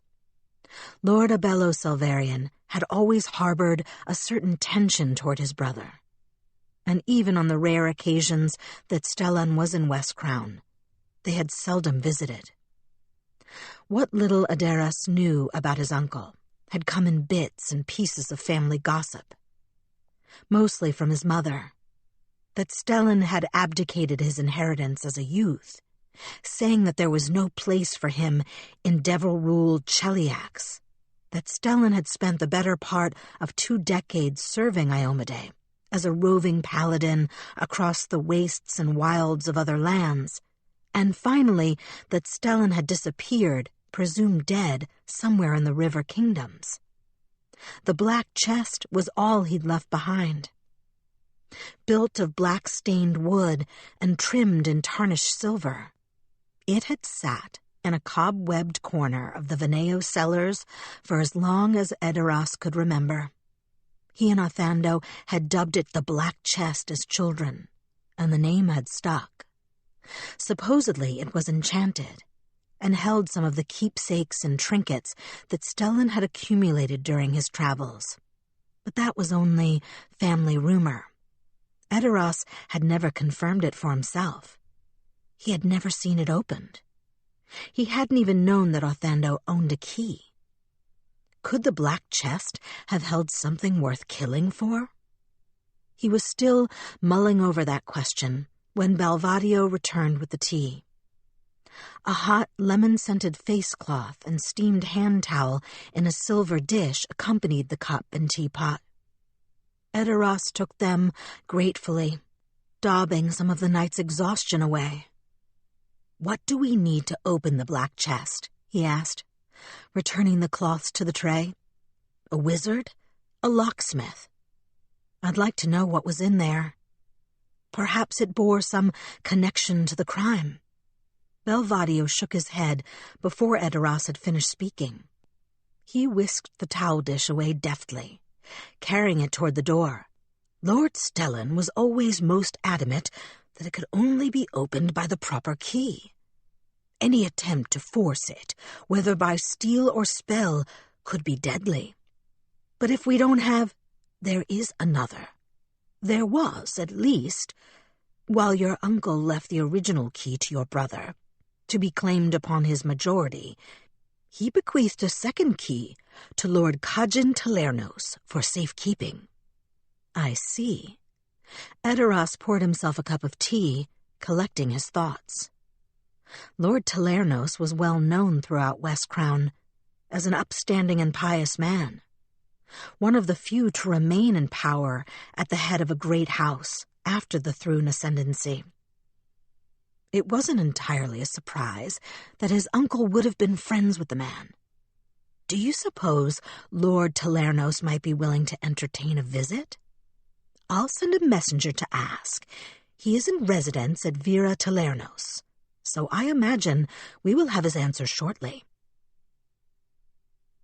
Lord Talernos's reply was brief and to the point. He had indeed been friends with Stellan Salvarian, and had thought highly of the man, and he would be delighted to meet with Stellan's nephew. Later that afternoon, Edoras went to Vera Talernos. He'd slept, washed, and changed into clean, simple clothes in white, gold-slashed blue. After a moment's indecision, he opted to wear his sword. He didn't think Kajin Talernos would be offended by receiving an armed guest, and even Regicona was not without its hazards. Vera Talernos, unlike Veneo Salvarian, was a true estate, encompassing numerous buildings within its sweeping stone walls. The servants' quarters and stables were tucked discreetly to the sides. In the center, at the end of a driveway paved in swirling stone tile, the great house rose in gold and white terraces over an expansive formal garden. Mulberry, orange, and bay trees framed a long rectangular pool that ran through the garden's heart. Lush-petaled flowers bloomed in carved marble vases, filling the garden with ethereal perfume. At each end of the reflecting pool, graceful sculptures depicting philosophers and muses stood as fountains. It was a display of breathtaking wealth. Every statue and bench in the garden was a work of art, and every double-flowered lilac and silver immortelle in the vases was a botanical masterpiece. Edoras couldn't begin to fathom how much money House Talernos must have poured into its Vera over the years. It was a wonder they hadn't lost it all after House Thrune took power. At the door, a halfling butler greeted him and escorted him to a cozy library off the main foyer. Two of the walls were lined with shelves of leather-bound books, their gilt-lettered spines gleaming in sedate dignity. Another held a glassed cabinet of brandy, rum, and other spirits in crystal-stoppered bottles. The last was adorned with ceremonial shields, bearing heraldry from the great families of a century past, before the Chelish Civil War had altered West Crown so profoundly. Lord Talernos had curated his selection pointedly. His wall held only the families who had kept faith with the dead god Araden, and then with the inheritor Iomade. A third of the houses represented on those shields no longer existed. Some, like House Galanica, had fled after the Civil War, seeking refuge in Taldor or Andoran. Others, braver or less wise, had stayed and been destroyed. Most of the survivors, including House Selvarian, had fallen from power, existing only as shrunken remnants of what they'd once been. None, save House Talernos and its handful of allies and cadet lines, retained any real wealth or influence. Edoras was studying those shields, hands clasped behind his back, when Lord Kajin Talernos entered the library. "Our city has changed a great deal since those days," the Lord observed from the doorway behind him. "Not for the better, I'd say." "Lord Talernos, thank you for making time to see me." Edoras crossed the room and offered a hand in greeting. "Call me Kajin, please. Your uncle was never one for ceremony. Stellan would have my head if he knew I let his nephew refer to me by title." Lord Talernos clasped the younger paladin's hand in a strong grip and drew him in for a quick one-armed embrace, then stepped back smiling. "It seems a shame we never really met until now." "It does," Edoras agreed. He had seen Lord Talernos at formal removes a few times, of course, at the mayor's banquets, opera performances, and the glittering balls that opened and ended each social season. But Edoras had scarcely had time to become acquainted with Wiskrani noble life as an adult before he'd been forced to flee into exile, and he never had occasion to speak to Lord Talernos privately. He regretted that now, for having finally met Lord Kajin Talernos, Edoras liked him immediately. Although the Lord had to be well north of 60, he remained vital and energetic. He was a compactly built man of middling height, with a wreath of close-cropped silver hair around a bald pate. Intelligence and good humor lit his rich brown eyes, and his mouth seemed perpetually quirked on the verge of laughter. Had Edoras not known of his reputation, he would have guessed that Lord Talernos spent more time with books than blades. In fact, he was famous for his accomplishments with both. "Sit," Lord Talernos said. "May I offer you a drink? Brandy?" "Thank you." Edoras accepted a glass from the Lord, who poured another for himself and then settled into a red leather armchair opposite his guest. "You must be wondering why I came." Lord Talernos smiled over the rim of his brandy glass. "I have a few guesses. First, however, allow me to express my regrets for your loss. I knew Othando moderately well. I liked him. He was a good man." Edoras bowed his head to acknowledge the kindness. "That's part of what brings me. Othando had a key to a chest that once belonged to my uncle. The key's gone missing. I don't know what was in the chest, but I wonder if it might have had something to do with the attack on our house. I was hoping you might be able to shed some light on that." The Lord didn't answer immediately. He swirled the brandy in his glass, taking a long and thoughtful sip. "I understand you spent some time in Mendev recently, serving Queen Galfrey." "That's true." "What did you think of it? The crusade?" Edoras frowned. It was his own turn to take a delaying drink of brandy as he pondered how to answer. Finally, as honestly as he could, he said, "It wasn't as simple as I had thought or hoped it would be, but it was important. I knew my purpose there. It rekindled my faith." "Faith you lost in Westcrown?" "Yes." Lord Talernos nodded, as if that answer was exactly what he had expected. "It's hard to hold faith here." The way of the righteous is not easy anywhere. But in Cheliax, we have particular difficulties. That's why Stellan left. I imagine that's why you left as well? How have you managed so long? As far as Edoras knew, Khajan Talernos had never faltered or fallen. For more than 40 years, the patriarch of House Talernos had been a paladin in Iomede's shining grace. And yet somehow, he'd also managed to navigate the treacheries of Chelish politics without losing his family, his fortune, or his head. By rarely leaving my Vera, Lord Talernos replied wryly. His smile faded after a moment, though, and he tapped his fingers reflectively on the brandy glass. My apologies. You deserve a better answer than that. The truth is, I did it by caution and flexibility and luck. I've struck some bargains that I'm not sure really served the greater good, although I've always tried to. I've doubted myself 1,000 times over the years, and I've made some grievous mistakes. But the inheritor recognizes and forgives our imperfections. And by her mercy, I have never strayed too far from the light. His gaze returned to the wall of shields. It's possible to do good in Cheliax, even today. It's possible, and it's never been more important. There are so few of us left.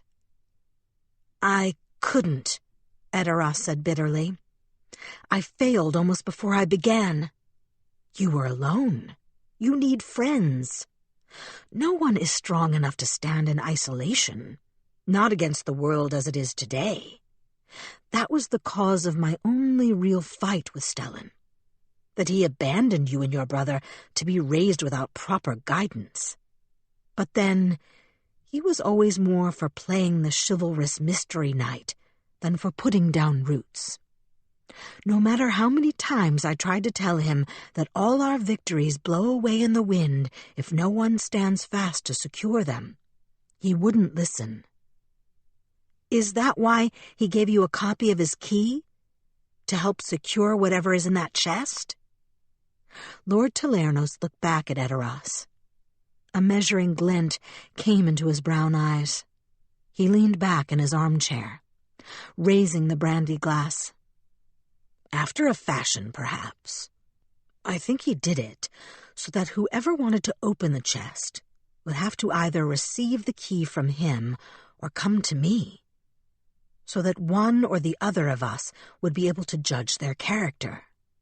Why? What's in there? An old, dangerous, broken thing. Lord Talernos drained his glass and stood to refill it, his expression distant and enigmatic. You've heard of Citadel Gasteno. I know the name.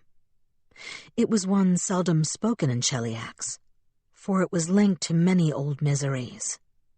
Once the headquarters of the Hellknight Order of the Crux, Citadel Gasteno had been destroyed over half a century ago, when its order was declared anathema by House Thrune and other Hellknight orders. Edoras didn't know what the Crux had done to earn the enmity of their former brethren, but it must have been a grievous sin, for the Hellknights had stamped those heretics out completely. Not one of them had survived the slaughter. Their fortress had been razed to the ground, their bones cast into unmarked graves, their sites of worship cursed by Asmodeus's clerics. And yet, even that hadn't ended their miseries. 25 years after Citadel Gasteno's destruction, a ghostly replica of the citadel had materialized upon the fire-scarred mountain where the fortress had once stood. It was said to be a bleak and cursed place, its walls ringed by blackened skulls, its towers infested with wailing ghosts. Few mention that name now, and no one ever went there. Lord Talernos uncapped the crystal-stoppered carafe. Your great-grandfather, Kelvac Selvarian, was among those that brought down the Order of the Crux. I thought the Order of the Scourge led that crusade, Edoras hadn't any idea that his grandfather had been involved in the attack on Citadel Gastano. One more piece of family history his father had never mentioned. He finished his brandy and offered his empty glass to Lord Talernos. They did. The Lord poured another splash of amber liquor for him and handed it back. But they weren't alone. The Order of the Crux was a Hellknight order after all. They made fierce adversaries, and the Scourge Knights weren't about to turn allies away. Your great-grandfather was a formidable champion of Iomedae, and his name added considerably to the weight of law on their side. He was quite old by then, but nevertheless he volunteered to help them, because he believed they were fighting on the side of the righteous. Were they? I think so. But I wasn't there. What I do know is that Kelvax found something in Citadel Gastano that he regarded with absolute horror. An indefensible sin, he called it. This was, mind you, in the judgment of a man who would work hand in hand with Hellknights if he thought he could serve the inheritor by doing so.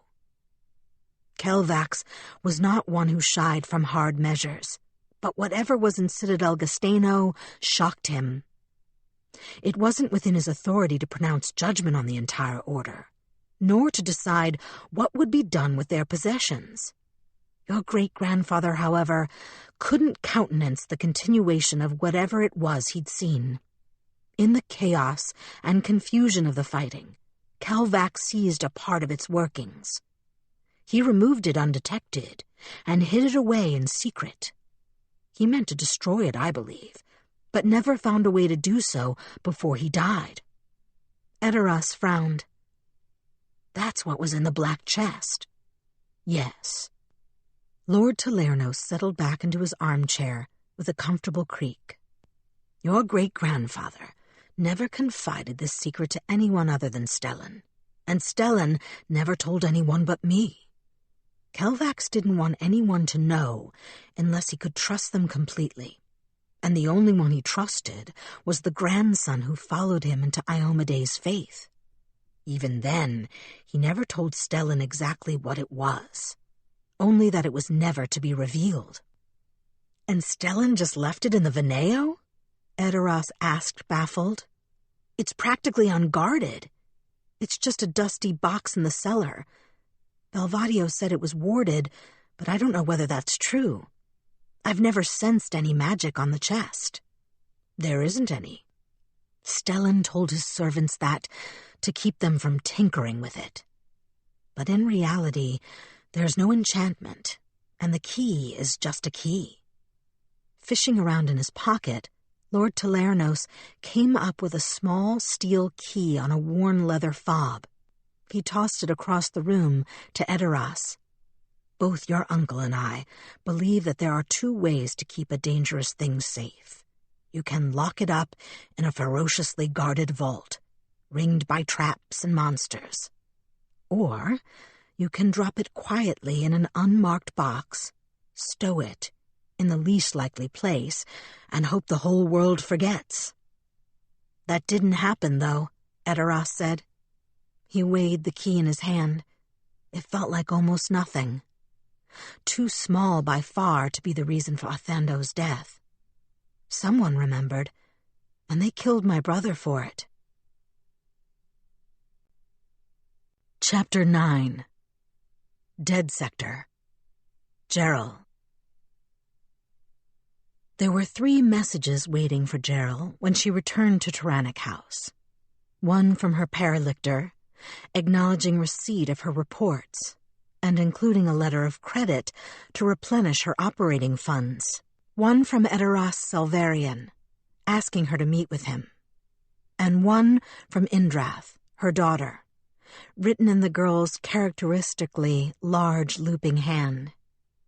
A blob of beige candle wax, deeply pressed with a thumbprint, held it shut. She wanted to break that seal as soon as she saw it. She didn't.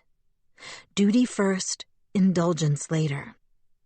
Gerald pocketed the letter of credit and sent one of the armigers to Veneo Salvarian to inform Edoras that she would be available that evening. She sent another missive to the Asmodean Church, requesting one of their clerics to commune with the corpse that Velen had recently restored. Then she tucked Indrith's letter into her jerkin, close against her heart, as she carried it back to her quarters to read. Alone, under lantern light, she broke the letter's seal and smoothed its creased pages. Dear Gerald, thank you for the book. Do you think the pictures are real? Not real, I mean, but drawn by someone who had really been to Ninshibur? Someday I'll find out. For now, I'm still studying, though. Signifer Oriel says I have very good potential, which she hardly says to anybody. Today she let me try a spell. Gerald reread the letter twice, savoring each line, then folded it carefully again and put it into the box where she kept all her daughter's correspondence. Other than her arms and armor, it was the only possession that mattered to her. Later, she would write back. At night, when she could devote her full attention to finding the right words. First, however, she had to trace that dead Hellknight. She'd recognized his face, but she didn't have a name to put to that face, and she had no idea what he might have been doing in Westcrown. When Gerald had encountered the man, he'd been serving in Citadel Ravad, the Order of the Rack's stronghold in the Turanian hills northwest of the city. He'd just been another rank-and-file Hellknight, no one who'd stood out for doing his job particularly well or poorly. If she hadn't been blessed with a gift for recalling faces, she likely wouldn't have remembered him at all. Ordinarily, identifying a man with that much information would have been trivial. She knew his face, she knew his affiliations, and she knew where he'd been based. Tracing his identity should have been as easy as finding an artist to sketch his likeness, than showing his picture to former comrades. Once that was done, solving the mystery of why he died in Rego Cater might not be much harder. It should have been simplicity itself, but it wouldn't be, because those comrades were Hellknights. Not only that, but Hellknights of another order. And whatever the dead man had been doing in Westcrown, Gerald doubted it was anything that his commanding officers in the Order of the Rack would want known. Above all else, and no matter their order, Hellknights prized 3 things: discipline, duty, and honor. Those were the basis of the measure and the chain, the belief system that guided all Hellknights. The measure codified their ideals into absolute laws, and the chain bound them to follow with total obedience, yielding to neither mercy nor fear. And just as there was no greater sin for a Hellknight than dereliction of duty, so too was there no greater insult than to suggest that one had failed to uphold his order's honor. The problem was that the dead Hellknight had unquestionably failed, one way or another. If he'd been threatened into cooperating with the plot to kill Authando Salvarian and tear the hearts from those Hellspawn, then he was guilty of cowardice. A true Hellknight would have chosen death before dishonor. If he'd been magically coerced, then his weak will was a mark of shame. And if he had voluntarily cooperated and had chosen to abscond from his post in Citadel Ravad in order to take part in such crimes, then the disgrace that would fall upon him and his entire order would be unfathomable. A failure of that magnitude reflected not only on the one who committed it, but on all who had a duty to prevent it and had allowed it to happen. Gerald didn't believe that the Order of the Rack would deliberately impede her investigation. She was in the right, according to law and tradition, and no true Hellknight would defy that. Not to protect someone who had potentially brought dishonor upon their order. But she didn't think they'd be eager to help her either. Not until she had amassed too much proof for them to deny. That meant she might have to begin her investigation outside the walls of Citadel Ravad. Hardly impossible, but more difficult. Potentially much more difficult, depending on how secretive the man and his associates had been. What are the levers to break the bonds of loyalty? Gerald's first teacher had asked that, as almost her very first lesson. She'd recited the answer immediately and with confidence, having learned the litany well. Anger, greed, fear, guilt, resentment, love. 14 years later, Gerald had seen all the foul fruit that could spring from those seeds, and she still believed her teacher had given her the correct answer that day. There weren't 7 deadly sins. The traditional litany missed the mark entirely. Pride, without resentment, never led anyone to murder. Gluttony and lust could be sated without crime. Sloth tended to prevent violence, if anything. But fear, guilt, and corrosive jealousy, the sins seldom cited by the priests, those could drive an honest citizen to kill. As could love, which few people considered a sin at all. But it was deadlier than any of the others, because love could carve a space for treachery where nothing else would. Love of country, of political ideals, of imagined virtue. Those could erode loyalties and divide otherwise impregnable hearts. Which of those might lead a Hellknight astray? Any of them could. She'd seen them all over the years, but some were more common than others. Anger she discarded immediately. Anger led to tavern knifings and bloody rages between lovers. It had spurred some of the ugliest crimes she'd seen in her career, but it burned too hot to have produced something like this. What she'd seen in Rego Cater were the leavings of a crime planned and executed in cold blood. Fear and greed were possible, but unlikely. It was a Hellknight's honor to embrace death in the service of duty, and to accept hardship and privation as tests of strength. Some always failed in those ideals, but not many. Love seemed improbable as well. The life of iron discipline imposed by the Hellknight orders left scant opportunity for that delicate flower to flourish. That left guilt and resentment, and those two could be fertile ground indeed. Some Hellknights were killers without conscience, but many weren't. And not all of them could put their personal guilt aside when carrying out orders that seemed too harsh for reason. That shame could simmer for years, boiling just beneath the surface, only to erupt at some tiny provocation. Gerald had seen it many times, and she'd wondered if perhaps the reason the dead man's teeth had been eaten away by so many reckonings was because he'd punished himself over and over in futile attempts to expiate guilt over some long-ago wrongdoing. Or it might have been resentment. Hellknight's honor could be prickly. Many were acutely sensitive to any insult that cast doubt upon their discipline or dedication, and slow to forget such slights. Although their doctrine emphasized subservience to one's order and the negation of individual vanity, the Hellknights were a warrior elite. From their first days as armigers, cadets who hadn't yet been recognized as full Hellknights, they were drilled in stoic dignity and the proud refusal to show fear, weakness, or pain.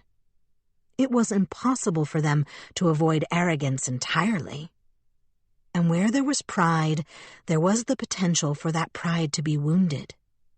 Could that have been what drove the dead man out to Rego Cater? The need to retaliate for some festering grievance. Against whom? Not the Hellspawn, at least not personally. Gerald had found nothing in the histories of those poor souls that suggested any reason a Hellknight would bear a grudge against any one of them, much less all three. But against Hellspawn as a race, maybe. She was turning that thought over in her head, trying to find an angle that might allow her to approach the Order of the Rack without betraying her intentions, when a knock sounded at her door. "Come." It was one of the armigers, a boy of 16 or 17 years, with brown hair and thick, expressive eyebrows. "A message, Hellknight Gerald." "What is it?" "Liane Thrune wishes you to know that she has found something in the ruins of Rigo Cater. She requests your presence at once." The message wasn't entirely unexpected. After they'd left Haverell's workshop, the Diabolist had asked Gerald to show her where the Hellknight's bones and the heart-thieved Hellspawn had been found. Although weeks had passed since that initial discovery, Liane had wanted to stay behind to continue searching for clues in Rigo Cater, and Gerald had neither the authority nor the inclination to stop her. She hadn't expected the Diabolist to find anything, but she wasn't surprised to be wrong. "Did she want me to come alone?" "She didn't say. There is a dog, however, to lead you there." "Show me." Veros was waiting on the street outside Tyrannic House.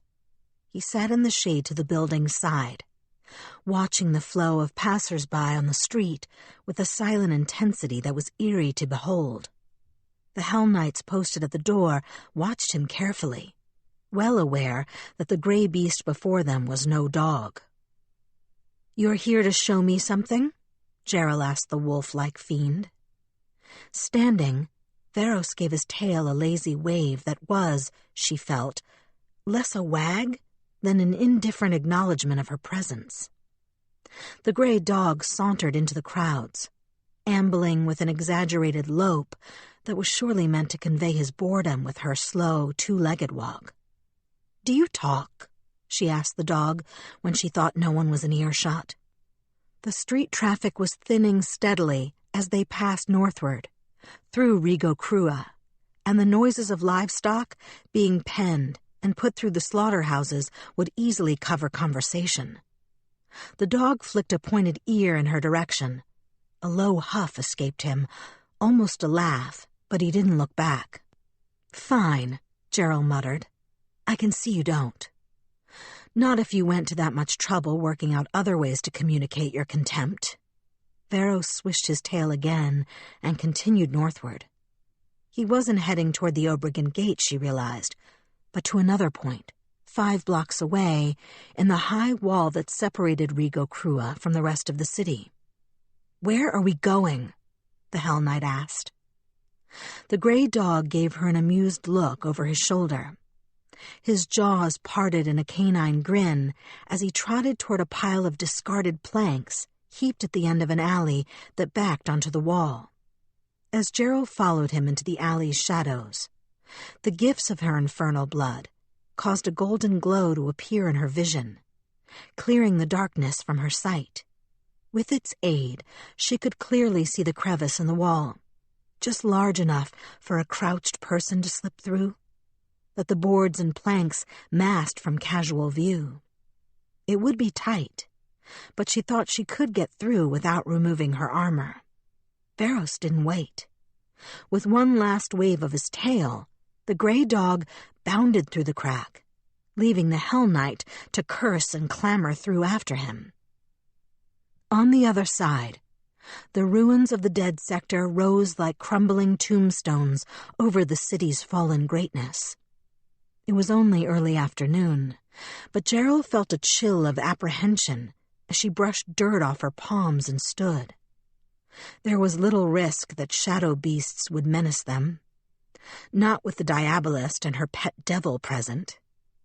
But there were other threats in Rigo Cater, and some of them, especially the strongest and fiercest of West Crown's condemned criminals, who'd survived the dead sector and each other long enough to gather in savage bands, held a burning hatred for any symbol of Thrune authority. Gerald didn't fear any of them in a straight fight, But she also didn't expect that they'd be foolish enough to try that. Ambush was a real danger. Scanning her surroundings continually, she followed Veros down the pocked, weed-choked roads into Rigocator. They passed through desolate squares, where trees grew through gaps in the flagstones, and birds nested in the shelter of abandoned market arcades. Occasionally, Gerald glimpsed some fragment of West Crown's lost finery, startling as a tatter of gilt lace in a robin's nest, a religious mosaic veiled by climbing ivy, shards of jade-green celadon scattered amid the leaf litter, a single stained-glass window shining beneath a fringe of stone at the top of a shattered tower. But nothing living, and nothing threatening, until at last they came upon Vilaine. The diabolus sat on a tilted slab of stone outside the beige marble pillars and vine-clad arches of a ruined bathhouse. She stood and closed the book she'd been reading as Veros and the Hellknight approached. "I'm pleased you could join me. What have you found?" "Another group of victims." She pointed to the bathhouse entrance with her book.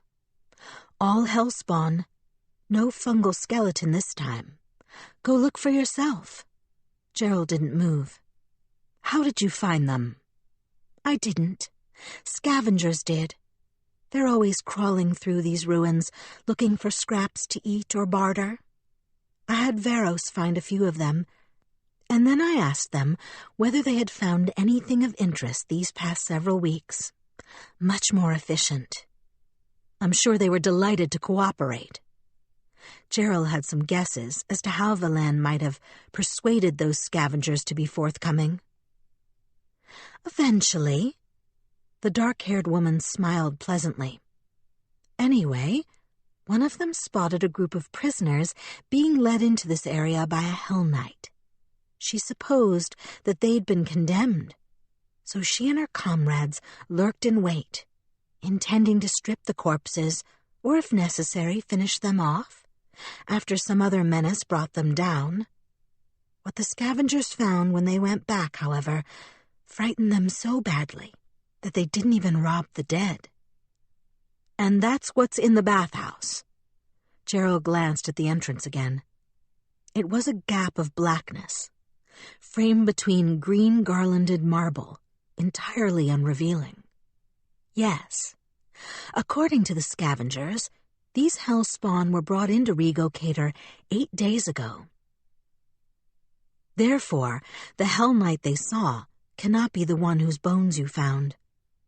Either our killer had another contact among those Hellknights. He is one himself, or he stole the armor that belonged to the skeleton you found. In any case, I haven't disturbed what's left of the victims. I thought you'd want to see them in their original state." "I do," Gerald said. Lowering her head, she stepped into the darkness.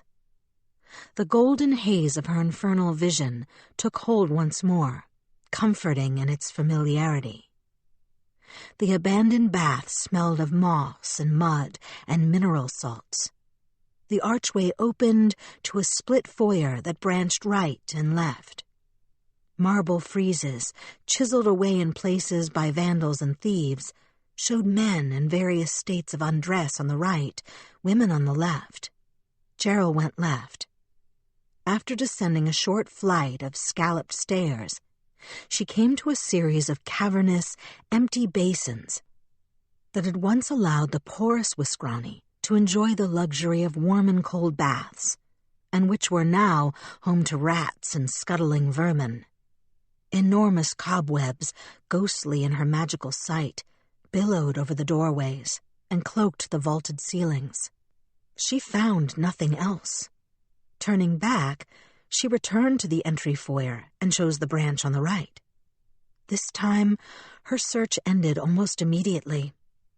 The hellspawn were piled into one of the old baths on the men's side. Their limbs were tangled over one another like trees in a dead fall, spilling over the basin's marble lip.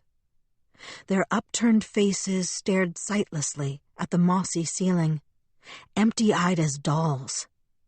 A spider had woven a tented web between two of them. The dry husk of a moth lay trapped in the strands that crossed the hollow of one man's open mouth. Gerald brushed it away carefully, more disturbed than she wanted to admit by the warmth of his breath puffing over her hand. Then she pulled them out, one by one, and examined what their killer had left in the bath. There were 5 victims, 3 men, 1 woman, and a girl of 6 or 7 with mottled, toad-like yellow skin, and, under her curly brown hair, the large orange ovals of tympanums on either side of her head. All of the victims were maimed like the ones she'd found earlier, gaping holes plunged into their chests, showing where the hearts had been carved out of their living bodies. Their clothing had been crisped to flaky black lace around the entry wounds, but there was no soot on their skin and flesh, only the smooth, clean ripples of cautery. And around those fatal, impossible holes, every one of them still breathed. Insensible, trapped in a nightmare without waking, they lived. All 5 victims were Hellspawn, who showed their tainted blood openly. But that was the only thing Gerald could see that they had in common.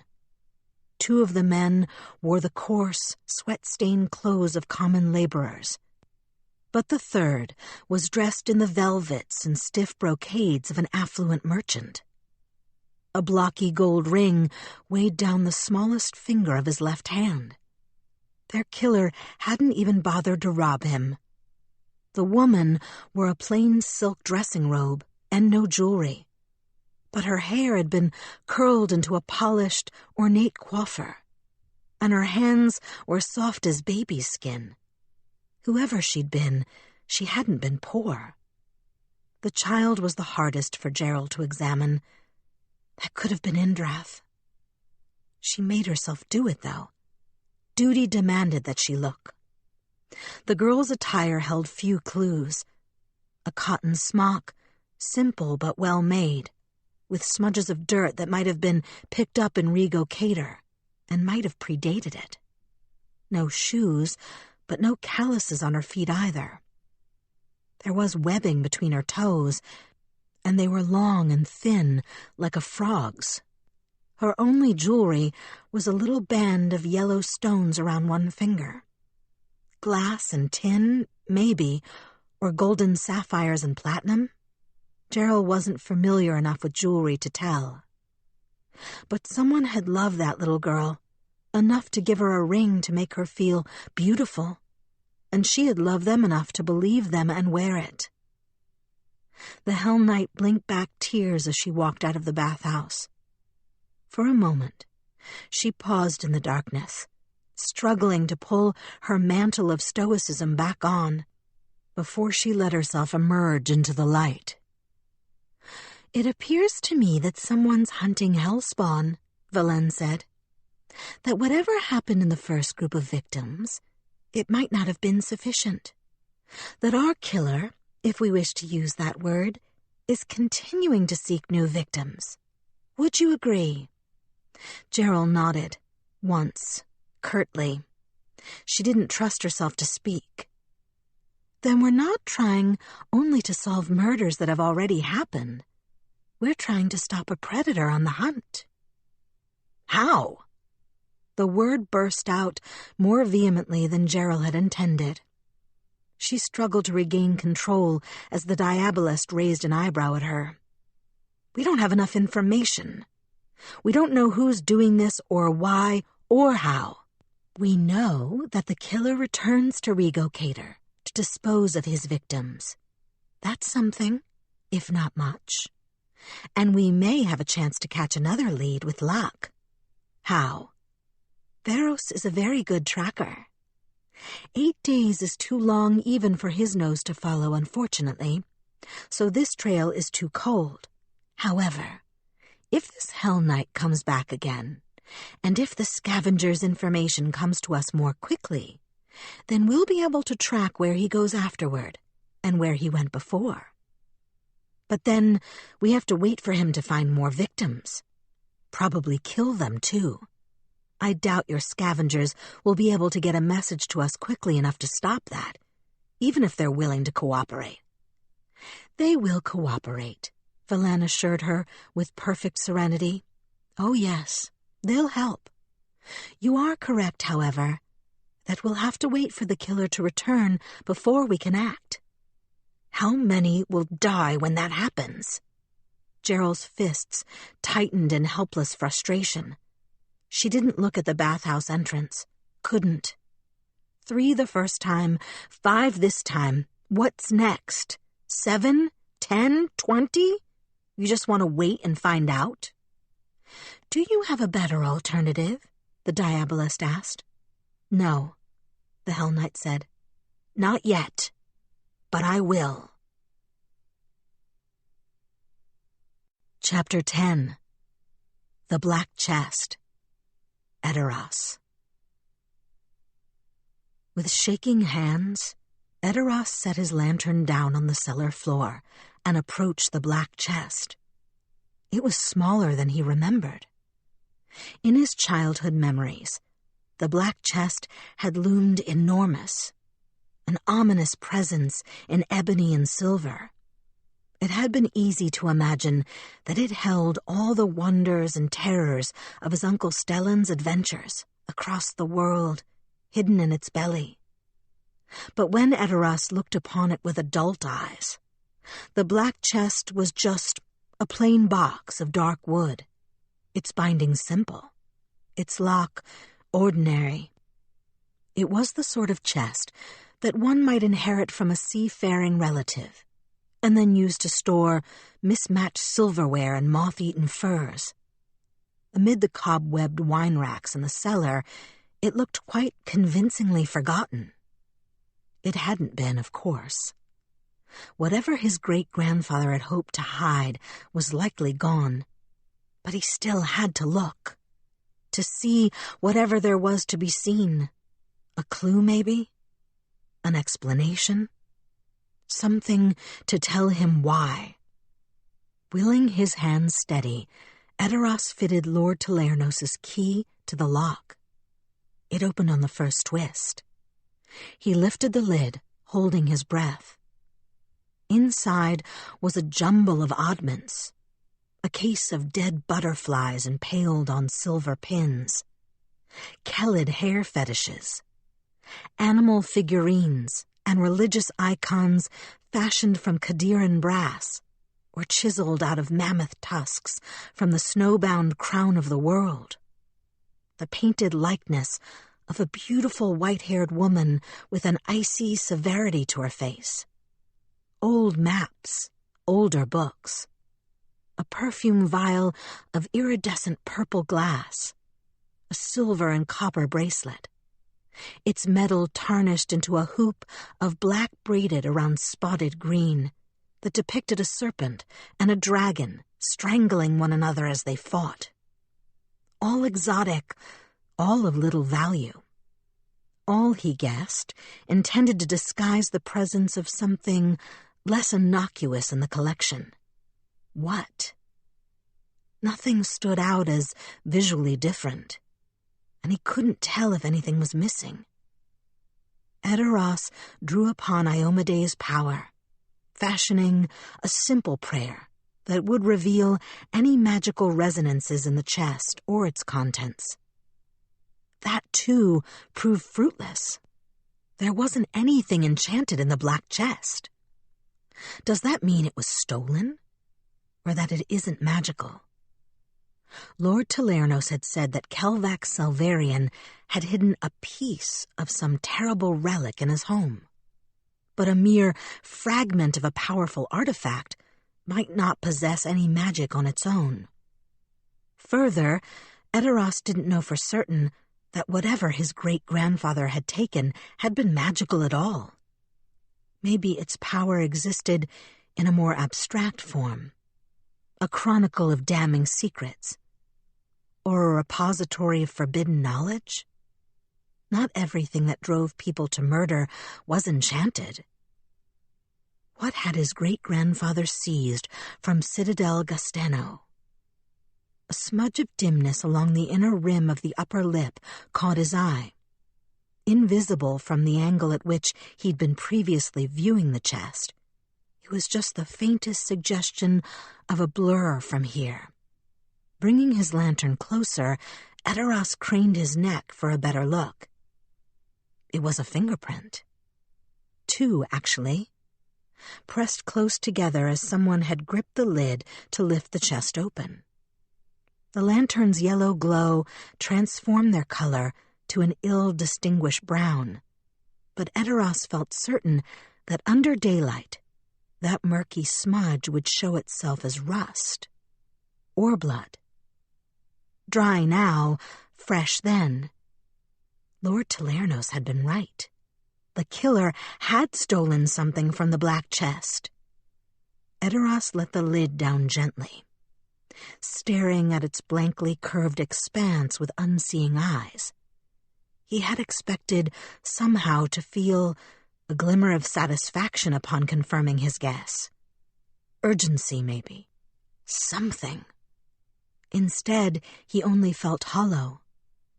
His brother's assassin had come here, pried open the lid with his hands soaked in Othando's blood, and stolen what?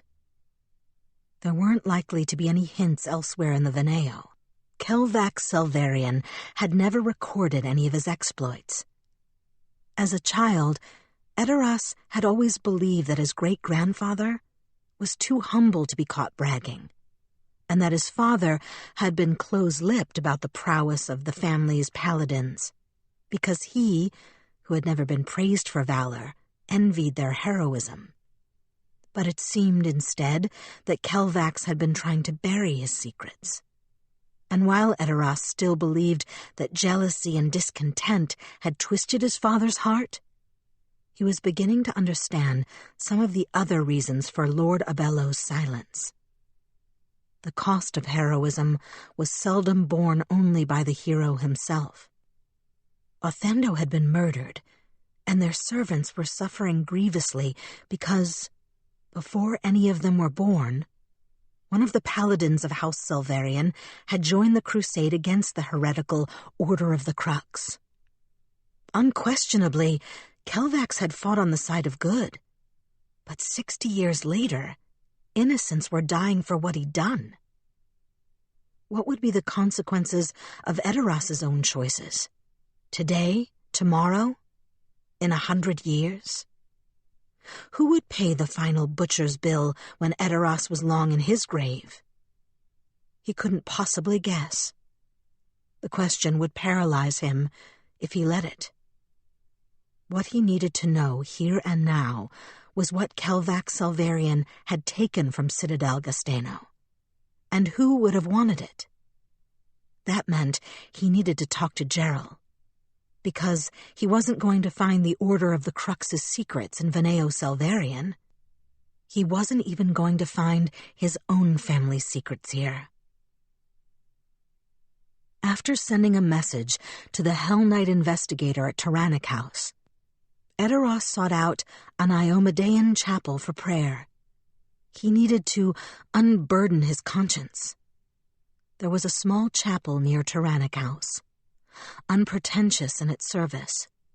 Once the building had belonged to another faith, the dead god Aridens, maybe, or that of some other congregation forced out of the city by punitive taxes and restrictive policies meant to favor Asmodeus's worship and cripple all others in Cheliax.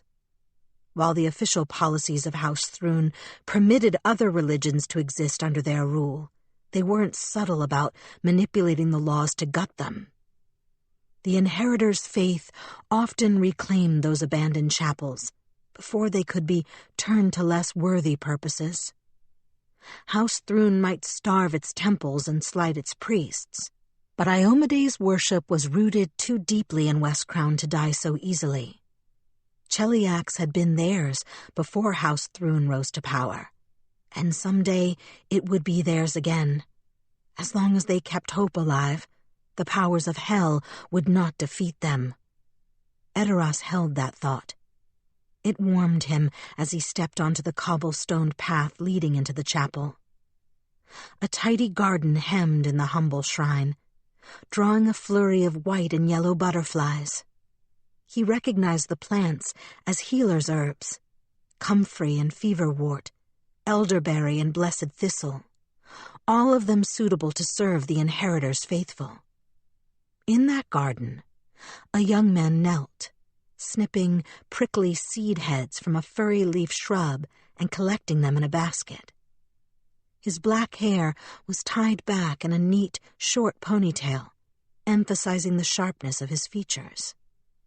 As Eteros entered the garden, the man stood, brushing cut leaves from his clothing. "May I be of service?" There was a fractional pause, scarcely noticeable, as the gardener registered the finer details of Eteros's clothing and added, "My lord." "Is there a cleric in the shrine?" "Of course. Mistress Devalia is with a petitioner at the moment, however. Would you care to wait in the garden?" "Certainly." There was a bench of carved gray stone in the shade of a linden tree nearby. Idly, Eteros turned his attention to the gardener. "May I ask your name?" "Aiden. I have the honor of serving this chapel as an acolyte." "You're a cleric of the Inheritor?" It was strange to see one of Iomede's faithful tending to garden herbs. The Crusader goddess's servants trained for righteous combat. Weeding and watering were chores more often left to lay worshippers. "Not yet. I hope to prove myself worthy soon." Aiden brushed dirt from his pale cheek. He had the classic Chelish coloring: fair skin, dark eyes, and silk-smooth black hair with a faint sheen of blue, and an aristocratic crispness to his words. "But first, they say, I need to learn humility. The thorns and bugs are meant to teach me patience in the face of provocation. Digging in the dirt is a meditation on the true price of grave-bought glory. Only when I've grasped these lessons will I be permitted to turn a blade on anything other than dead flowers." He flashed a quick, wry smile. "Forgive my impudence. You see why I'm doing penance in the garden?" "I do." Eteros had to laugh. "You sound like me 20 years ago." "Then I shall continue to cherish the hope that in 20 years' time they'll let me hold a sword." The young man dropped a last pod in the basket and stood, placing his clippers on top of the seed heads he'd collected. "I'll see if Mistress Devalia is free." Several minutes passed before Aiden returned. "I'm sorry," he said, "but the petitioner she's tending is in greater need than I'd realized. It may be best if you return another day." "Is there anything I can do to help?" Eteros asked. "I have some skill in the healing arts." "You're very kind to offer. The matter seems to be well in hand, though. It's just that it will likely take Mistress Devalia the rest of the day to finish her spells, and she'll be exhausted afterward. She isn't a young woman anymore." "I'm sorry. I hope your need wasn't too urgent." "No, not really." Eteros rose to go, then hesitated. Ordinarily, he would never consider making confession to an acolyte. The hierarchy of the faith was clear, and for him to set his sins before a novice was nearly as absurd as a duke offering penance to a stable hand. On the other hand, the acolyte didn't seem to know who he was, whereas any senior cleric in West Crown certainly would. He might get a purer sort of truth from Aiden, in that case, while also maintaining his privacy. "Maybe you can counsel me, if you feel comfortable advising those in need." "I would be honored," Aiden said, eyebrows shooting upward in surprise. He ushered Eteros to a small room just inside the shrine. It smelled of fresh lavender, sun-warmed resin, and the lemon oil used to polish the wooden floors. A round table sat in its center, The table held a devotional book and a soapstone tray, upon which a ceramic pitcher and 3 cups sat. 3 mismatched chairs surrounded the table, none new, but all painstakingly repaired. Everything was simple and of humble make, but immaculately clean. The acolyte closed the door. What troubles you? Where to begin? With his guilt over Othando's death? His worry about the heart-stripped hellspawn? His sorrow at seeing West Crown still bowed under House Thrune's yoke 15 years after his own failed rebellion? Should he ask this young apprentice how to navigate the mysteries of long-dead Citadel Gastano and his great-grandfather's secret treachery against the Hellknights? Or how to capture an assassin who took his victims' hearts but not their lives? What could he ask a budding priest who hadn't even been initiated into Iomede's full mysteries yet? Already, Edoras regretted his suggestion. Most of his secrets were too deadly to share. What burden could he possibly set on Aiden? I need counsel about an old lover, he decided. Aiden nodded solemnly, his dark eyes lighting with eagerness as he steepled his fingers and leaned forward. This, it seemed, was a subject he felt comfortable addressing. How so? 15 years ago, I was involved with a young lady in West Crown. I was infatuated, to put it bluntly. We were in love. It didn't go well. She had other commitments, other allegiances, which she kept hidden during our relationship. I would never have allowed myself to become involved with her if I'd known. But of course that's why she hid them from me. Eventually, a friend forced me to confront the truths I didn't want to see. And the lady betrayed me. Badly. I did ugly things. Afterward, I left the city for many years, as did she. But you've returned, obviously. Yes, so has she. And she wants to rekindle some part of what we had. Aiden sat back in his chair, quietly surprised. After she betrayed you. Because she betrayed me, I think. Because I almost killed her. And that one has a shard of Zon-Cathan embedded in her soul. It hadn't surprised him to learn that Velen had become emissary to the shadow-sworn nation of Nadal after she'd left him. That entire country worshipped Zon-Cathan, the mutilated prince of pain, and it seemed a natural haven for her. But perhaps for other reasons as well. I don't know what those might be exactly, but she doesn't seem to do anything unless it profits her somehow. Ah. The acolyte frowned intently, working it through in his mind. Do those differing allegiances remain a conflict between you? Yes. Can you reconcile them? I don't think so. Edoras poured a cup of water with a shaking hand, holding it carefully until it stilled. When the last ripple had smoothed, he lifted it to his lips and let the water's coolness wash away his agitation. I wouldn't know where to begin, and I doubt it would be wise to try. But she has me trapped. I need her help. I can't afford to offend her station. And yet I can't be near her without going mad. Do you think she intends to exploit you? Your title? Your faith, perhaps? The delicacy of Aiden's tone suggested that he was trying to tread carefully around the issue. But his pointed glance at Edoras' sword said he knew full well that his visitor was a paladin, whether or not Edoras wanted to announce it openly.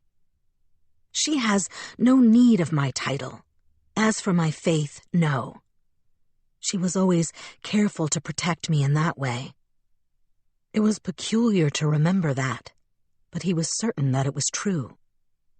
When they were lovers, Valen's counsel had always guided him toward the righteous path. Up until the very end, Edoras had never suspected that she'd had blood on her own hands. Not back then, anyway. Afterward, that had changed for both of them. But your beliefs are not compatible. She is very loyal to the crown. Ah, still, if she has such influence over you, then you must have some over her. Doubtful. You must, the acolyte insisted. She came back, you said. She was the one who sought you out. What if she did? Why is that important? Because it means you have an opportunity. You might, anyway.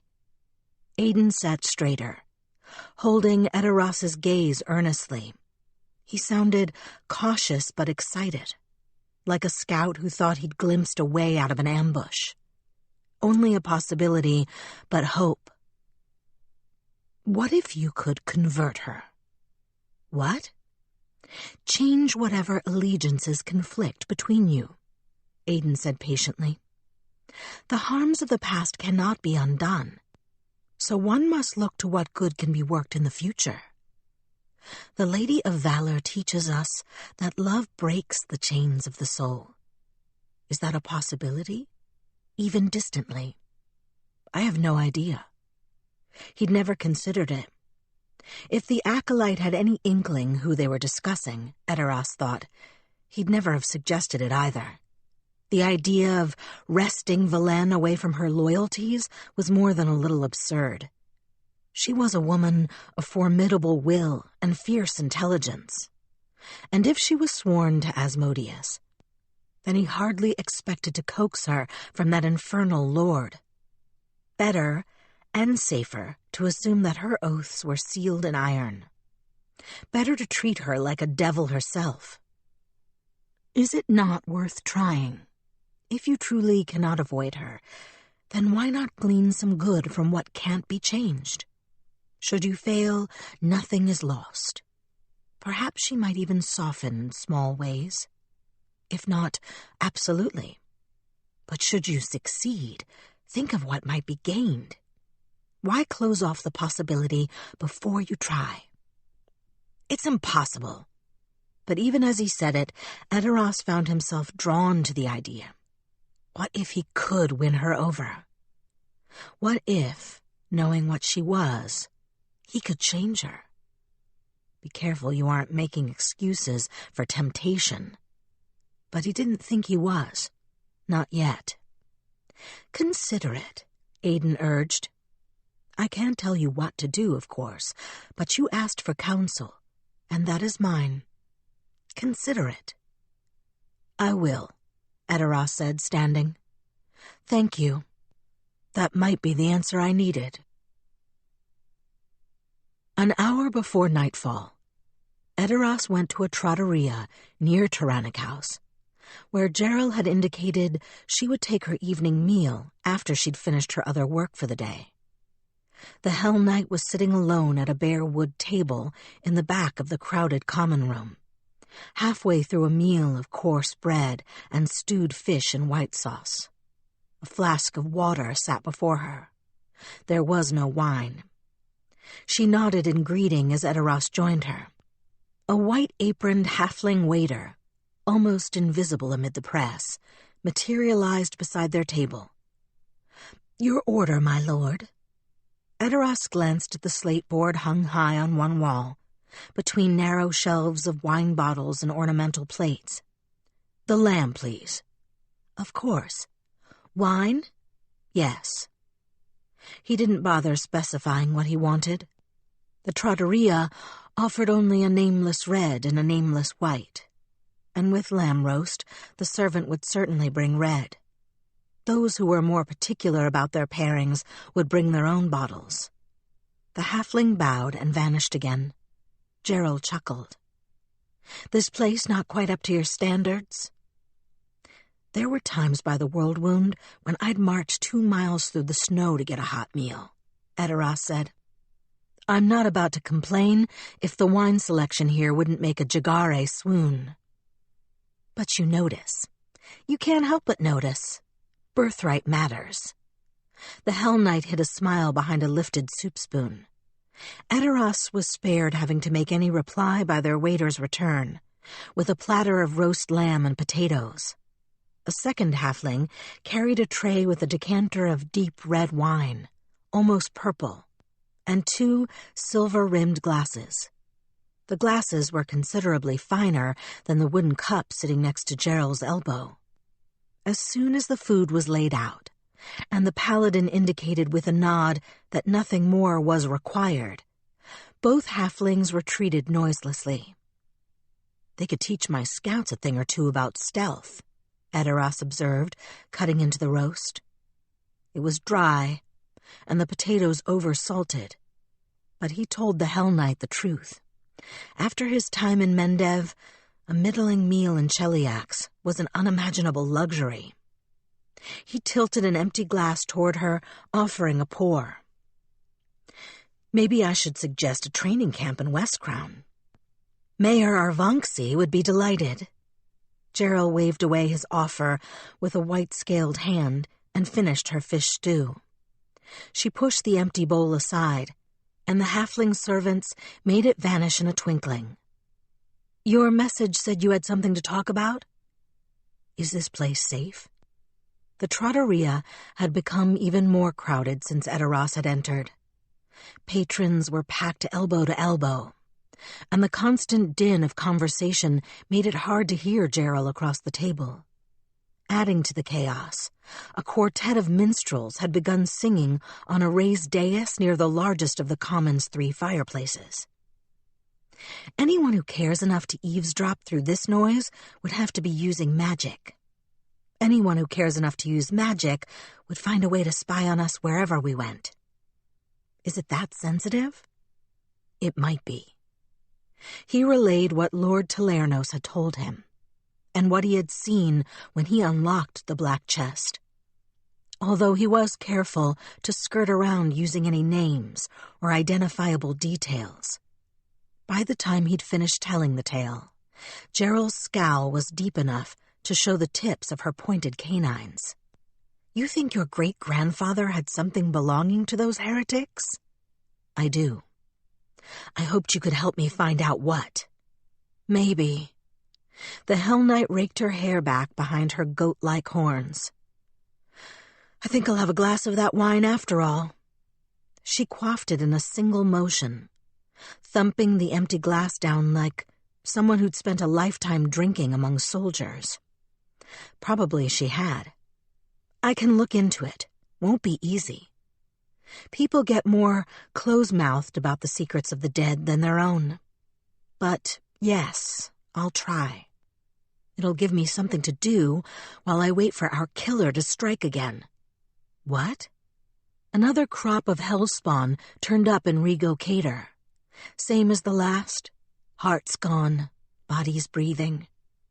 I'm planning to follow up with background investigations tomorrow, but I don't expect to find much. I think they were just targeted because of their ancestry, not because they knew anyone or did anything. But it's possible that their friends or family might have glimpsed the assassin. So that was going to be my next line of inquiry. She stared at the empty glass, looking tired. "That's not what I meant. You're waiting for the killer to attack more victims?" Gerald breathed a soft, whistling sigh through her fangs. "I don't like it, but I haven't thought of a better plan. Valennes says her dog can track our killer, but only if the trail is fresher. I'm hoping to find a quicker way, but I don't have one yet." "I see." Edoras finished his own wine. He lifted the decanter, offering what remained to Gerald, but the Hellknight shook her head. So he poured the last of the dark red for himself. Dregs swirled and settled at the bottom of the glass. "Is there anything I can do to help?" "There might be. Your great-grandfather didn't go out there alone. I wonder if it might be useful for you to pretend you're looking to research his past deeds. Writing a biography for the glory of your house and faith. That sort of thing. Might open a few doors that'd stay closed to me. It's worth trying, Edoras agreed. I might be able to get a few names from the friend I saw today. Gerald's amber eyes crinkled in mirth at his near slip. The trattoria had grown dark as night fell around its windows, and the Hellknight's eyes had begun to glow with their own inner fire. Should I ask Liane to go with you? She might be able to persuade the ones who don't find your credentials as impressive. No, Edoras almost said, before he thought back to Aiden's suggestion. Did he really want to try redeeming a diabolist? That diabolist? Yes, he decided. Chapter 11. The Citadel of the Rack. Gerald. The high walls of Citadel Ravad cut a forbidding silhouette. The granite fortress loomed sternly above the ragged rise of the Turanian hills, standing atop a foundation that had been built untold centuries before, when all this land had belonged to the Empire of Taldor. Over the years, the world had shifted around it. One empire had faded, and another had risen. Armies had flowed through those gates in rivers of iron and blood. Innumerable storms had battered the walls and flung spiked javelins of lightning against the citadel's towers. But the stone had endured. The fortress had endured. And although Gerald came to Citadel Ravad as an ally, not an enemy, she couldn't help feeling a pang of apprehension as she rode into the view of its defensive towers. The first line of sentinels stopped her at an outpost 50 yards from the outer walls. Her credentials were checked politely, but thoroughly. Her passes examined with a critical eye. They knew who she was, of course, but Hellknights made no exceptions in their security. 3 more times she was stopped at checkpoints before the Rack Hellknights allowed her entry into Citadel Ravad. Never a smile, never an idle word. Always the same correct, efficient courtesy. Just this side of chilliness, as they saluted and waved her onward through gate after gate. She wasn't the only visitor to the Citadel. At the last gatehouse, she passed a Hellknight of the Scar riding out in mithril plate, shield slung over his back and rapier clattering alongside an armored leg. 4 vicious gouges cut across the cuirass, continuing up to the gorget where they vanished abruptly. The original gorget had been ruined past repair and replaced, but by the cuirass's furrows she recognized the wearer as Ursion Nimis. Based in the Taldan city of Casimir, the Scar was one of the smallest Hellknight orders. It counted fewer than 40 members under its banner, and Gerald doubted there was another knight with such distinctly damaged armor among them. Given how rarely its members worked outside the nations of Taldor and Qadira, there probably wasn't even another Scar Hellknight in Cheliax. The pins in the cloak accompanying the knight's dress uniform, one of several subtle ways Hellknights denoted rank, suggested he'd moved up in the world, which didn't surprise her. 3 years ago, Gerald had helped him solve a trail of mysterious assassinations that stretched all the way from Casimir to Agorian, eventually tracking down the wizard responsible. She'd fought at the Scar Knight's side against the necromancer's beasts of bone and shadow, one of the most desperate melees of her career. But as they rode past one another in Citadel Ravad's gatehouse, neither offered more than a curt, wordless nod. No Hellknights in any order would pause in their assignments for mere socializing, not even for a comrade who had saved one's life. At the gates of Citadel Ravad, Gerald dismounted and handed her passes to the Rack Hellknights standing guard beside the massive iron doors. The Ennead Star, a 9-pronged black and crimson starburst that represented the core tenets of the Hellknight orders, stood proudly on each of the citadel's great doors. The starburst's center showed the rack's spiked wheel, and another breaker's wheel encircled the entire design. Above each symbol, smaller wheels crowned the flagpoles, flying the rack's grim banner. It made for an intimidating entrance, as it was meant to. After a long moment, during which Gerald had ample opportunity to contemplate the forked black banners flapping over the citadel's granite walls, the rack knights returned her passes and waved her onward. Gerald took up her horse's reins and continued afoot. In the large courtyard beyond the gates, squires and armigers piled books up into towering stacks over hollow cores of kindling. Most of those were old editions of disapproved histories or texts from prohibited religions. They'd be burned once the sun went down, so the light of the fires carried further. The Hellknights of the Rack were famed for those bonfires, which they called clarity pyres. The venoms of the mind poison the body, they said, and fire was its cure. Sometimes they burned the book's owners along with their texts.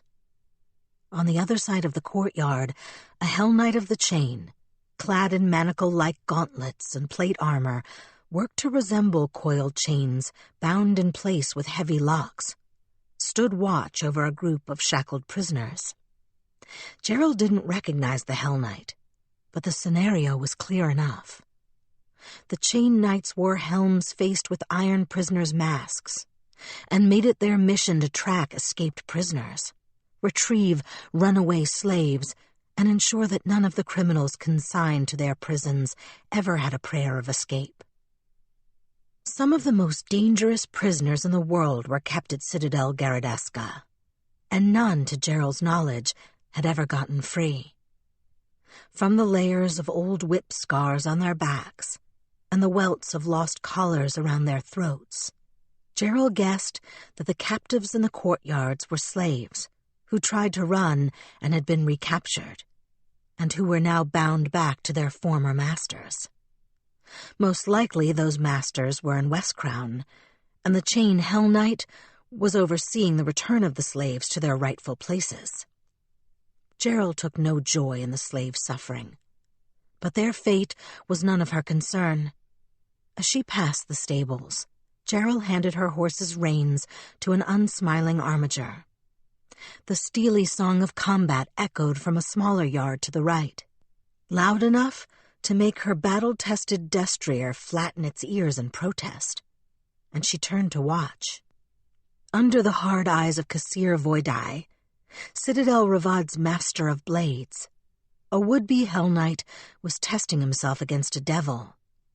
He was black-haired and golden-skinned, suggesting ties to the dragon empires of the Far East, and he was being sorely tried.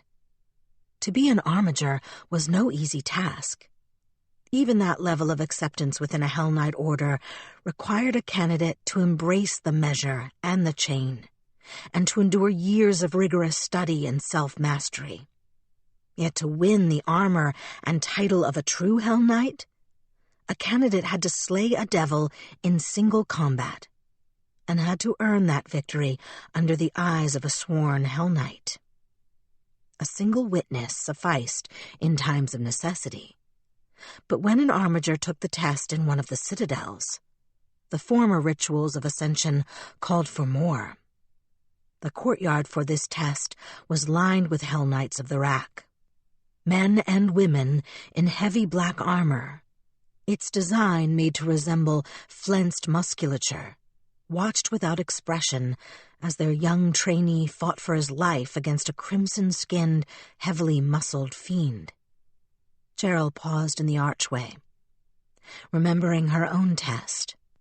The fiend she'd faced had been similar to the one that the Rack armiger was squared off against, a squat, glaive-wielding devil with a scraggle of blood-soaked beard that left dark streaks glistening across his bare scarlet chest. Her long-ago opponent had blistered her ears with infernal curses and threats, trying to rattle her nerves. This one, however, fought in silence. So did the armiger, tight-lipped and determined, despite several minor wounds that dotted his leathers with blood.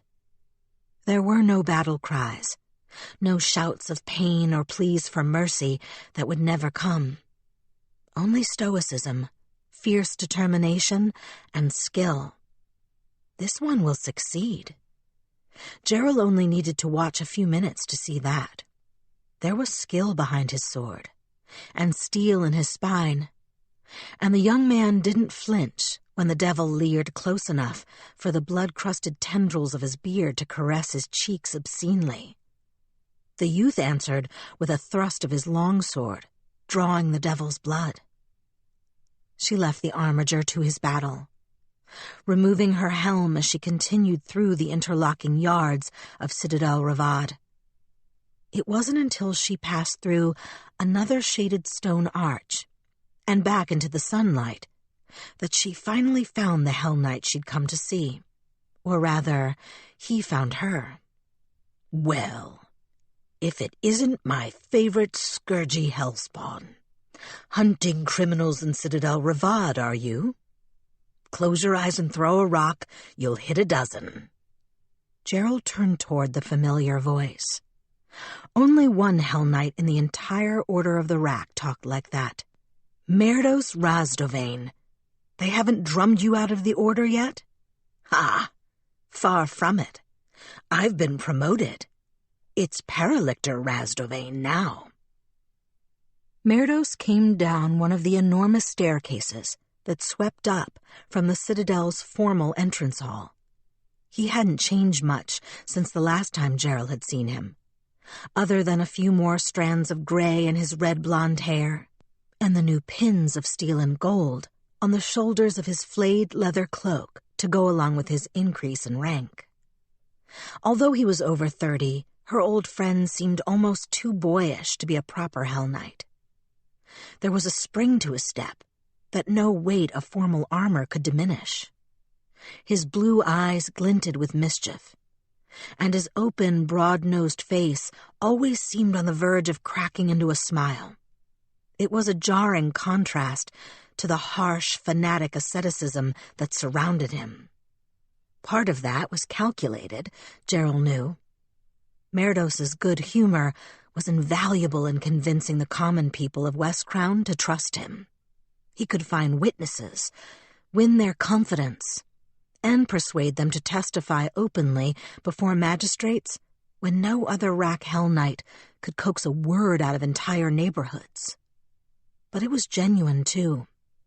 He truly did care for his people, both the Hellknights and armigers under his command and the Wiskrani they were charged with safekeeping. He could be as merciless as any Hellknight when necessary, but he didn't let that hardness define him. It was why Gerald had always liked him, and why she had hoped to find him here. Merdos was the only Hellknight in the Order of the Rack that she could trust with her current task. "Did they give you an office with that promotion?" she asked. Merdos raised an eyebrow, taking her meaning immediately. "They did? I'll show it to you, if you don't believe me. Seeing is believing." The Paralictor swept a hand up the staircase, mimicking a courtier's grand gesture. "Then come, and I'll make a convert out of you." His office was small, spare, impersonal. The only natural light came from 2 east-facing windows that were crisscrossed with iron bars despite their height and the narrowness of their apertures. Panels of dark wood covered the walls.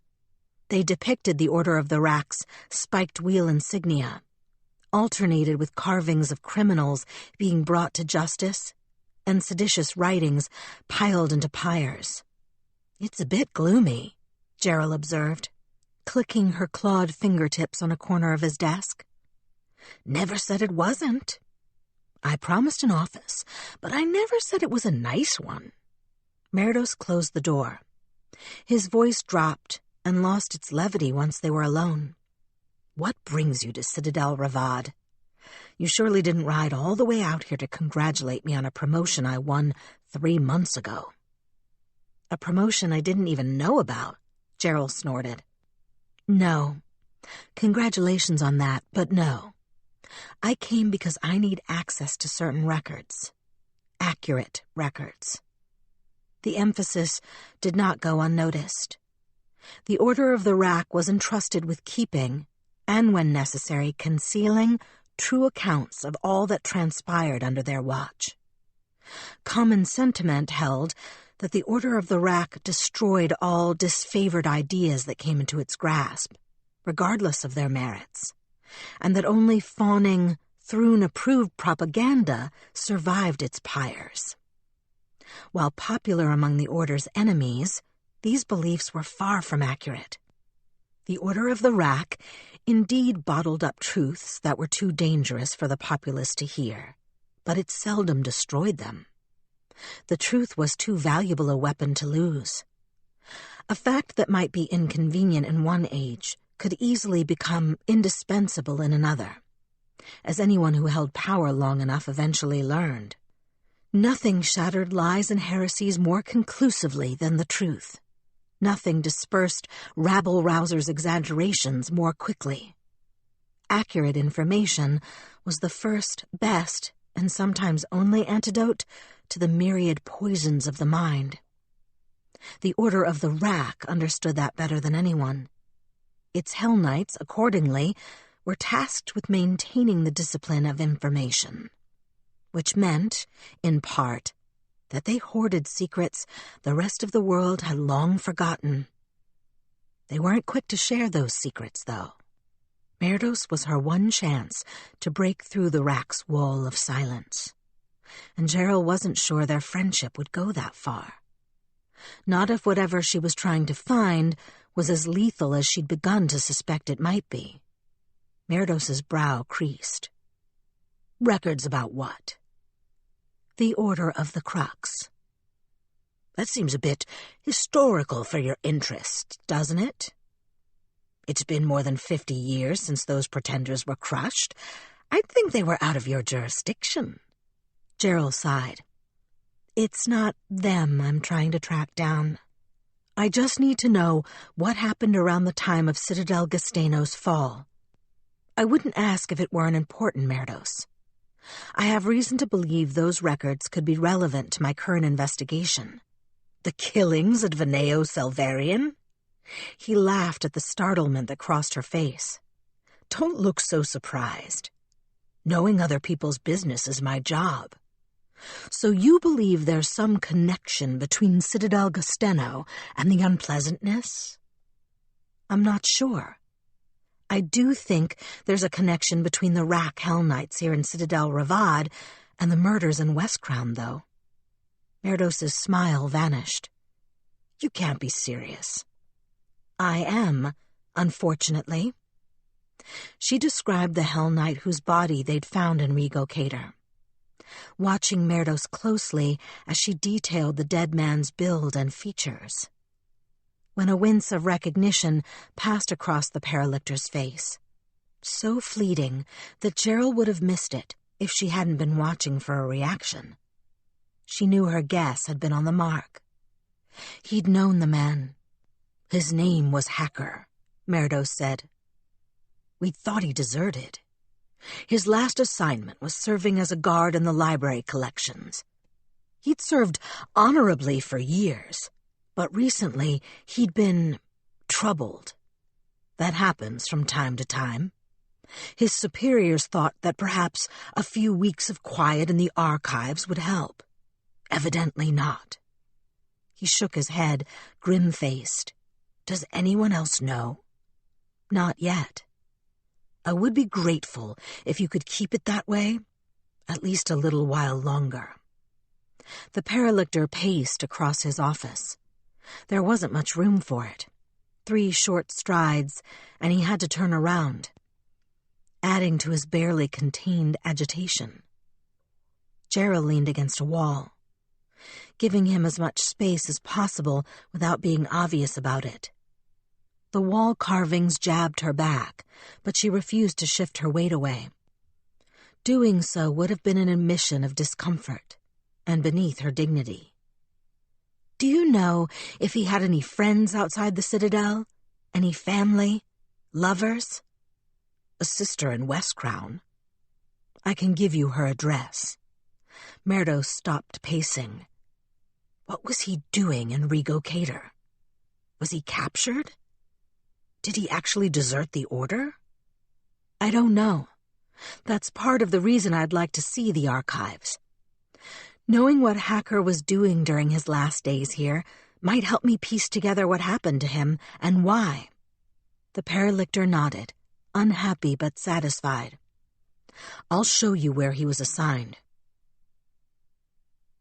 The secret libraries of Citadel Ravad were dark, dusty, and densely packed. Although the rooms were enormous, their vaulted ceilings lost in shadow, only a cramped warren of tunnels was accessible from the ground.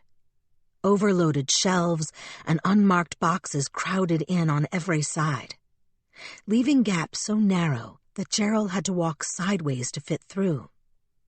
Enchanted lamps cast a steady, bluish illumination at the end of each row, but the clutter was so thick that the light invariably failed before reaching the centers. Sometimes it lasted only a few feet. Still, there was more than enough to show Gerald that while this part of Citadel Ravad might be formally designated libraries, the spaces more closely resembled evidence rooms. Mostly the shelves held stranger things than books or scrolls. Bones, religious icons from outlawed cults, bottles with poisonously colorful, unlabeled contents. She saw a wand with a baby's skull impaled upon its handle, and another made of clear, hollow glass beside it. The glass wand was filled with what looked like fresh spilled blood, and within it swam a dozen tiny leeches, none longer than the smallest of Gerald's fingernails. Each of the leeches had a shriveled, eyeless human face. And all these things, hideous and horrible and unexplained, hemmed her in so closely that she had to pull her elbows close to her body to keep from knocking them onto the floor. Even when she made herself as small as she could, her shoulders brushed against them constantly. The Hellknight didn't consider herself claustrophobic, but the secret libraries were threatening to change her mind. This is what Hacker was supposed to guard? Hacker and 11 other Hellknights, yes. Why does this place need a dozen guards? How would anyone even know where to find anything in order to steal it? Gerald plucked at the cloth covering a nearby box. Under it was a stack of flat brown leaves, covered in curling script that seemed too minuscule to have been penned by any human hand. An ugly, squat stone figurine sat atop the leaves. It looked like a toothy, cross-legged frog, or perhaps a demon of some kind. Blood, apparently wet and fresh, stained its broad-toed feet. She pulled the cloth back over it, wondering what the Order of the Rack had seen in those leaves and that statuette that warranted locking them away. There's an order to the collection. The Rack would leave nothing so disorganized. Merdos's smile, likely meant to be wry, was cold in the blue-tinted light, but it's deliberately obscured. He pointed to a shelf 3 rows down. Anything we have pertaining to Citadel Gastena will be there, or in that general area. It might be moved around a bit. Gerald nodded. How long do I have? This is dated for a week. He handed her a small scroll, a pass authorizing access to the secret archives, signed with his name and affixed with the seal of his rank. I can't imagine you'll need longer. A week. She tucked the scroll into a belt pouch, hoping it would be enough. Merdos started back toward the stairs. Paper rustled as he moved. The library's books and papers were piled so high around him that even the small motion of turning around threatened to knock mountains loose. You owe me a favor for this one, Gerald. A big favor. And here I thought I was doing you one. Time will tell, he said, leaving her to the gloom. When his footsteps had receded up the staircase, Gerald ventured down the row he'd indicated. Its shelves bowed under the weight of dust-cloaked crates. They'd been hastily built, the nails angled in carelessly and hammered with enough force to splinter the cheap wood. Old stains, greened and faded by time until she couldn't tell blood from mud, smeared across their sides and bottoms. If there really was any secret order to the jumble, as Merdos had claimed, Gerald couldn't see it. The box's markings were indecipherable, and she couldn't find a catalog or list of their contents anywhere on the shelves. Sighing, she resigned herself to going through each of the crates by hand. The first few boxes held nothing of obvious interest. Blades, saws, scalpels, retracting hooks, braziers for cautery tools, and stained glass jars for holding blood. Torture implements, she assumed, kept to prove that the Order of the Crux was as red-handed in that respect as any other Hellknight order. Some were curiously made, with blades shorter and stouter than most of the similar implements she'd seen, but none of them stood out otherwise. There wasn't anything revelatory about proof that the Order of the Crux had used torture. Nearly every major power in Cheliax did that. It was widely known that House Thrune even sent some of its royal executioners to Nidal, so that they could study the most sophisticated techniques devised by the Church of the Pain God. Far from hiding the fact, they extolled it across the continent, so that all would know what it meant to break the laws of Cheliax. Nothing in there could explain what had happened at Veneo Salvarian, nor could it explain the 5 Hellspawn who turned up weeks later in the ruined bathhouse of Rico Cater. Gerald moved on, extricating another crate from a high, overcrowded shelf. She pried off its splintered lid, lifted up the sackcloth under that, and then stopped dead. The breath caught in her throat. It held bones. 10-section sternums and frontal rib cages, sawn out like bony breastplates and stacked one atop another, neat as saucers in a cupboard. The next crate held more, and the next beyond that. Gerald pulled them down one after the other. When she finally ran out of boxes of bones, she was surrounded by more than a dozen of them, holding the remains of nearly 100 people.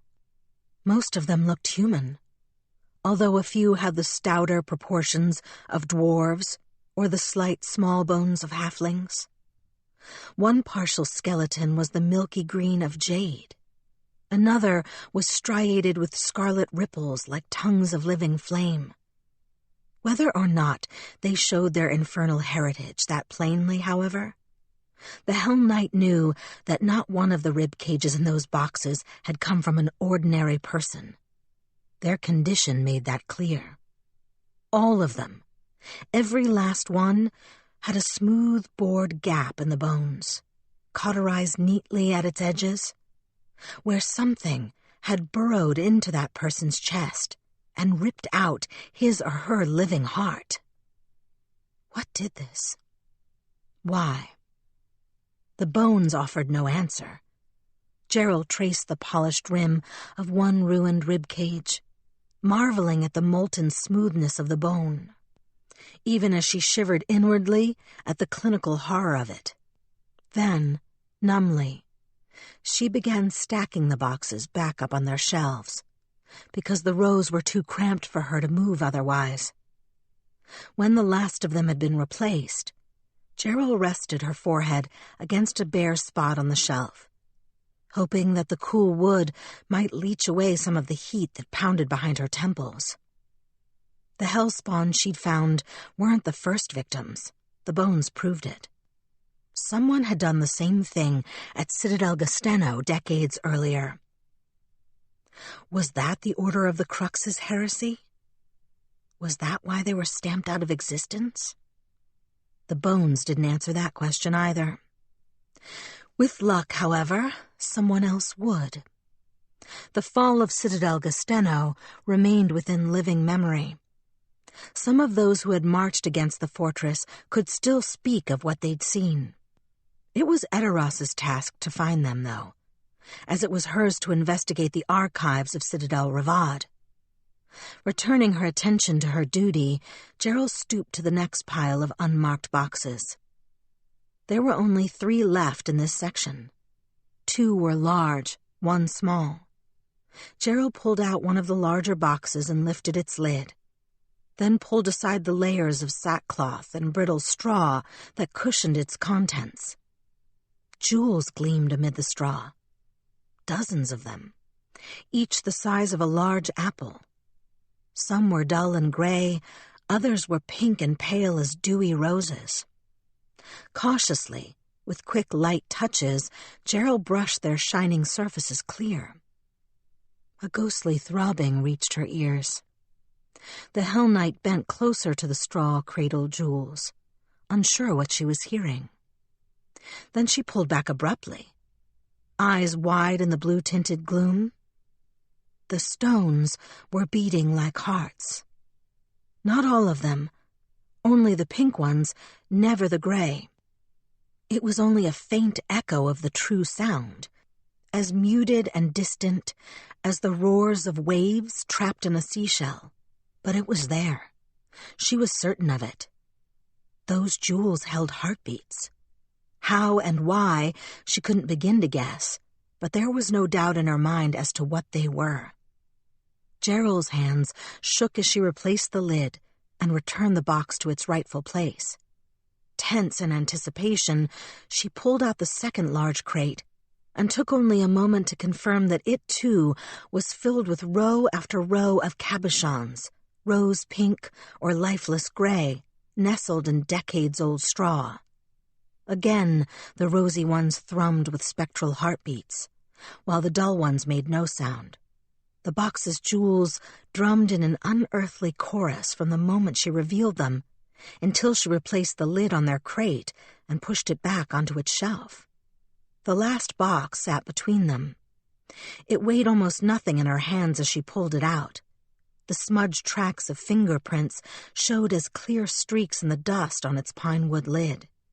Filled with foreboding, Gerald fitted her fingers to the tracks of whoever had gone before, and lifted up the dust-cloaked lid. The last box was empty. Chapter 12. The Winter of White Roses. Eteros.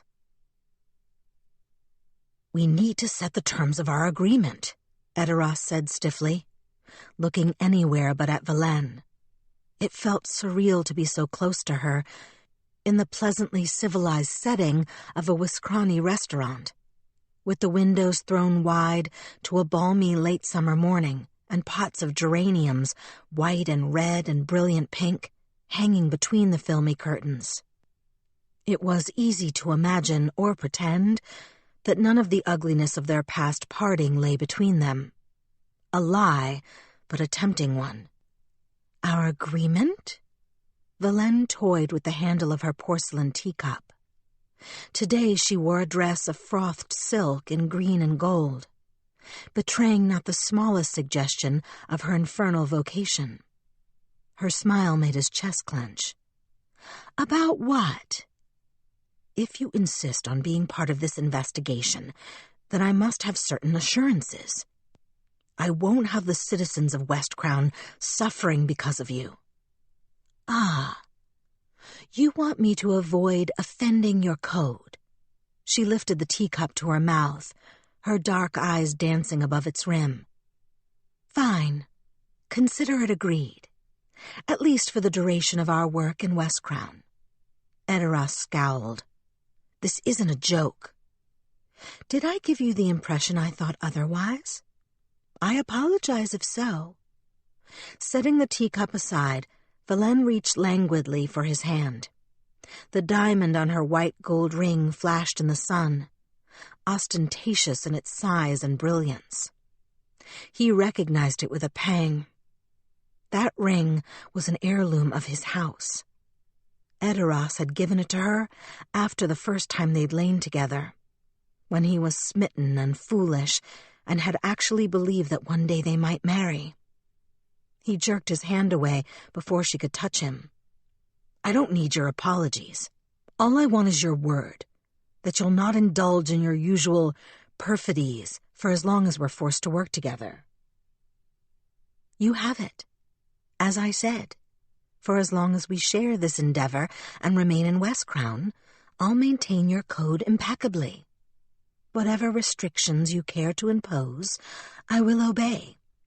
I'll be very nearly a paladin myself, if that's what you want. Why only while we're in Westcrown? Because it's easy here. I have all the weight of the law on my side, the arms of the Dotari to call upon, the resources of House Thrune awaiting my whim." Laughter warmed Valen's voice and crinkled the corners of her eyes. "I'd have to be a complete idiot if I couldn't accomplish everything I needed to in this city with one hand tied behind my back, which is good, because that's essentially what you're asking. But when we leave Westcrown, I'll give up all those advantages, and then I may want my hands untied." When? Not if? Edoras found himself both irritated and grudgingly amused by the diabolous nonchalance. She'd been like that every time they'd worked together in the past, acceding easily to much of what he wanted while telling him exactly why it didn't matter. It should have been infuriating, and sometimes was, but it also had a way of melting his annoyance. How could he stay angry when she conceded so readily, and when the concession seemed so trivial? Her shrug was an iridescent shimmer of green-gold silk. "It may be that our assassin has remained in the city and will be caught here, but I suspect we're dealing with a professional, and in that case it would be foolish to assume that his or her behavior will be quite so predictable. Moreover, our road seems to be pointing toward Citadel Ravad, or even to Citadel Gasteno, to answer some of our questions, if not to capture our culprit. Gerald's already gone to Citadel Ravad. She'll find whatever there is to find in that place. There's no reason for us to go as well." "Marvelous. I love nothing more than reclining in idleness while others do my work." Valen studied the silver plate of pastries between them, eventually selecting a flattened, flaky dome, crowned with small sour cherries and a lace of white icing. "In any case, are you satisfied with those terms?" "For now. If they left Westcrown, he'd have to renegotiate, but he'd deal with that eventuality when they came to it. Perhaps by then he wouldn't need her anymore." "I'm delighted to hear it. Now, did you have a plan for where to take our investigation?" "Varos remains in Rego Cater, waiting to see whether our assassin drags more hellspawn into the ruins. I'd planned to assist him, but my pet is more than capable on his own. If you have another task for me, I am entirely at your disposal." "I do, actually." Edoras paused. He still wasn't sure he wanted to let Valen involve herself. This is probably a mistake. "And yet, I'd like you to come to a party with me," he said. Lord Mayor Abirian Arvanxi was famous for three things: the incompetence of his political scheming, the spite he showed to defeated enemies, and his love for the pomp and grandeur of Chelish opera. Since becoming the titular ruler of Westcrown, he'd expended enormous sums from the public coffers to expand and gild the city's opera houses, hire the most acclaimed performers from across the continent, and host notoriously hedonistic opening night galas. It was widely rumored that the Lord Mayor was more interested in the starlets than their singing. Even in the short time since his return to Westcrown, Edoras had heard no shortage of scandalous tales. Aberian Arvanxi was a man of sizable appetites, and he indulged them extravagantly. That extravagance bought the tolerance, if not the affection, of the ever-mercenary Wiskrani nobility. The Lord Mayor's parties were infamous as orgies of sybaritic excess, and invitations were coveted among West Crown's wealthy. The first gala of the season was virtually mandatory for all the great houses, and for all who aspired to join them. Even so, Edoras would have preferred to minimize his appearance, or like Lord Cajun Talernos, to avoid it altogether, and send a frivolity-loving relative in his stead, if not for the fact that the guest list included several people who might have information about the fall of Citadel Gasteno. The Lord Mayor's gala represented a rare opportunity to introduce himself to them. It also represented a rare occasion when he might actually want Liane on his arm. Edoras was in no mood to spend the evening dodging debutante snares and dowager schemes, and he knew that the new heir to the House Selvarian was likely to prove an irresistible target. The only way he expected to get any peace was by pretending to already be claimed, and by a scion of House Thrune, no less. If that is a pretense, he didn't know how much longer that would be true. Every time he saw her, his desire burned hotter. A small devil voice had begun to whisper, "Why not give in?" Plainly, Liane wanted him. She had come back to West Crown for him, had forced her way into this investigation for him. Why not use that, as Aiden had suggested? The world was full of stories where brave souls were seduced to evil. Why couldn't it work the other way? His carriage slowed to a rattling stop, interrupting that line of thought. Loud laughter and genteel conversation drifted through the carriage windows. Straightening the stiff blue brocade of his surcoat and the gold and sapphire belt that cinched it tight about his waist, Edoras pulled aside the curtain to see what he was about to step into. It was a crowd, a very large one. All of Regicona seemed to have turned out for the premiere of The Winter of White Roses, the opera that would open West Crown's social season. 20 years ago, it had been the norm for the season to begin in mid-autumn, when the heat had dissipated enough for the aristocratic families to return from their summer homes, and for the crowded theater houses to become bearable. The Lord Mayor's extraordinary devotion to the opera, however, and his willingness to spend public funds on such niceties as enchanted breezes and misting fountains, had expanded the season considerably. Now the opening performance came in the waning days of summer, and the social importance of the opera had climbed to loftier heights than ever before. Resplendent in their finest jewels and fabrics, West Crown citizens thronged the street around the Regiconan Opera House, the oldest and stateliest of the city's theaters. It was widely accounted to have the best acoustics to be found anywhere outside Opara or Agorian. Up to 1,500 people could crowd into its audience. It would be crammed to capacity tonight. Edoras recognized a handful of Hellknights, stiff and uncomfortable in civilian dress, sprinkled among the scholars, tradespeople, and lawyers who waited to gain entry through the public doors. Whether they were genuine lovers of the opera or merely hoped to push their stars higher in West Crown's social firmament, no one with the money and connections to procure a ticket to the opening night's performance had stayed home.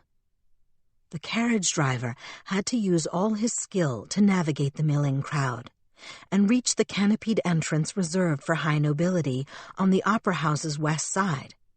Once he did, however, the carriage stopped.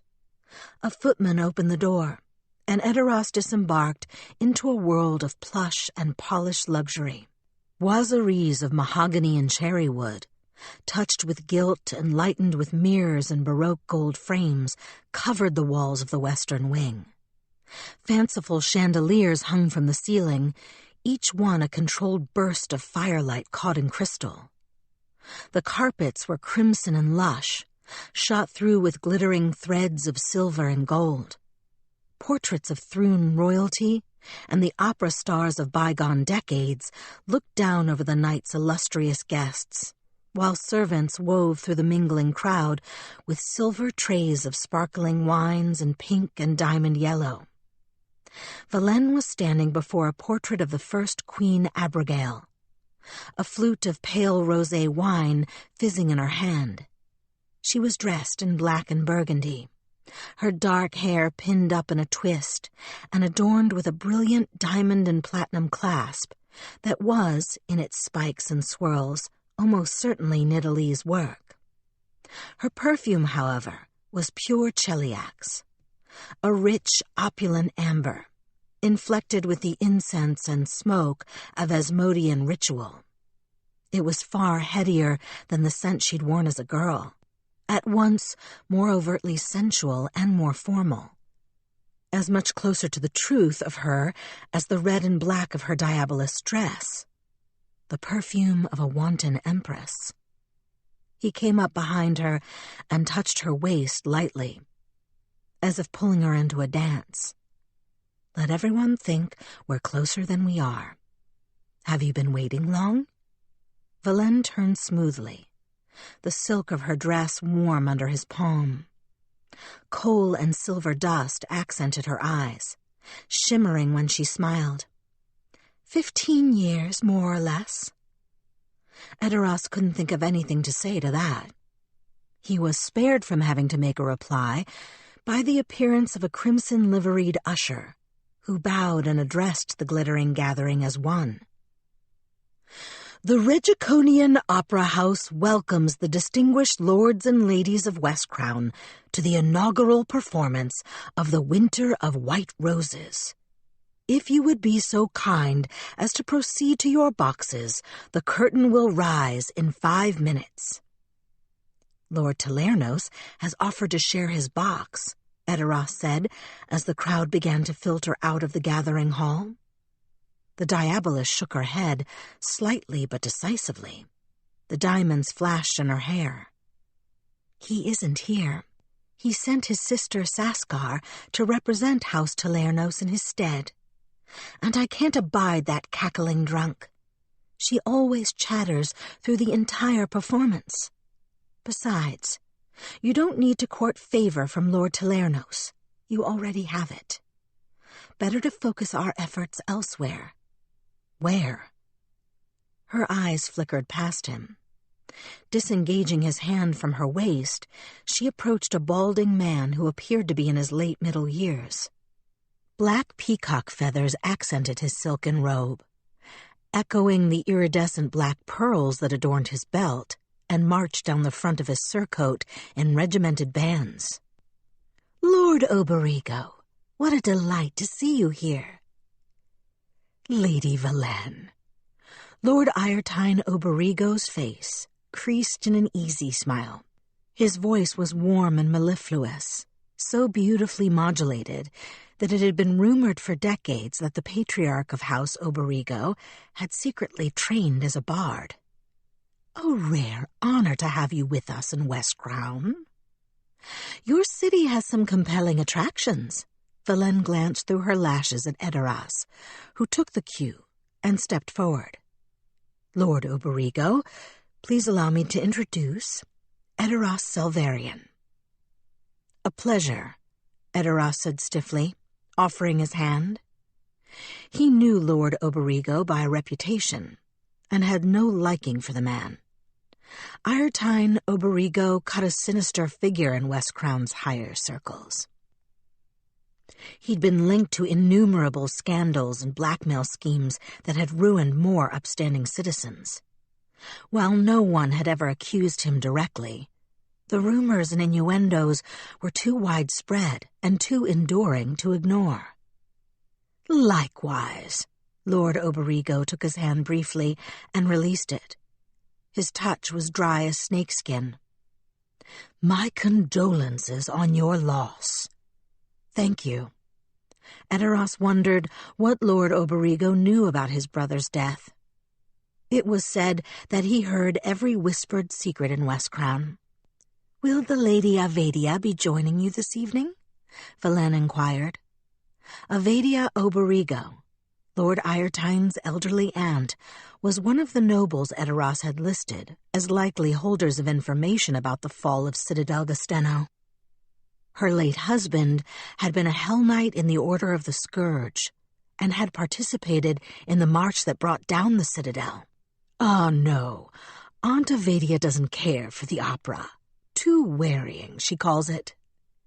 Most of the guests had gone to their boxes, and Lord Oberigo glanced at the emptying hall. The ushers would never be so impolite as to interrupt the noble's conversation, but it was clear that the performance was about to begin. "Does House Thrune maintain a box here?" "We do not. The Lord Mayor has been gracious enough to invite us to share his, but—" Liane left the sentence hanging. A tiny shrug of her slim shoulders underscored the point. Aberian Arvanxi's buffoonery scarcely needed elaboration. Lord Oberigo understood her perfectly. "If it would not be too presumptuous, might I extend an invitation of my own? The Lord Mayor's box has, of course, the best view of the stage, but House Oberigo's is not far behind. It would be a privilege to share your company." He wasn't lying about that, Eteros knew. Poaching Liane from the Lord Mayor's box would be a social coup, a very public affirmation of House Oberigo's status and favor with House Thrune, an insult to a rival whom no one much liked anyway, and a chance to angle for news and gossip from Agorian, where all real power lay. "We would be delighted to accept." Liane laced her hand through Eteros's arm and followed the black-feathered Lord Oberigo up the carpeted steps to his opera box. Lady Oberigo and two of their daughters were already in the velvet-cushioned seats, a bevy of silent servants standing at attention behind them. As Lady Oberigo murmured greetings and introductions on behalf of her clan, their patriarch leaned in toward Liane. "Why did you ask about Aunt Avedia?" "Oh," the diabolist replied artlessly, draining her wine flute and exchanging the empty glass for a servant's full one. "I had hoped to ask her counsel on a minor scandal concerning one of the Henderthane boys. His betrothal is quite irreparably ruined. There's talk of sending him out of the capital, perhaps to Westcrown." "Is that so?" Lord Oberigo's face remained unrevealing, but Eteros noticed his wife's gaze flick to the two girls seated with them. Granddaughters, or maybe nieces, he thought, correcting his earlier guess. Not daughters, and unmarried, or they would have been with their husbands. No doubt they were here to meet eligible young bachelors, and certainly news that one had become available from House Henderthane would pique their family's interest. If the youth was too stained to be marriageable, then the scandal itself might be worthwhile. No obvious gesture passed between Lord and Lady Oberigo and their servants, but one of the maids slipped discreetly away through the back of their opera box. "Perhaps we're in luck," Lord Oberigo said, his eyes on the curtain. The first chords rose from the orchestra pit. "It's true that Aunt Avedia doesn't care much for the opera, but she loves a good party. I expect she'll be at the Lord Mayor's gala tonight." "Wonderful," Liane said, settling back to watch the singers come on stage. From the shocked whispers that swept the audience when the lead female singer appeared, and Lord Oberigo's hastily murmured explanation, Eteros gathered that the star they'd all anticipated had been replaced by an unknown ingenue. From the rapturous sighs and applause that greeted the end of the new singer's first solo, he assumed that the unknown had just become a star in her own right. Beyond that, however, he understood little and appreciated less. The music struck him as artificial, The performances as overwrought, the plot as absurd. When the curtains finally came down at the end, Edoras breathed a silent sigh of relief. Valen's carriage came to bear them away from the opera house. It was a sleek, ebony affair, drawn by a pair of matched black horses, each one crowned by a poof of blood-red feathers and harnessed in crimson traces. The driver was a handsome Hellspawn woman, horned and tailed, but dressed like a man in trousers and a split frock coat. She asked for no instructions, and her mistress gave none. As soon as the two of them were inside, they were off to Lord Mayor's Veneo. Cobbles rattled under the wheels, and then the smooth creaking stillness of the barge across the channel. Alone in the carriage, Valene pressed into him, silk rasping against brocade. Her perfume filled the close space between them, drowning him in opulence. "You like this one, don't you?" she murmured, running a jeweled hand along his thigh. "It excites you." He looked away, lifting a corner of the carriage's black curtains so he could catch a glimpse of the streets. "It reeks of Asmodean temples."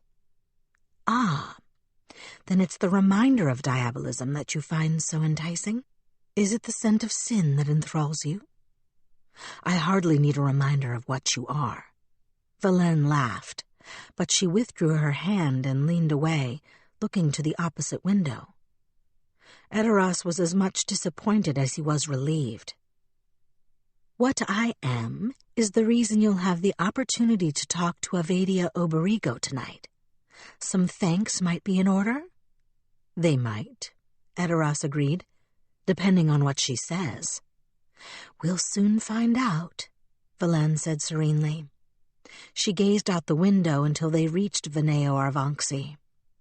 The strains of a string quartet filtered through the cool night air, while colored lanterns cast a multi-hued glow across the Veneo's lawns, and shimmering magical lights darted through the trees like fireflies. The house beyond those gracious trappings, however, was anything but elegant. Aberian Arvanxi had put his own stamp on the traditional dwelling of West Crown's mayors, and it wasn't a particularly tasteful one. He'd clad the manor's exterior in ochre and black stone, and crowned its gables with squat, dancing gargoyles, in clumsy imitation of the fashion in Agorian. The old graceful lines of the roofs were now marred with spiky protrusions and rusting iron. None of the guests seemed to mind, though. Their carriages rolled up to the gardens. Footmen helped them disembark, and then they drifted through the gardens and between the floating lanterns and vanished into Veneo Arvanxi. "Shall we go?" Valene asked, taking his arm. They joined the rest of the Lord Mayor's guests in the grand entryway, then followed the mingling crowd to the banquet hall. That, too, had been altered to reflect current fashions. The walls were painted with unsettling scenes that showed West Crown under the rule of devils.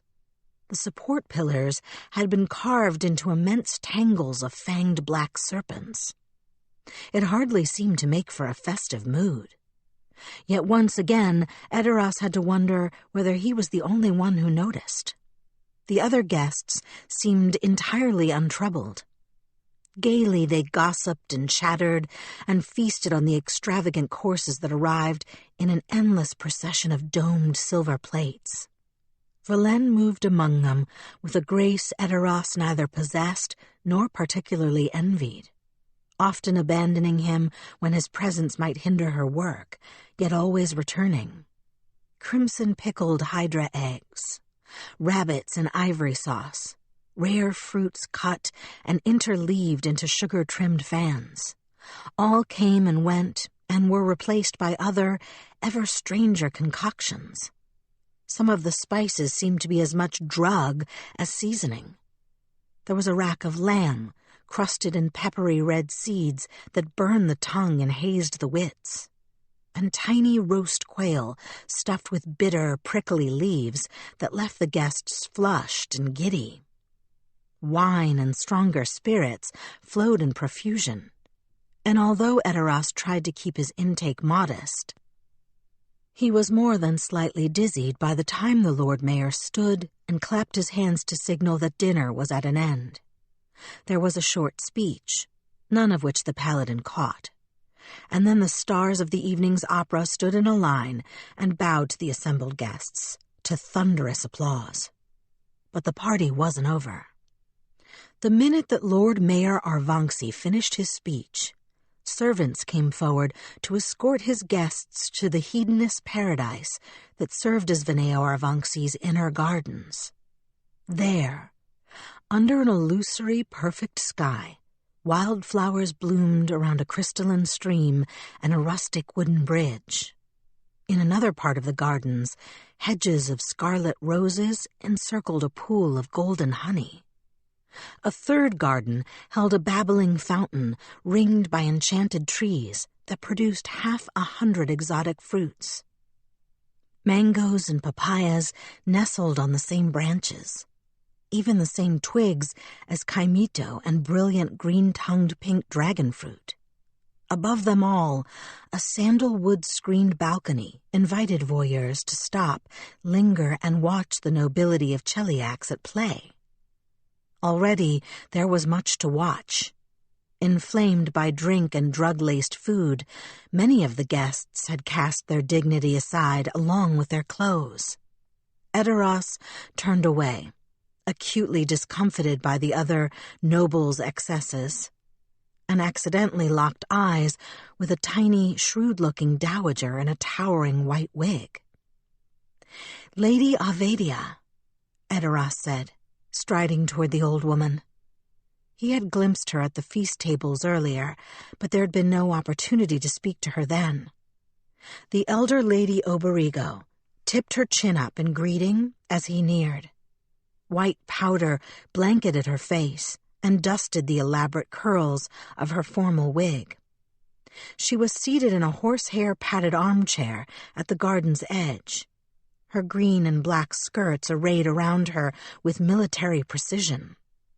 Fragile as a bird and less than 5 feet tall, the old lady wouldn't have reached Eteros's shoulder if she had been standing. But an undeniable aura of power radiated from her. "Master Selvarian, I understand you wish to speak with me. Did Vilaine tell you that?" "She did." The old lady snapped out a painted silk fan with a flick of her wrist and fanned herself vigorously. Not a hair in her wig stirred. "A fearsome lady, that one. She'll make your house great, if you let her." Eteros laughed. The drink had gone to his head completely, loosening his tongue past the point of foolishness. "She is. Terrifying.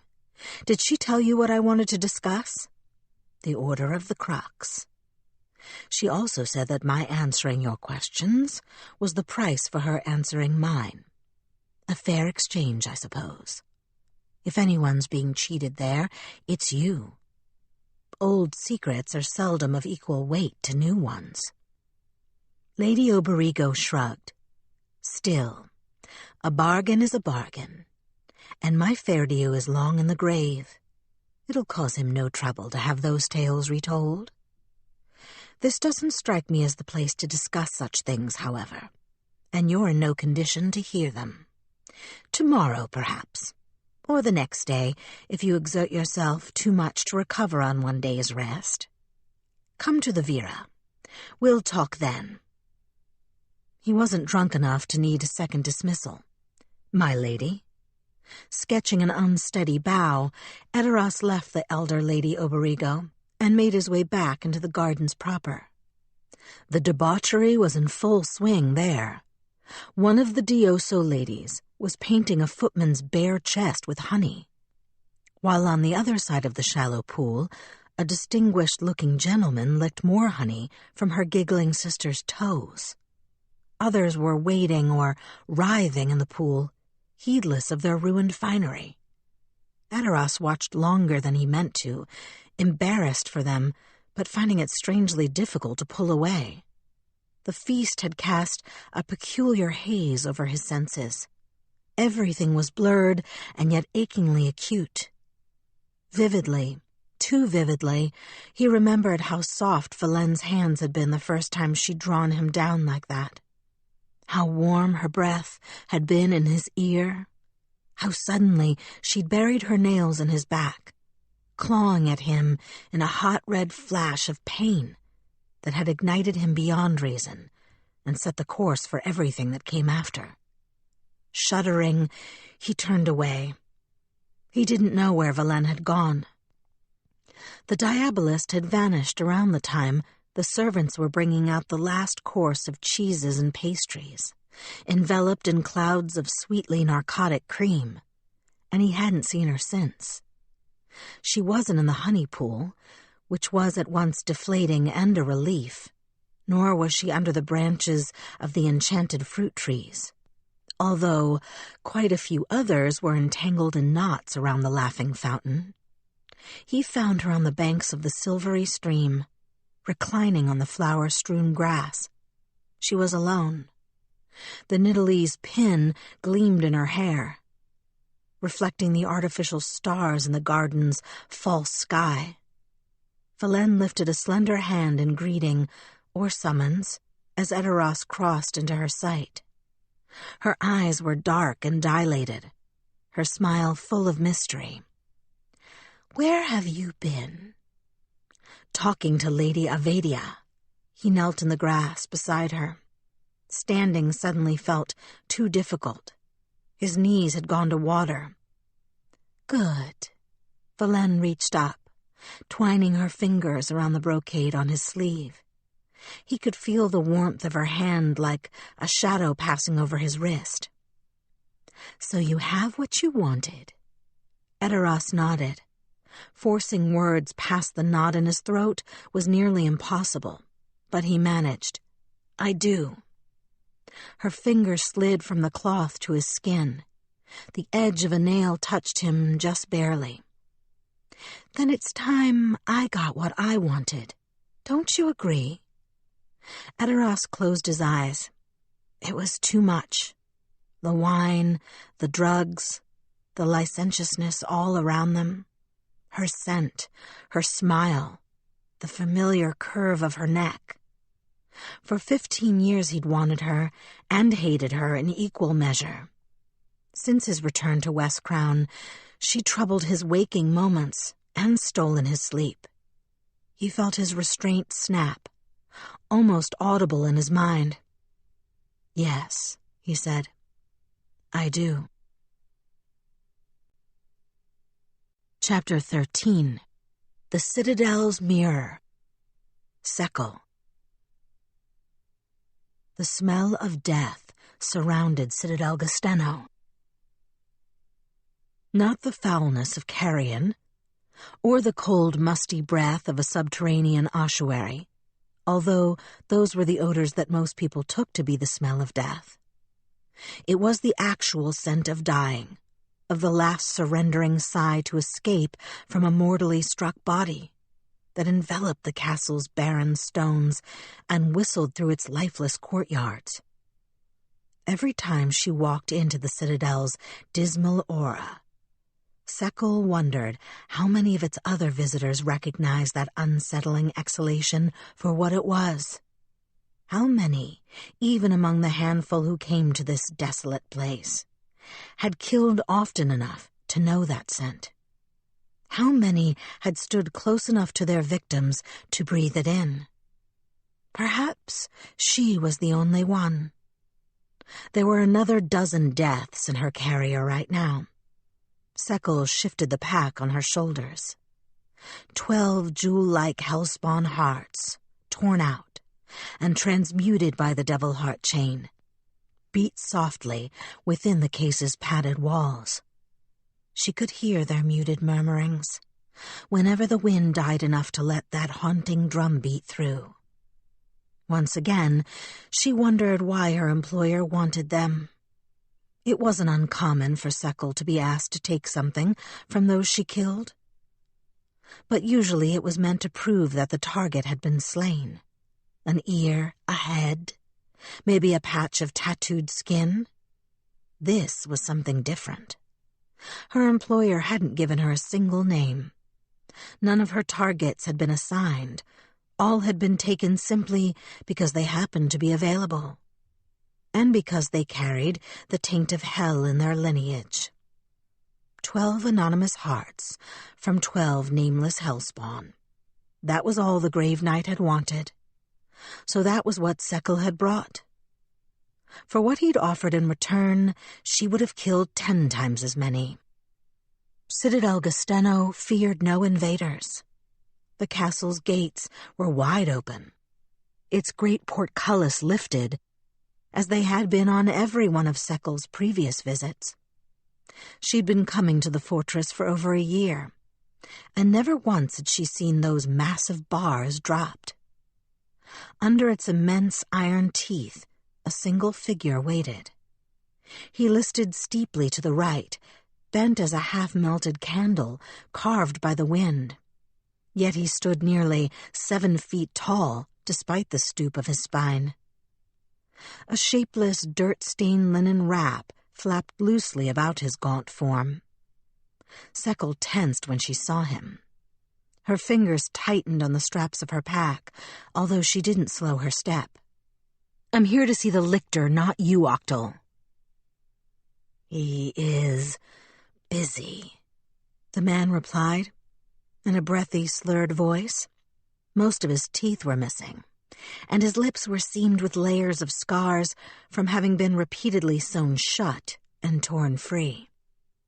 It left Octal's speech as disfigured as the rest of him.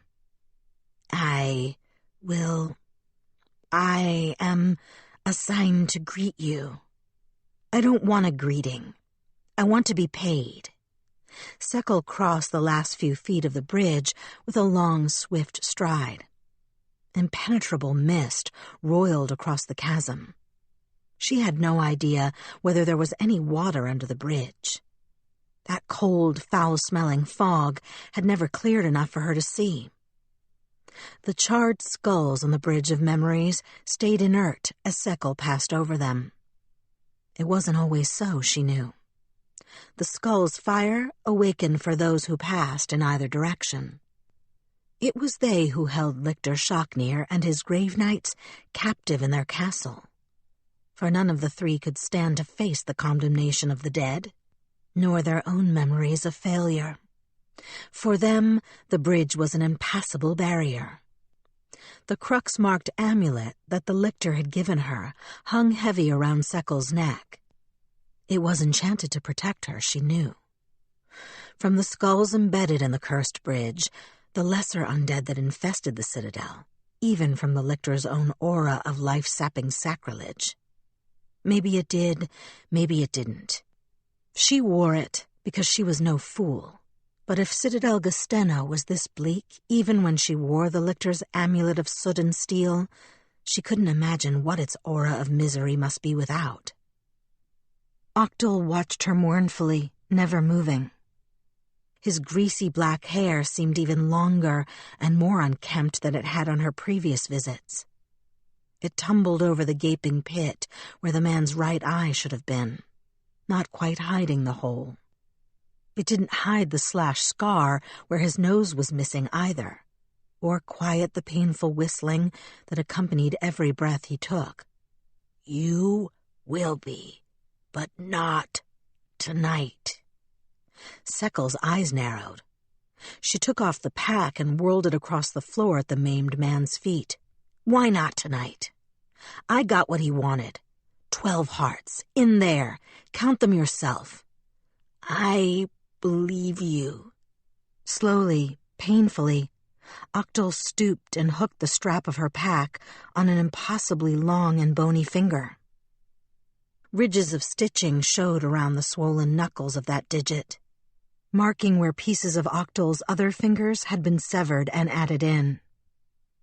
He only had 3 left on that hand, 2 on the other, all of them extended to twice their natural length. But it doesn't matter. He wants more. The work is difficult, he says. Mine isn't? Sekal inhaled deliberately, struggling to master her temper. It was useless to shout at Octal.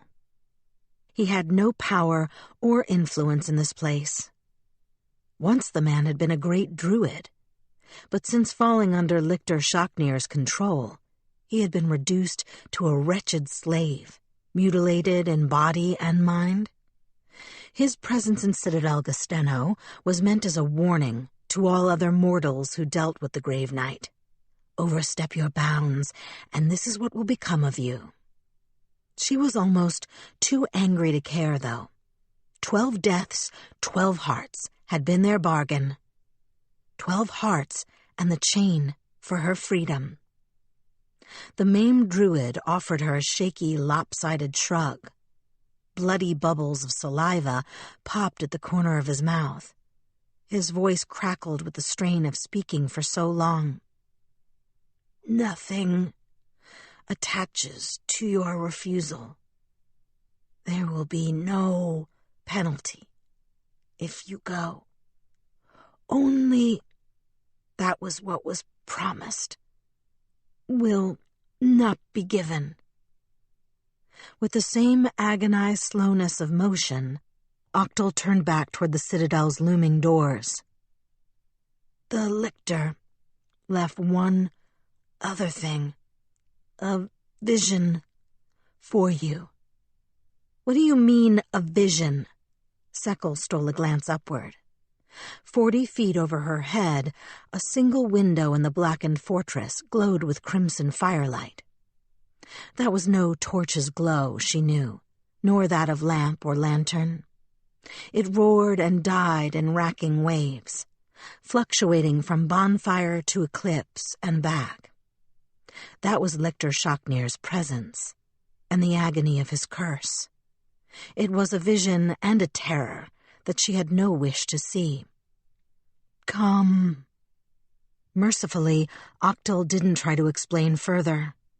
Instead, he receded into the shadows, beckoning with his 3-fingered hand for Sekal to follow.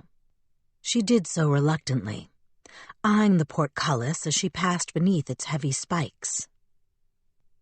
Behind her, the moat and drawbridge melted into indistinct blurs, veiled by the fog and shadow that blanketed Nidal.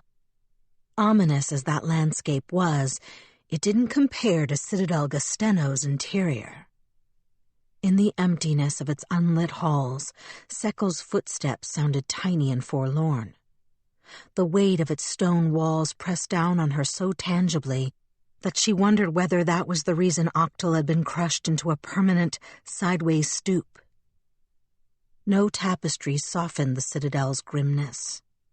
There were no paintings, no mirrors, no silk-upholstered furniture against its walls or soaring frescoes on its ceilings.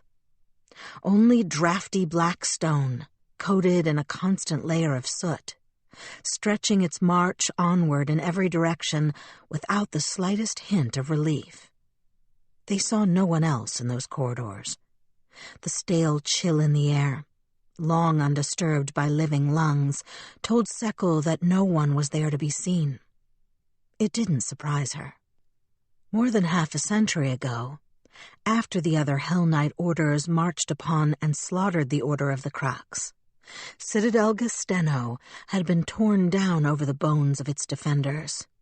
The fortress she walked through had risen mysteriously from the ashes and crumbling stones of the original citadel, supposedly overnight, and Sekal had never entirely believed that it was real.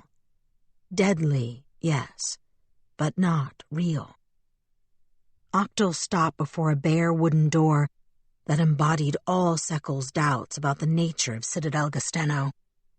It was a door out of nightmares. Plain wood, a tiny barred window, a hefty ring of hammer-dented iron. That ring was worn smooth on the bottom curve where it had been grasped by thousands of hands over the years, even though it was impossible that so many should have used it during the Citadel's short existence. But there it was, perfect as the iconic image in a sleeping mind. Your vision in there of what could be. The mutilated druid lifted a broken hand to the door.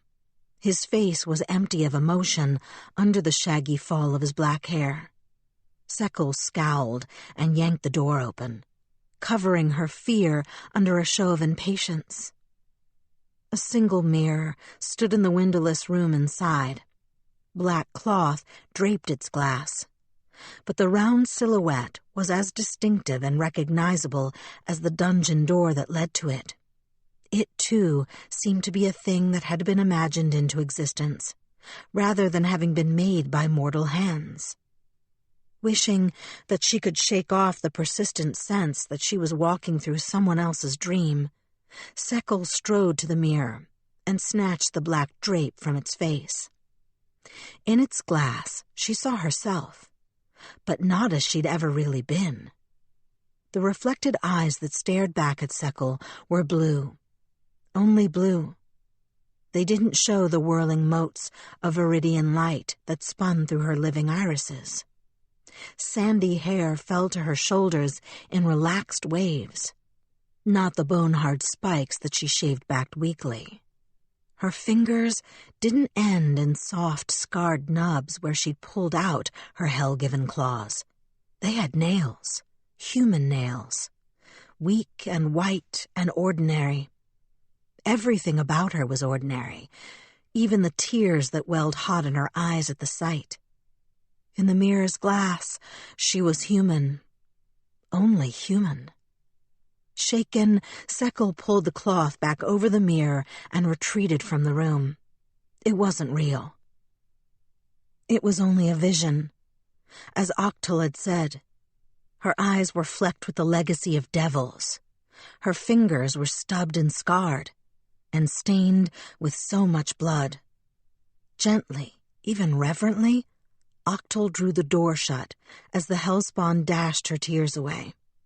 The druid stood there, passive as a tree, until she turned on him.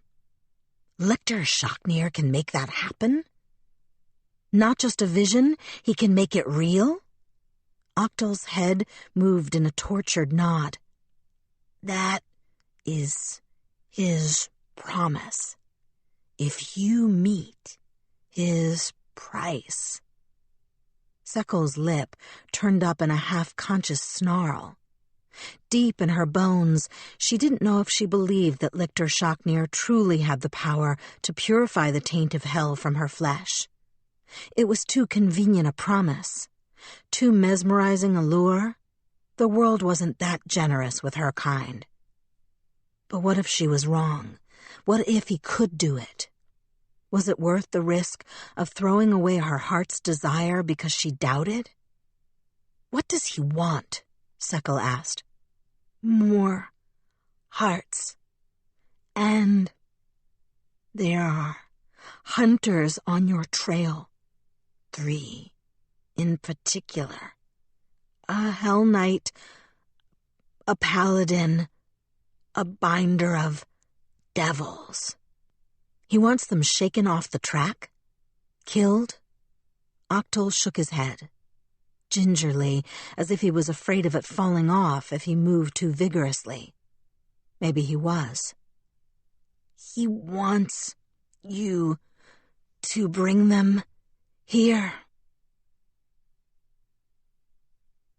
Chapter 14. Conquerors of the Crux. Edoras. The warm touch of sunlight roused Edoras from slumber. For a long, disorienting moment, he didn't remember where he was. The angle of the light was wrong. The color of the sheets was wrong. His head throbbed from too much wine, and unfamiliar aches plagued his muscles. Then he sat up and saw Valene sleeping beside him. Her dark hair spilled over the slim, bare curve of her shoulders, and the memories came flooding back. The riverbank, the carriage, again and again, in her bed. She'd been shameless, utterly insatiable, and he had... Wincing, Edoras pulled back the burgundy sheets, trying not to disturb her. Livid red bruises marred Valene's smooth, sun-gilded skin in a dozen places.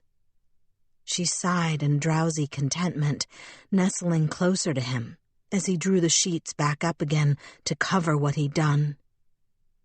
There is a shard of Zon-Cathan in that one's soul, he thought again, stricken. And maybe not just hers. He had done what she'd wanted, everything she'd wanted, because the night had left him powerless to resist. He'd hurt her badly, in 100 different ways. I have to atone. He extricated himself from the bed. The amber of her perfume lingered on his skin, heavy and sweet. His clothes lay in a heap on the floor. The front of his shirt had been torn open, and there were grass stains on his trousers. Belvadio will weep to see what I've done to them. As Edoras was pulling on his boots, he heard the diabolist rouse behind him. Her voice was low, sleepy, luxuriously sated. It sent a chill down his spine. You aren't staying? Of course I'm not staying. He laced his boots and stood. Only when he was out of arm's reach did he turn to look at her. This can't happen again. She stretched languidly across the bed and laughed, although he thought there was a flicker of hurt in her eyes. Oh, my love, it's your cruelty that makes me adore you. Don't call me that, or say such things. We aren't lovers? Valene finished for him sweetly. She reclined onto an elbow, watching him with an open appreciation that made Edoras deeply uncomfortable, even though he was the one who was dressed. That half-lidded smile was too easy, too intimate, too much. It was a smile that said no one had ever pleased her so well, and he didn't believe it for a second. Edoras was clumsy with her, and knew it. How could he not be? He hadn't touched anyone else, not in all the time they'd been apart. But he had no illusions that she'd done the same. And she, a daughter of Agorian's courts, had been frighteningly experienced their first time. His first time, not hers. In 15 years, how many others had seen that smile? He surely wasn't the only one. Her ease amid the debauchery at the mayor's gala and the familiarity with which some of the other male guests had addressed her told him that much. Nothing there had made her blush. Why would it? What scandalized him was nothing to her. He hated that it made him jealous, but it did. He hated that it excited him, but it did that too. Everything about her put him off balance, and he hated that most of all. Yes, that. We were, and we are, and you seem to enjoy yourself well enough. Why deny it? Rolling over on the sheets, Valene reached for a water glass on the table near her bed. As much as Edoras wanted to, he couldn't keep from looking at her. Sigils from the Asmodean disciples had been inked into her flesh, stark black against her skin. She hadn't had those marks when he'd known her before. The sight of those infernal symbols should have made him recoil, yet somehow they didn't. Impossibly, outrageously, they only fanned his desire anew. She wore those inked sigils like jewels, like fragrance. Ornament and artifice, but also a natural part of her being, one he couldn't imagine her without. Valene inhabited the decadence of Chelish courts as easily as a fish moved through water, and its trappings shone on her as inseparably as scales. He thought to convert her, to open her eyes to his faith, but now that he stood before her, it seemed as impossible as asking a stone to swim. Worse, He wasn't sure he wanted to. Edoras had spent his life fighting against everything she represented. He'd abdicated his inheritance, joined a rebellion, fled his homeland. And yet, he wanted it. Wanted her. Who was not only a daughter of Cheliak's ruling house, but one of its enforcers. A torturer, an assassin, a summoner of fiends. Because it's impossible. You are what you are, yes, and I am what I am, yes, and this can't be, Edoras said in frustration. I fail to follow your reasoning. Liane rested her cheek calmly against a forearm. I've never asked you to change. I would never want you to change. That would spoil everything. You must be what you are. It delights me immeasurably, and I'd be heartbroken to lose it. Why? Because then you wouldn't be able to keep torturing me? Or you me? Yes. The Diabolist's smile was radiant. That's the point precisely. And you crave it as much as I do. To that, Edoras said nothing. He folded his surcoat over an arm and walked out of her bedroom, down the stairs of her borrowed townhouse and into the sober light of day.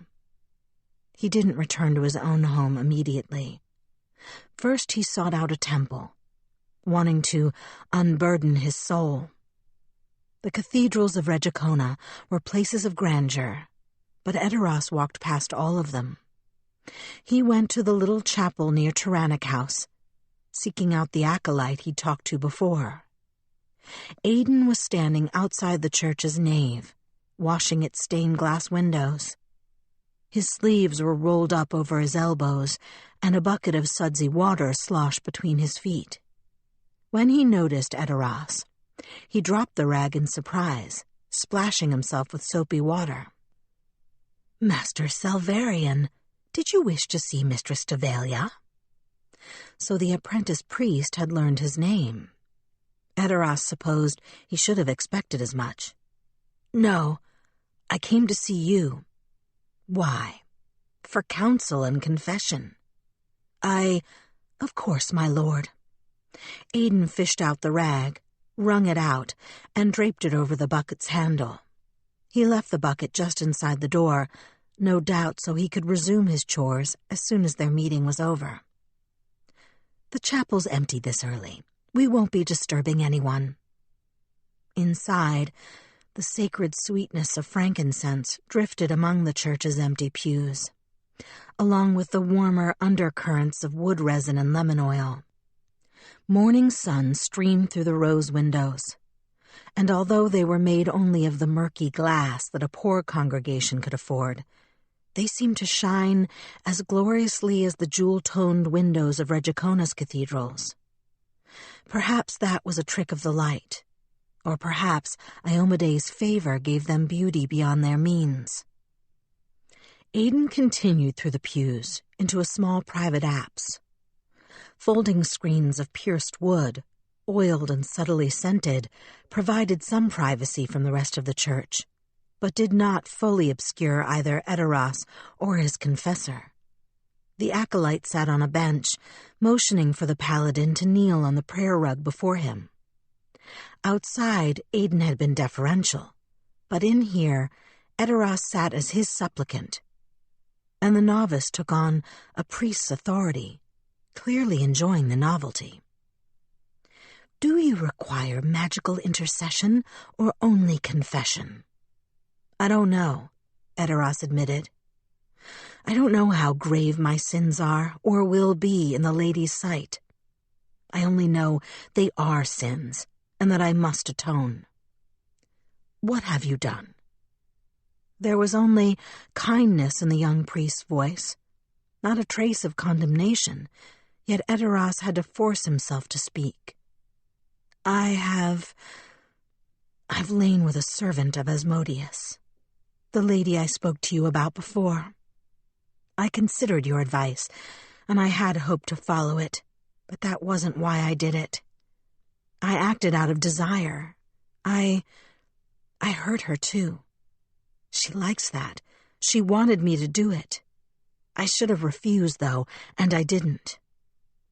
A long and thoughtful silence stretched between them. Then Aiden touched his shoulder, lightly and with great empathy. Did you dishonor her? Lie to her? Make false promises? Edoras coughed out a mirthless laugh, unable to help himself. No, nothing of the sort. Did you exceed what she asked you to do? No. He wasn't sure if that was even possible. Certainly nothing he'd done last night began to approach Valene's limits. Do you care for this woman? Maybe. Edoras' mouth twisted as he said the word. I don't know. How do you mean? I want her, but that isn't the same thing. I want her to want me back, truly, without guile. I want her to honor my faith. I want her to care for me, and for it to be something more than passing desire, something more than whatever she's had with others. Is that an answer? It is, Aiden assured him. And there's no dishonor in it, in any of that. It feels like there should be. Why? The acolyte's brown eyes were wide with honest curiosity. The bench of the confessional creaked as he leaned forward. Have you been derelict in your duties, or neglectful of your faith as a result of this? Have you contributed to, or turned a blind eye toward, any act of evil? No, other than what I've told you. She has agreed not to offend my code, at least temporarily. As far as I know, she's kept that agreement. Then where is your sin? The young priest's gaze was steady and compassionate, but matter-of-fact. Why do you believe you've done wrong? Because of what she is. What Valene had become was the full flowering of her potential, as far beyond what she'd been in her youth as the black roses of Agorian were from green buds. There was power in her, and cruelty, under that glittering veneer. He felt it every time he touched her, and he wanted it. That was the sin, that he knew exactly what she was and that it hadn't stopped him, that he had forsaken his duty for desire. His jaws locked around the words. Some thoughts he couldn't confess, even in a chapel, even to a priest. It didn't matter. Aiden seemed to hear everything he hadn't said. Maybe his silence was the only answer the acolyte had needed. She's a woman, the priest said. She's not an angel or a monster, or the entire empire of Cheliax made flesh. She is a person, Master Salvarian, which is both simpler and much more complicated than whatever you seem to imagine.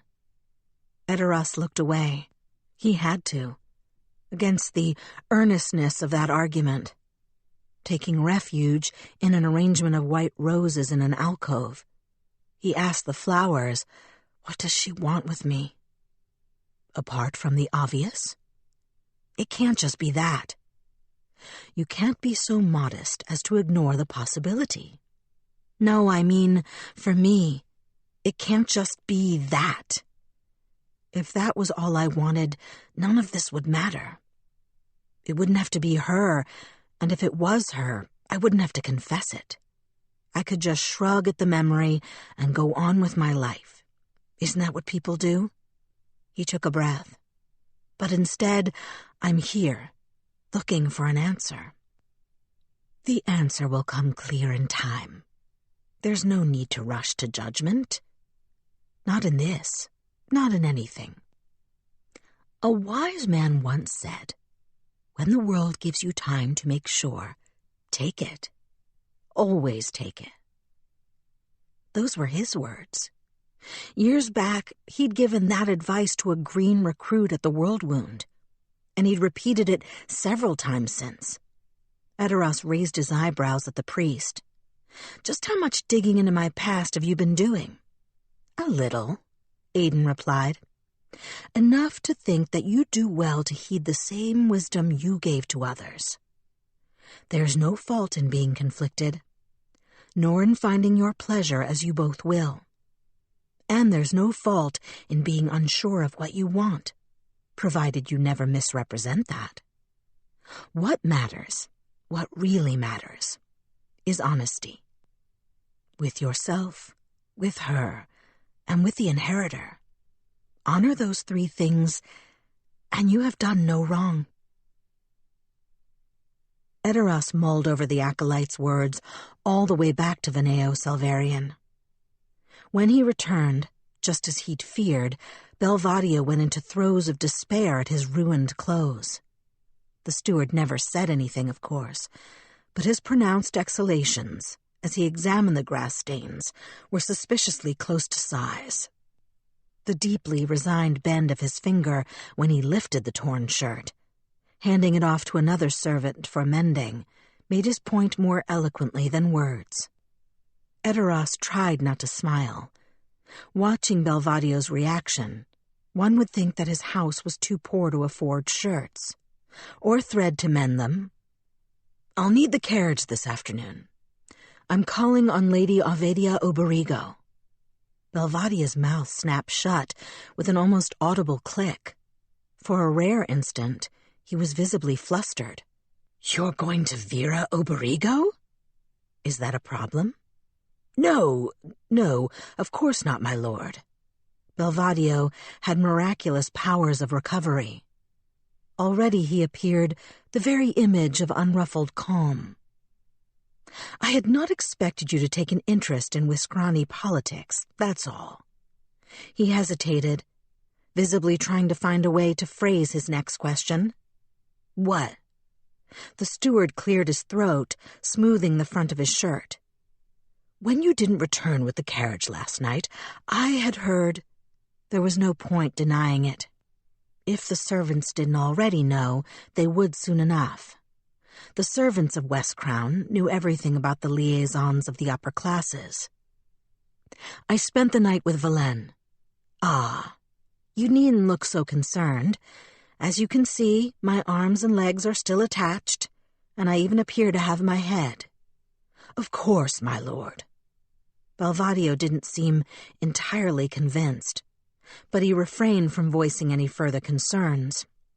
He stepped aside from the door as the other manservant returned, having exchanged the torn shirt for a light cotton robe. "Your bath has been drawn. We'll see that you're ready." The bath's hot water restored Edoras immensely. After he'd washed, the steward trimmed his hair and shaved away the night's stubble, then helped him dress in fresh clothes.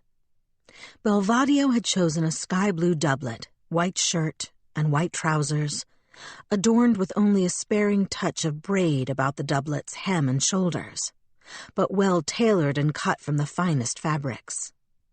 The material conveyed wealth without boasting it, and the cut emphasized his broad shoulders and narrow waist without being overtly military in its design. "I should let you talk to Lady Avedia," Edoras observed as he held out his arms for the steward to pull on his shirt. "You seem to be a master of coded messages." "One does not rise to become head of staff in a great house without some skill," Belvadio replied. He straightened the doublet and stepped away, examining his work with a critical eye. "Will I do? I'll summon the carriage." The ride to Vera Oberigo was excruciatingly slow through the city's traffic. It would have been faster to take a skiff across the canals rather than deal with the delays on the bridges. But the etiquette of a formal visit wouldn't allow it. An afternoon call on Lady Avedia meant arriving by carriage, which in turn meant spending an hour watching the streets and towers of West Crown Island roll by at a snail's pace. His city had changed so much, and yet it was all the same as he remembered. Graceful ladies in lustrous silks swept past hard-faced Hellknights and pompous scribes on the avenues of Regicona. Small children played in the water of a marble fountain, its carvings of nymphs and unicorns time-worn but beautiful, while their halfling caretaker looked on indulgently. Clusters of black-clad barristers argued or laughed on the steps of the district's courthouse, feigning both anger and smiles. Everyone was polite. Everyone was prosperous. From the windows of his carriage, there were no signs of hardship to be seen. If one looked only at Regicona, Edoras thought, it would be easy to conclude that Westcrown had not suffered in the slightest under Thrune rule. Those who lived among the privileged might even consider their fortunes to have improved. It was the weak and poor who endured the worst, not the wealthy of Regicona, who trod on their slaves' whipped backs with silk slippers and chattered about how lovely it was that their feet never touched mud. Liane would crush 100 souls into the mud before she dirtied a toe. He had no doubt of that. Did he have any obligation to change it? Could he?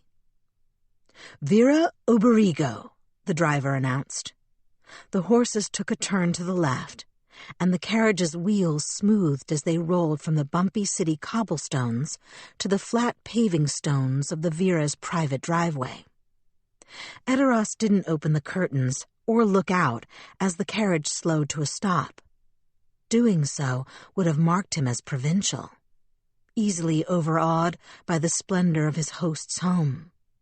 Instead, he stayed inside, rehearsing what he intended to say to Lady Avedia, until a servant in green and black livery opened the door and set a footstool out for his descent. Yet another servant, impeccable in green and black, escorted him to the elegantly appointed sitting room off the main foyer. There Lady Avedia waited on a silk-upholstered settee, the satin skirts of her day dress fanned out around her to show off the subtle, iridescent pattern of roses woven into the rich fabric. A triple strand of black peacock pearls draped over her lace collar, emphasizing its snowy whiteness. "Edoras Selvarian," the servant said formally, looking at neither of them. "I can see that," Lady Avedia replied. Her face was once again powdered nearly as white as her collar. "Fetch us some tea." She turned to Edoras. "You'll have tea, won't you?" "Certainly." He sat on an armchair to her side. Its cushions were covered in the same patterned silk as the settee, beautiful but so slippery that he had to catch himself to keep from sliding off. A trap. He wondered how many of House Oberigo's guests had been so heavy, drunk, or ill-prepared that they'd been unable to keep from tumbling to the floor, doubtlessly to considerable humiliation. Lady Avedia's expression gave him no hint. The old lady's eyes were sharp and bright in her powdery mask. She wore a too-sweet perfume of violets and pink roses. Like the spots of rouge on her wrinkled cheeks and the dead stuffed bluebird pinned into her white wig, it might have come off as sad or absurd on a lesser lady. On Lady Avedia Oberigo, however, it perfected the picture of a dowager who had been a tigress in her youth and hadn't changed a stripe since, despite her muzzle having gone to snow. "Good," she said. "We needn't wait for the tea to begin, however. So, my dear late Ferdiu served as a Hellknight with the Order of the Scourge in his youth, as I presume you already know. Back then, he wasn't an officer, though, just an ordinary Hellknight. In, was it 4662? It's been so long, and I never was good with dates. It was the year I took sick, and had to be confined to bed nearly the entire winter. I remember that. We spent a small fortune on clerics, but I never got better for long. Later I found out Someone had bribed one of our cooks to poison me. The ungrateful little slip. It came to an end when we caught her, of course, but I suffered for months before that. That was a bad year. For Ferdiu as well, Edoras prompted. Lady Avedia lifted her chin icily. Yes, it was the same year, 4662. The Order of the Scourge received word that Lictor Shocknir and the Order of the Crux under his command had done something monstrous, a crime so huge and wrong that the entire order was implicated as lawbreakers of the most egregious stripe. Throughout that winter, I remember, Ferdiu's mood grew darker as their investigators accumulated more and more proof. Finally, it was too conclusive to be ignored, and Lictor Shocknir refused their demands to cease. So it came to open warfare between the orders. Do you know what that crime was? Lady Avedia shook her head. Not exactly, she began, then stopped as two liveried servants came in with the tea service. With quick, neat motions, they unfolded a parquetry table, then set out a silver tray with a teapot and two saucered cups of eggshell porcelain. Next to that, they placed a tray of tiny scones, each one painted more delicately than the next, with swirls of colored icing. They followed it with a second tray of boiled slivered eggs, soft white bread, and cured meats rolled into flutes and fans like so many salt-glossed flowers. The entire operation concluded in less than a minute, after which the servants bowed and left without a sound. The old lady had never even glanced at them. It was a kind of murder, I think, she said, gesturing for him to pour the tea. But it wasn't exactly that, at least not the way Ferdiu described it. Early that spring, before the frosts ended, he was ordered to join the march on Citadel Gasteno. He was gone for a month. When he came back, he was different. You must understand, my Ferdiu was never a voluble man. He was stoic. He kept his troubles silent. He'd been like that from childhood. But becoming a Hellknight made it 1,000 times worse. A pillar of stone would have been a more revealing conversationalist. Lady Avedia accepted the teacup Edoras offered her, blowing on it to cool the steaming liquid. But after he came back from Citadel Gasteno, he would twist and kick in his sleep, fighting enemies who weren't there. Sometimes he screamed. Twice I caught him crying. When he was awake, he admitted to nothing, but when he slept, he was consumed. Edoras poured a cup of tea for himself. It was pale pink and smelled of currants and cinnamon. What did you do? What could I do? I asked him to unburden himself. For years he refused, and for years he shouted and wept at his dreams. Finally, he could endure it no longer, and told me what he'd seen in Citadel Gasteno. Some of it, not all. Just enough to let himself sleep. And Lady Avedia smiled crookedly over her teacup.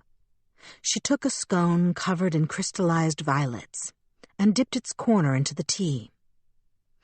If what he told me was 1/10 part of what the Order of the Crux was doing, I can see why he couldn't rest.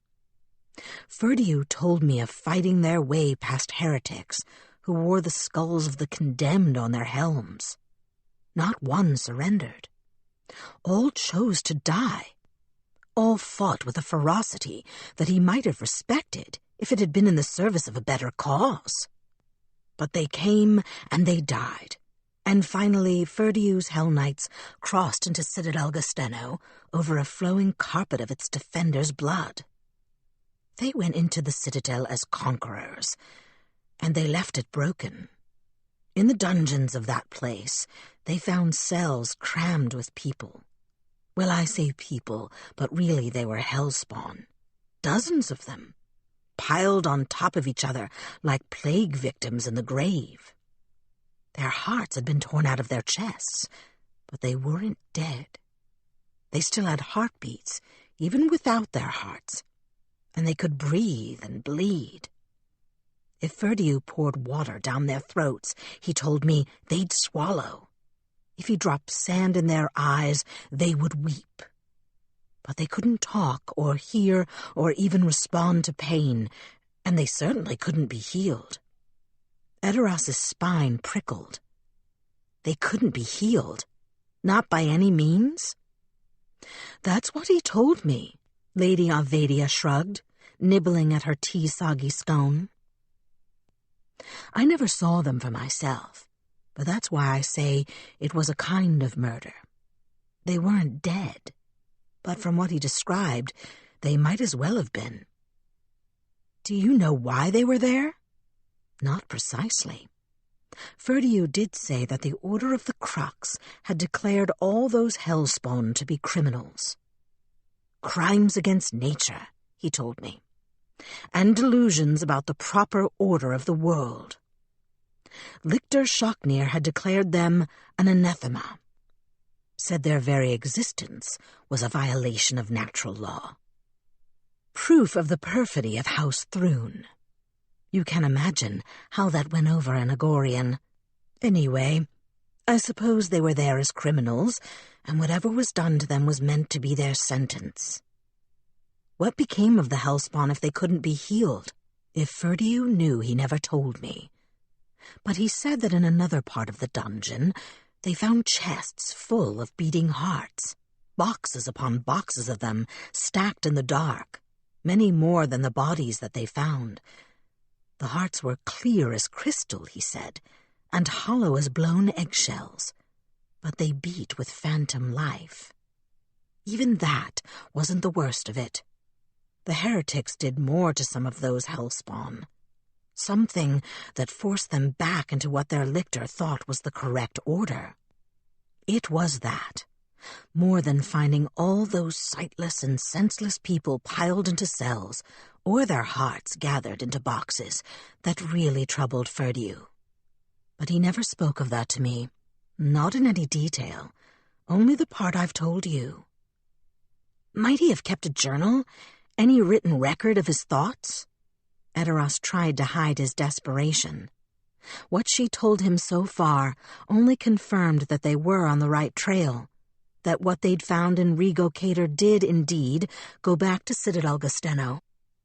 But he still didn't know why it had happened, or how, or what he could do to stop it. Lady Oberigo reared back, nostrils dilated in distaste. Certainly not. Ferdiu would never have put any of that nastiness to paper, although it might have helped him if he had. Until the day he died, he was angry that they'd marched on Citadel Gasteno without completely ending its crimes. Because the Citadel rose again as a ghost? The old lady shook her head. She set her teacup down. The half-eaten scone balanced precariously on the side of its saucer. Not that. He died before that happened.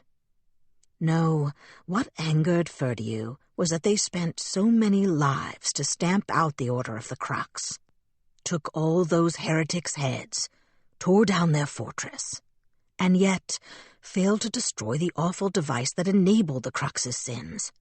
They could have, but they didn't, because their orders were to capture it instead, intact.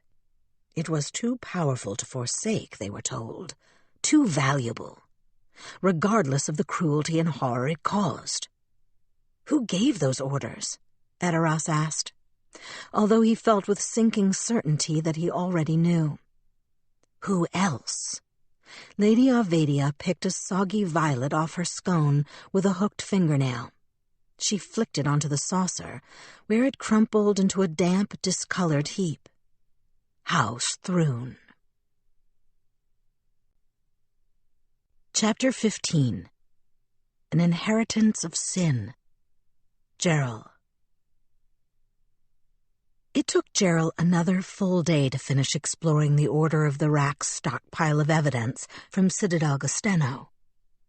She had to make her own catalog of what she found, recording her discoveries as they came. The shelves held more dusty crates of instruments that she now guessed were surgical tools used to extract the Hellspawn's hearts, not torture implements as she'd first thought. Later those tools had been replaced, Gerald knew. But in the beginning, when the Hellknights of the Crux were refining their designs, the tools had apparently seen frequent and grisly use. Next to them were boxes of personal belongings, clothing, boots, wedding rings and mourning lockets, dolls and toy animals stitched out of worn fabric.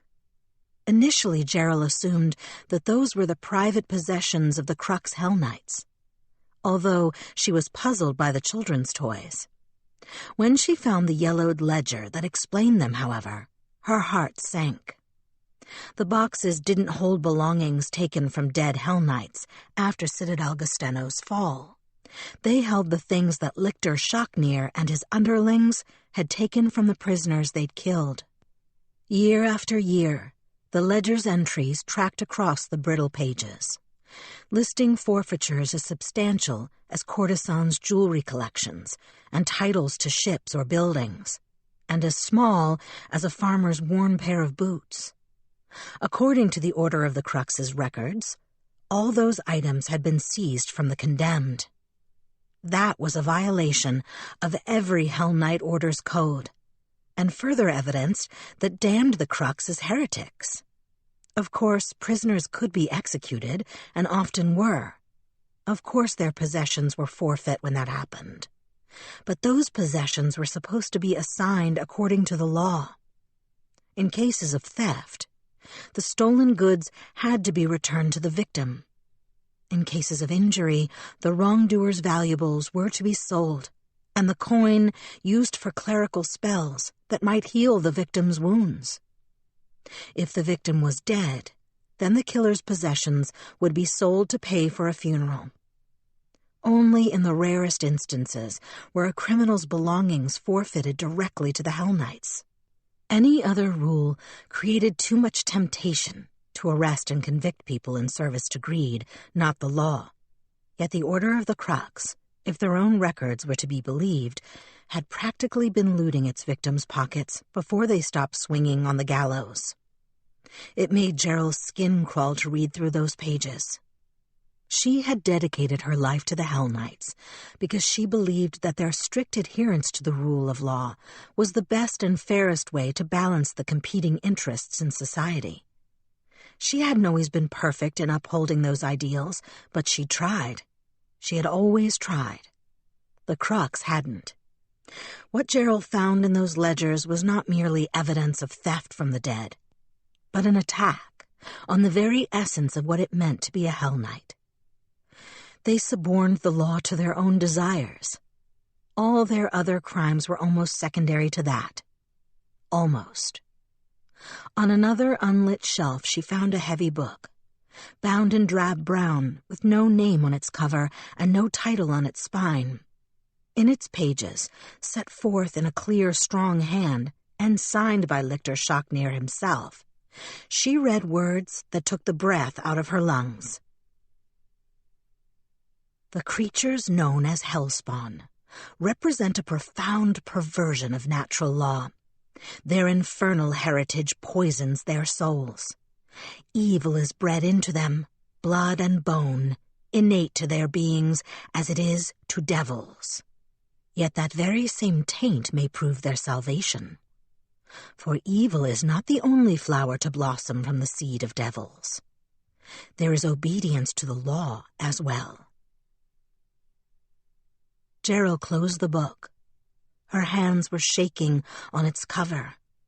She watched them as though from a great distance away, observing the fine white scales across the backs of her fingers, the larger pebbled scales on her knuckles and wrists, the sharp claws that dug into the book's dull brown leather. There was nothing human about those hands. Nothing and everything. 5 fingers, a palm, a thumb. The power to wield a sword or wrap a bandage. But not according to Lictor Shocknir, the power to choose. His words broke open an old, unhealed pain. All her life, Gerald had struggled to know how much of a shadow her heritage cast over her soul. The blood that ran through her veins, the heart that thumped in her chest, they weren't like those of ordinary mortals. Hell was her inheritance, and Gerald had spent 3 decades trying to understand exactly what that meant. How much was she her own person? Was her will as free as those of elves and humans and halflings? Or was it a wagon with a crooked wheel, always veering to the side unless she constantly forced it straight? Was she destined to darkness? Had she doomed her daughter to the same? Ever since she'd been old enough to understand that she was different from the other children, Gerald had circled around that mystery, never knowing its truth.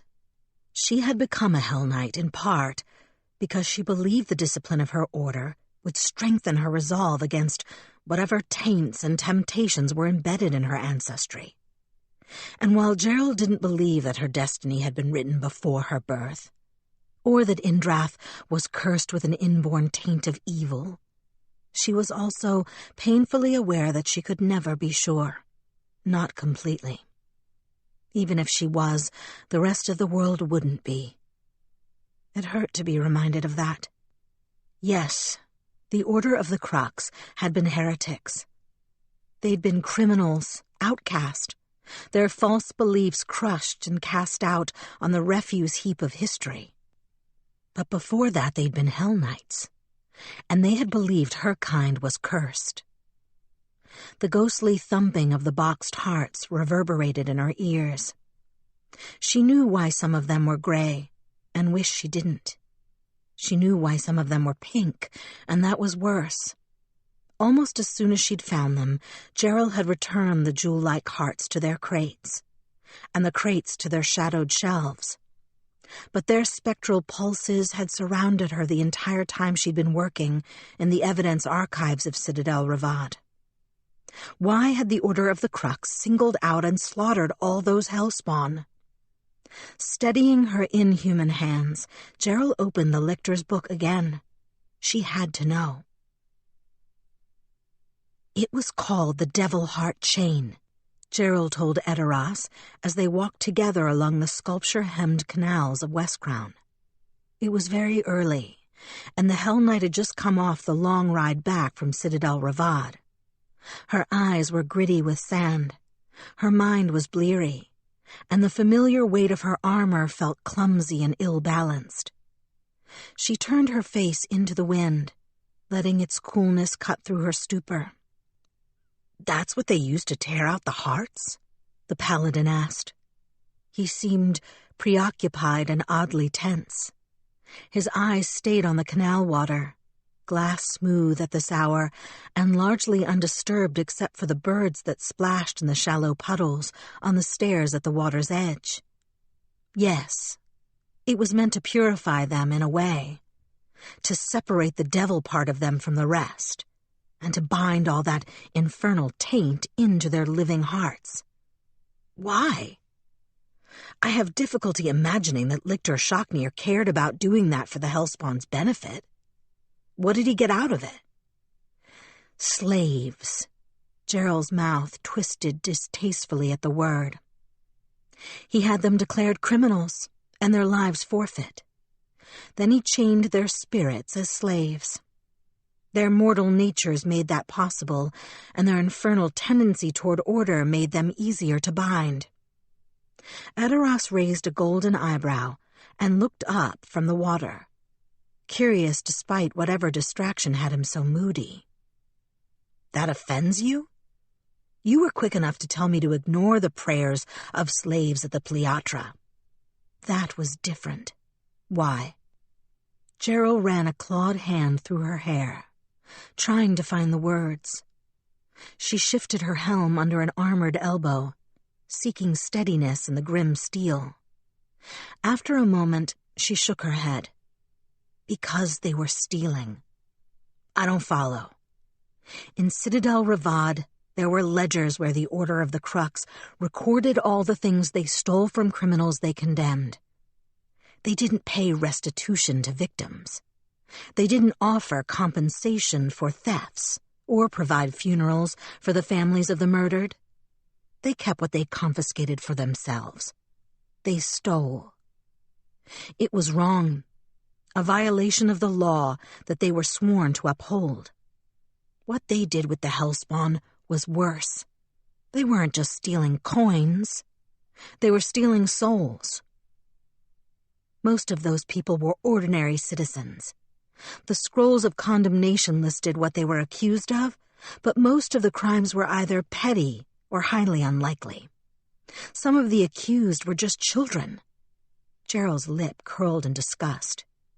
Even if they were truly criminals, that wasn't the penalty for their offenses. If they were supposed to have been fined, they should have been fined. If they were supposed to have been branded, they should have been branded. If they were supposed to have been hanged, they should have been sent to the gallows. Pages upon pages of names. Gerald scowled, remembering. None of them faced a sentence that began to compare to what they suffered. Having one's heart torn out and one's soul bound past death is not a permissible punishment for any crime, however heinous. Therefore, sending them to that fate was illegal. What the Crux did wasn't in service of the law. It was just another theft. Edoras let out a disbelieving little laugh. He stooped and skipped a small rock across the canal, watching its ripples until the last of them died. That's what bothers you? Not that they tore the hearts out of innocent people and enslaved their spirits, but that they did it without, what? A proper hearing? Notice? Without the authority of law, Gerald said firmly. It makes all the difference in the world. The law, and only the law, distinguishes the executioner from the murderer. The Order of the Crux chose to ignore that. I suppose we agree on the important part at least, the paladin said. Straightening, he continued down the stone-paved walkway. The high towers of West Crown Island receded behind them as the path curved away from the canal, turning toward the busier, more vibrant commerce of Perego Spera. Here the streets were alive despite the early hour. Shopkeepers were setting the day's fruits and vegetables onto dew-damp wooden stands. Bakers' apprentices dodged through the streets, cradling covered baskets of warm bread, to make their delivery rounds. As the night receded into misty morning, the people of West Crown took down the burned-out remnants of the parajes that had warded off the terrors in the dark. Freed by the safety of sunlight, they resumed the normal rhythms of a city. So we know the Order of the Crux made this devil heart chain, Edoras said. And we have some idea why. But we don't know what it's doing in West Crown or who's using it. As far as I'm aware, Lictor Shocknir remains shackled to his citadel, and no one's reported an undead knight in a shroud of poisonous mist to the local Dotari. I think we can reasonably conclude that someone else is using the chain. Gerald nodded in assent. She moved her horned helm to her other arm, wiping away the dew that had collected on its steely brow. The mist that rose from the canals was so dense that mornings in West Crown could be like walking through clouds. I believe it's one and the same, though. The chain was stolen from Citadel Ravad, and the dead Hellknight we found in Rigo Cater had been assigned to guard the archives where it was kept. Presumably, he stole it, handed it to an accomplice, and was then murdered, most probably by the same accomplice. Do you have any leads on that accomplice? Maybe. The Hellknight had a sister in West Crown. She might know something about his associates, or might even have been involved herself. I plan to visit her tomorrow. And you? Edoras didn't answer immediately. He glanced back, she noted, to the white spires of the Iomedean Cathedral behind them on Regicona. I spoke to the widow of a Hellknight who'd been part of the march on Citadel Gastena.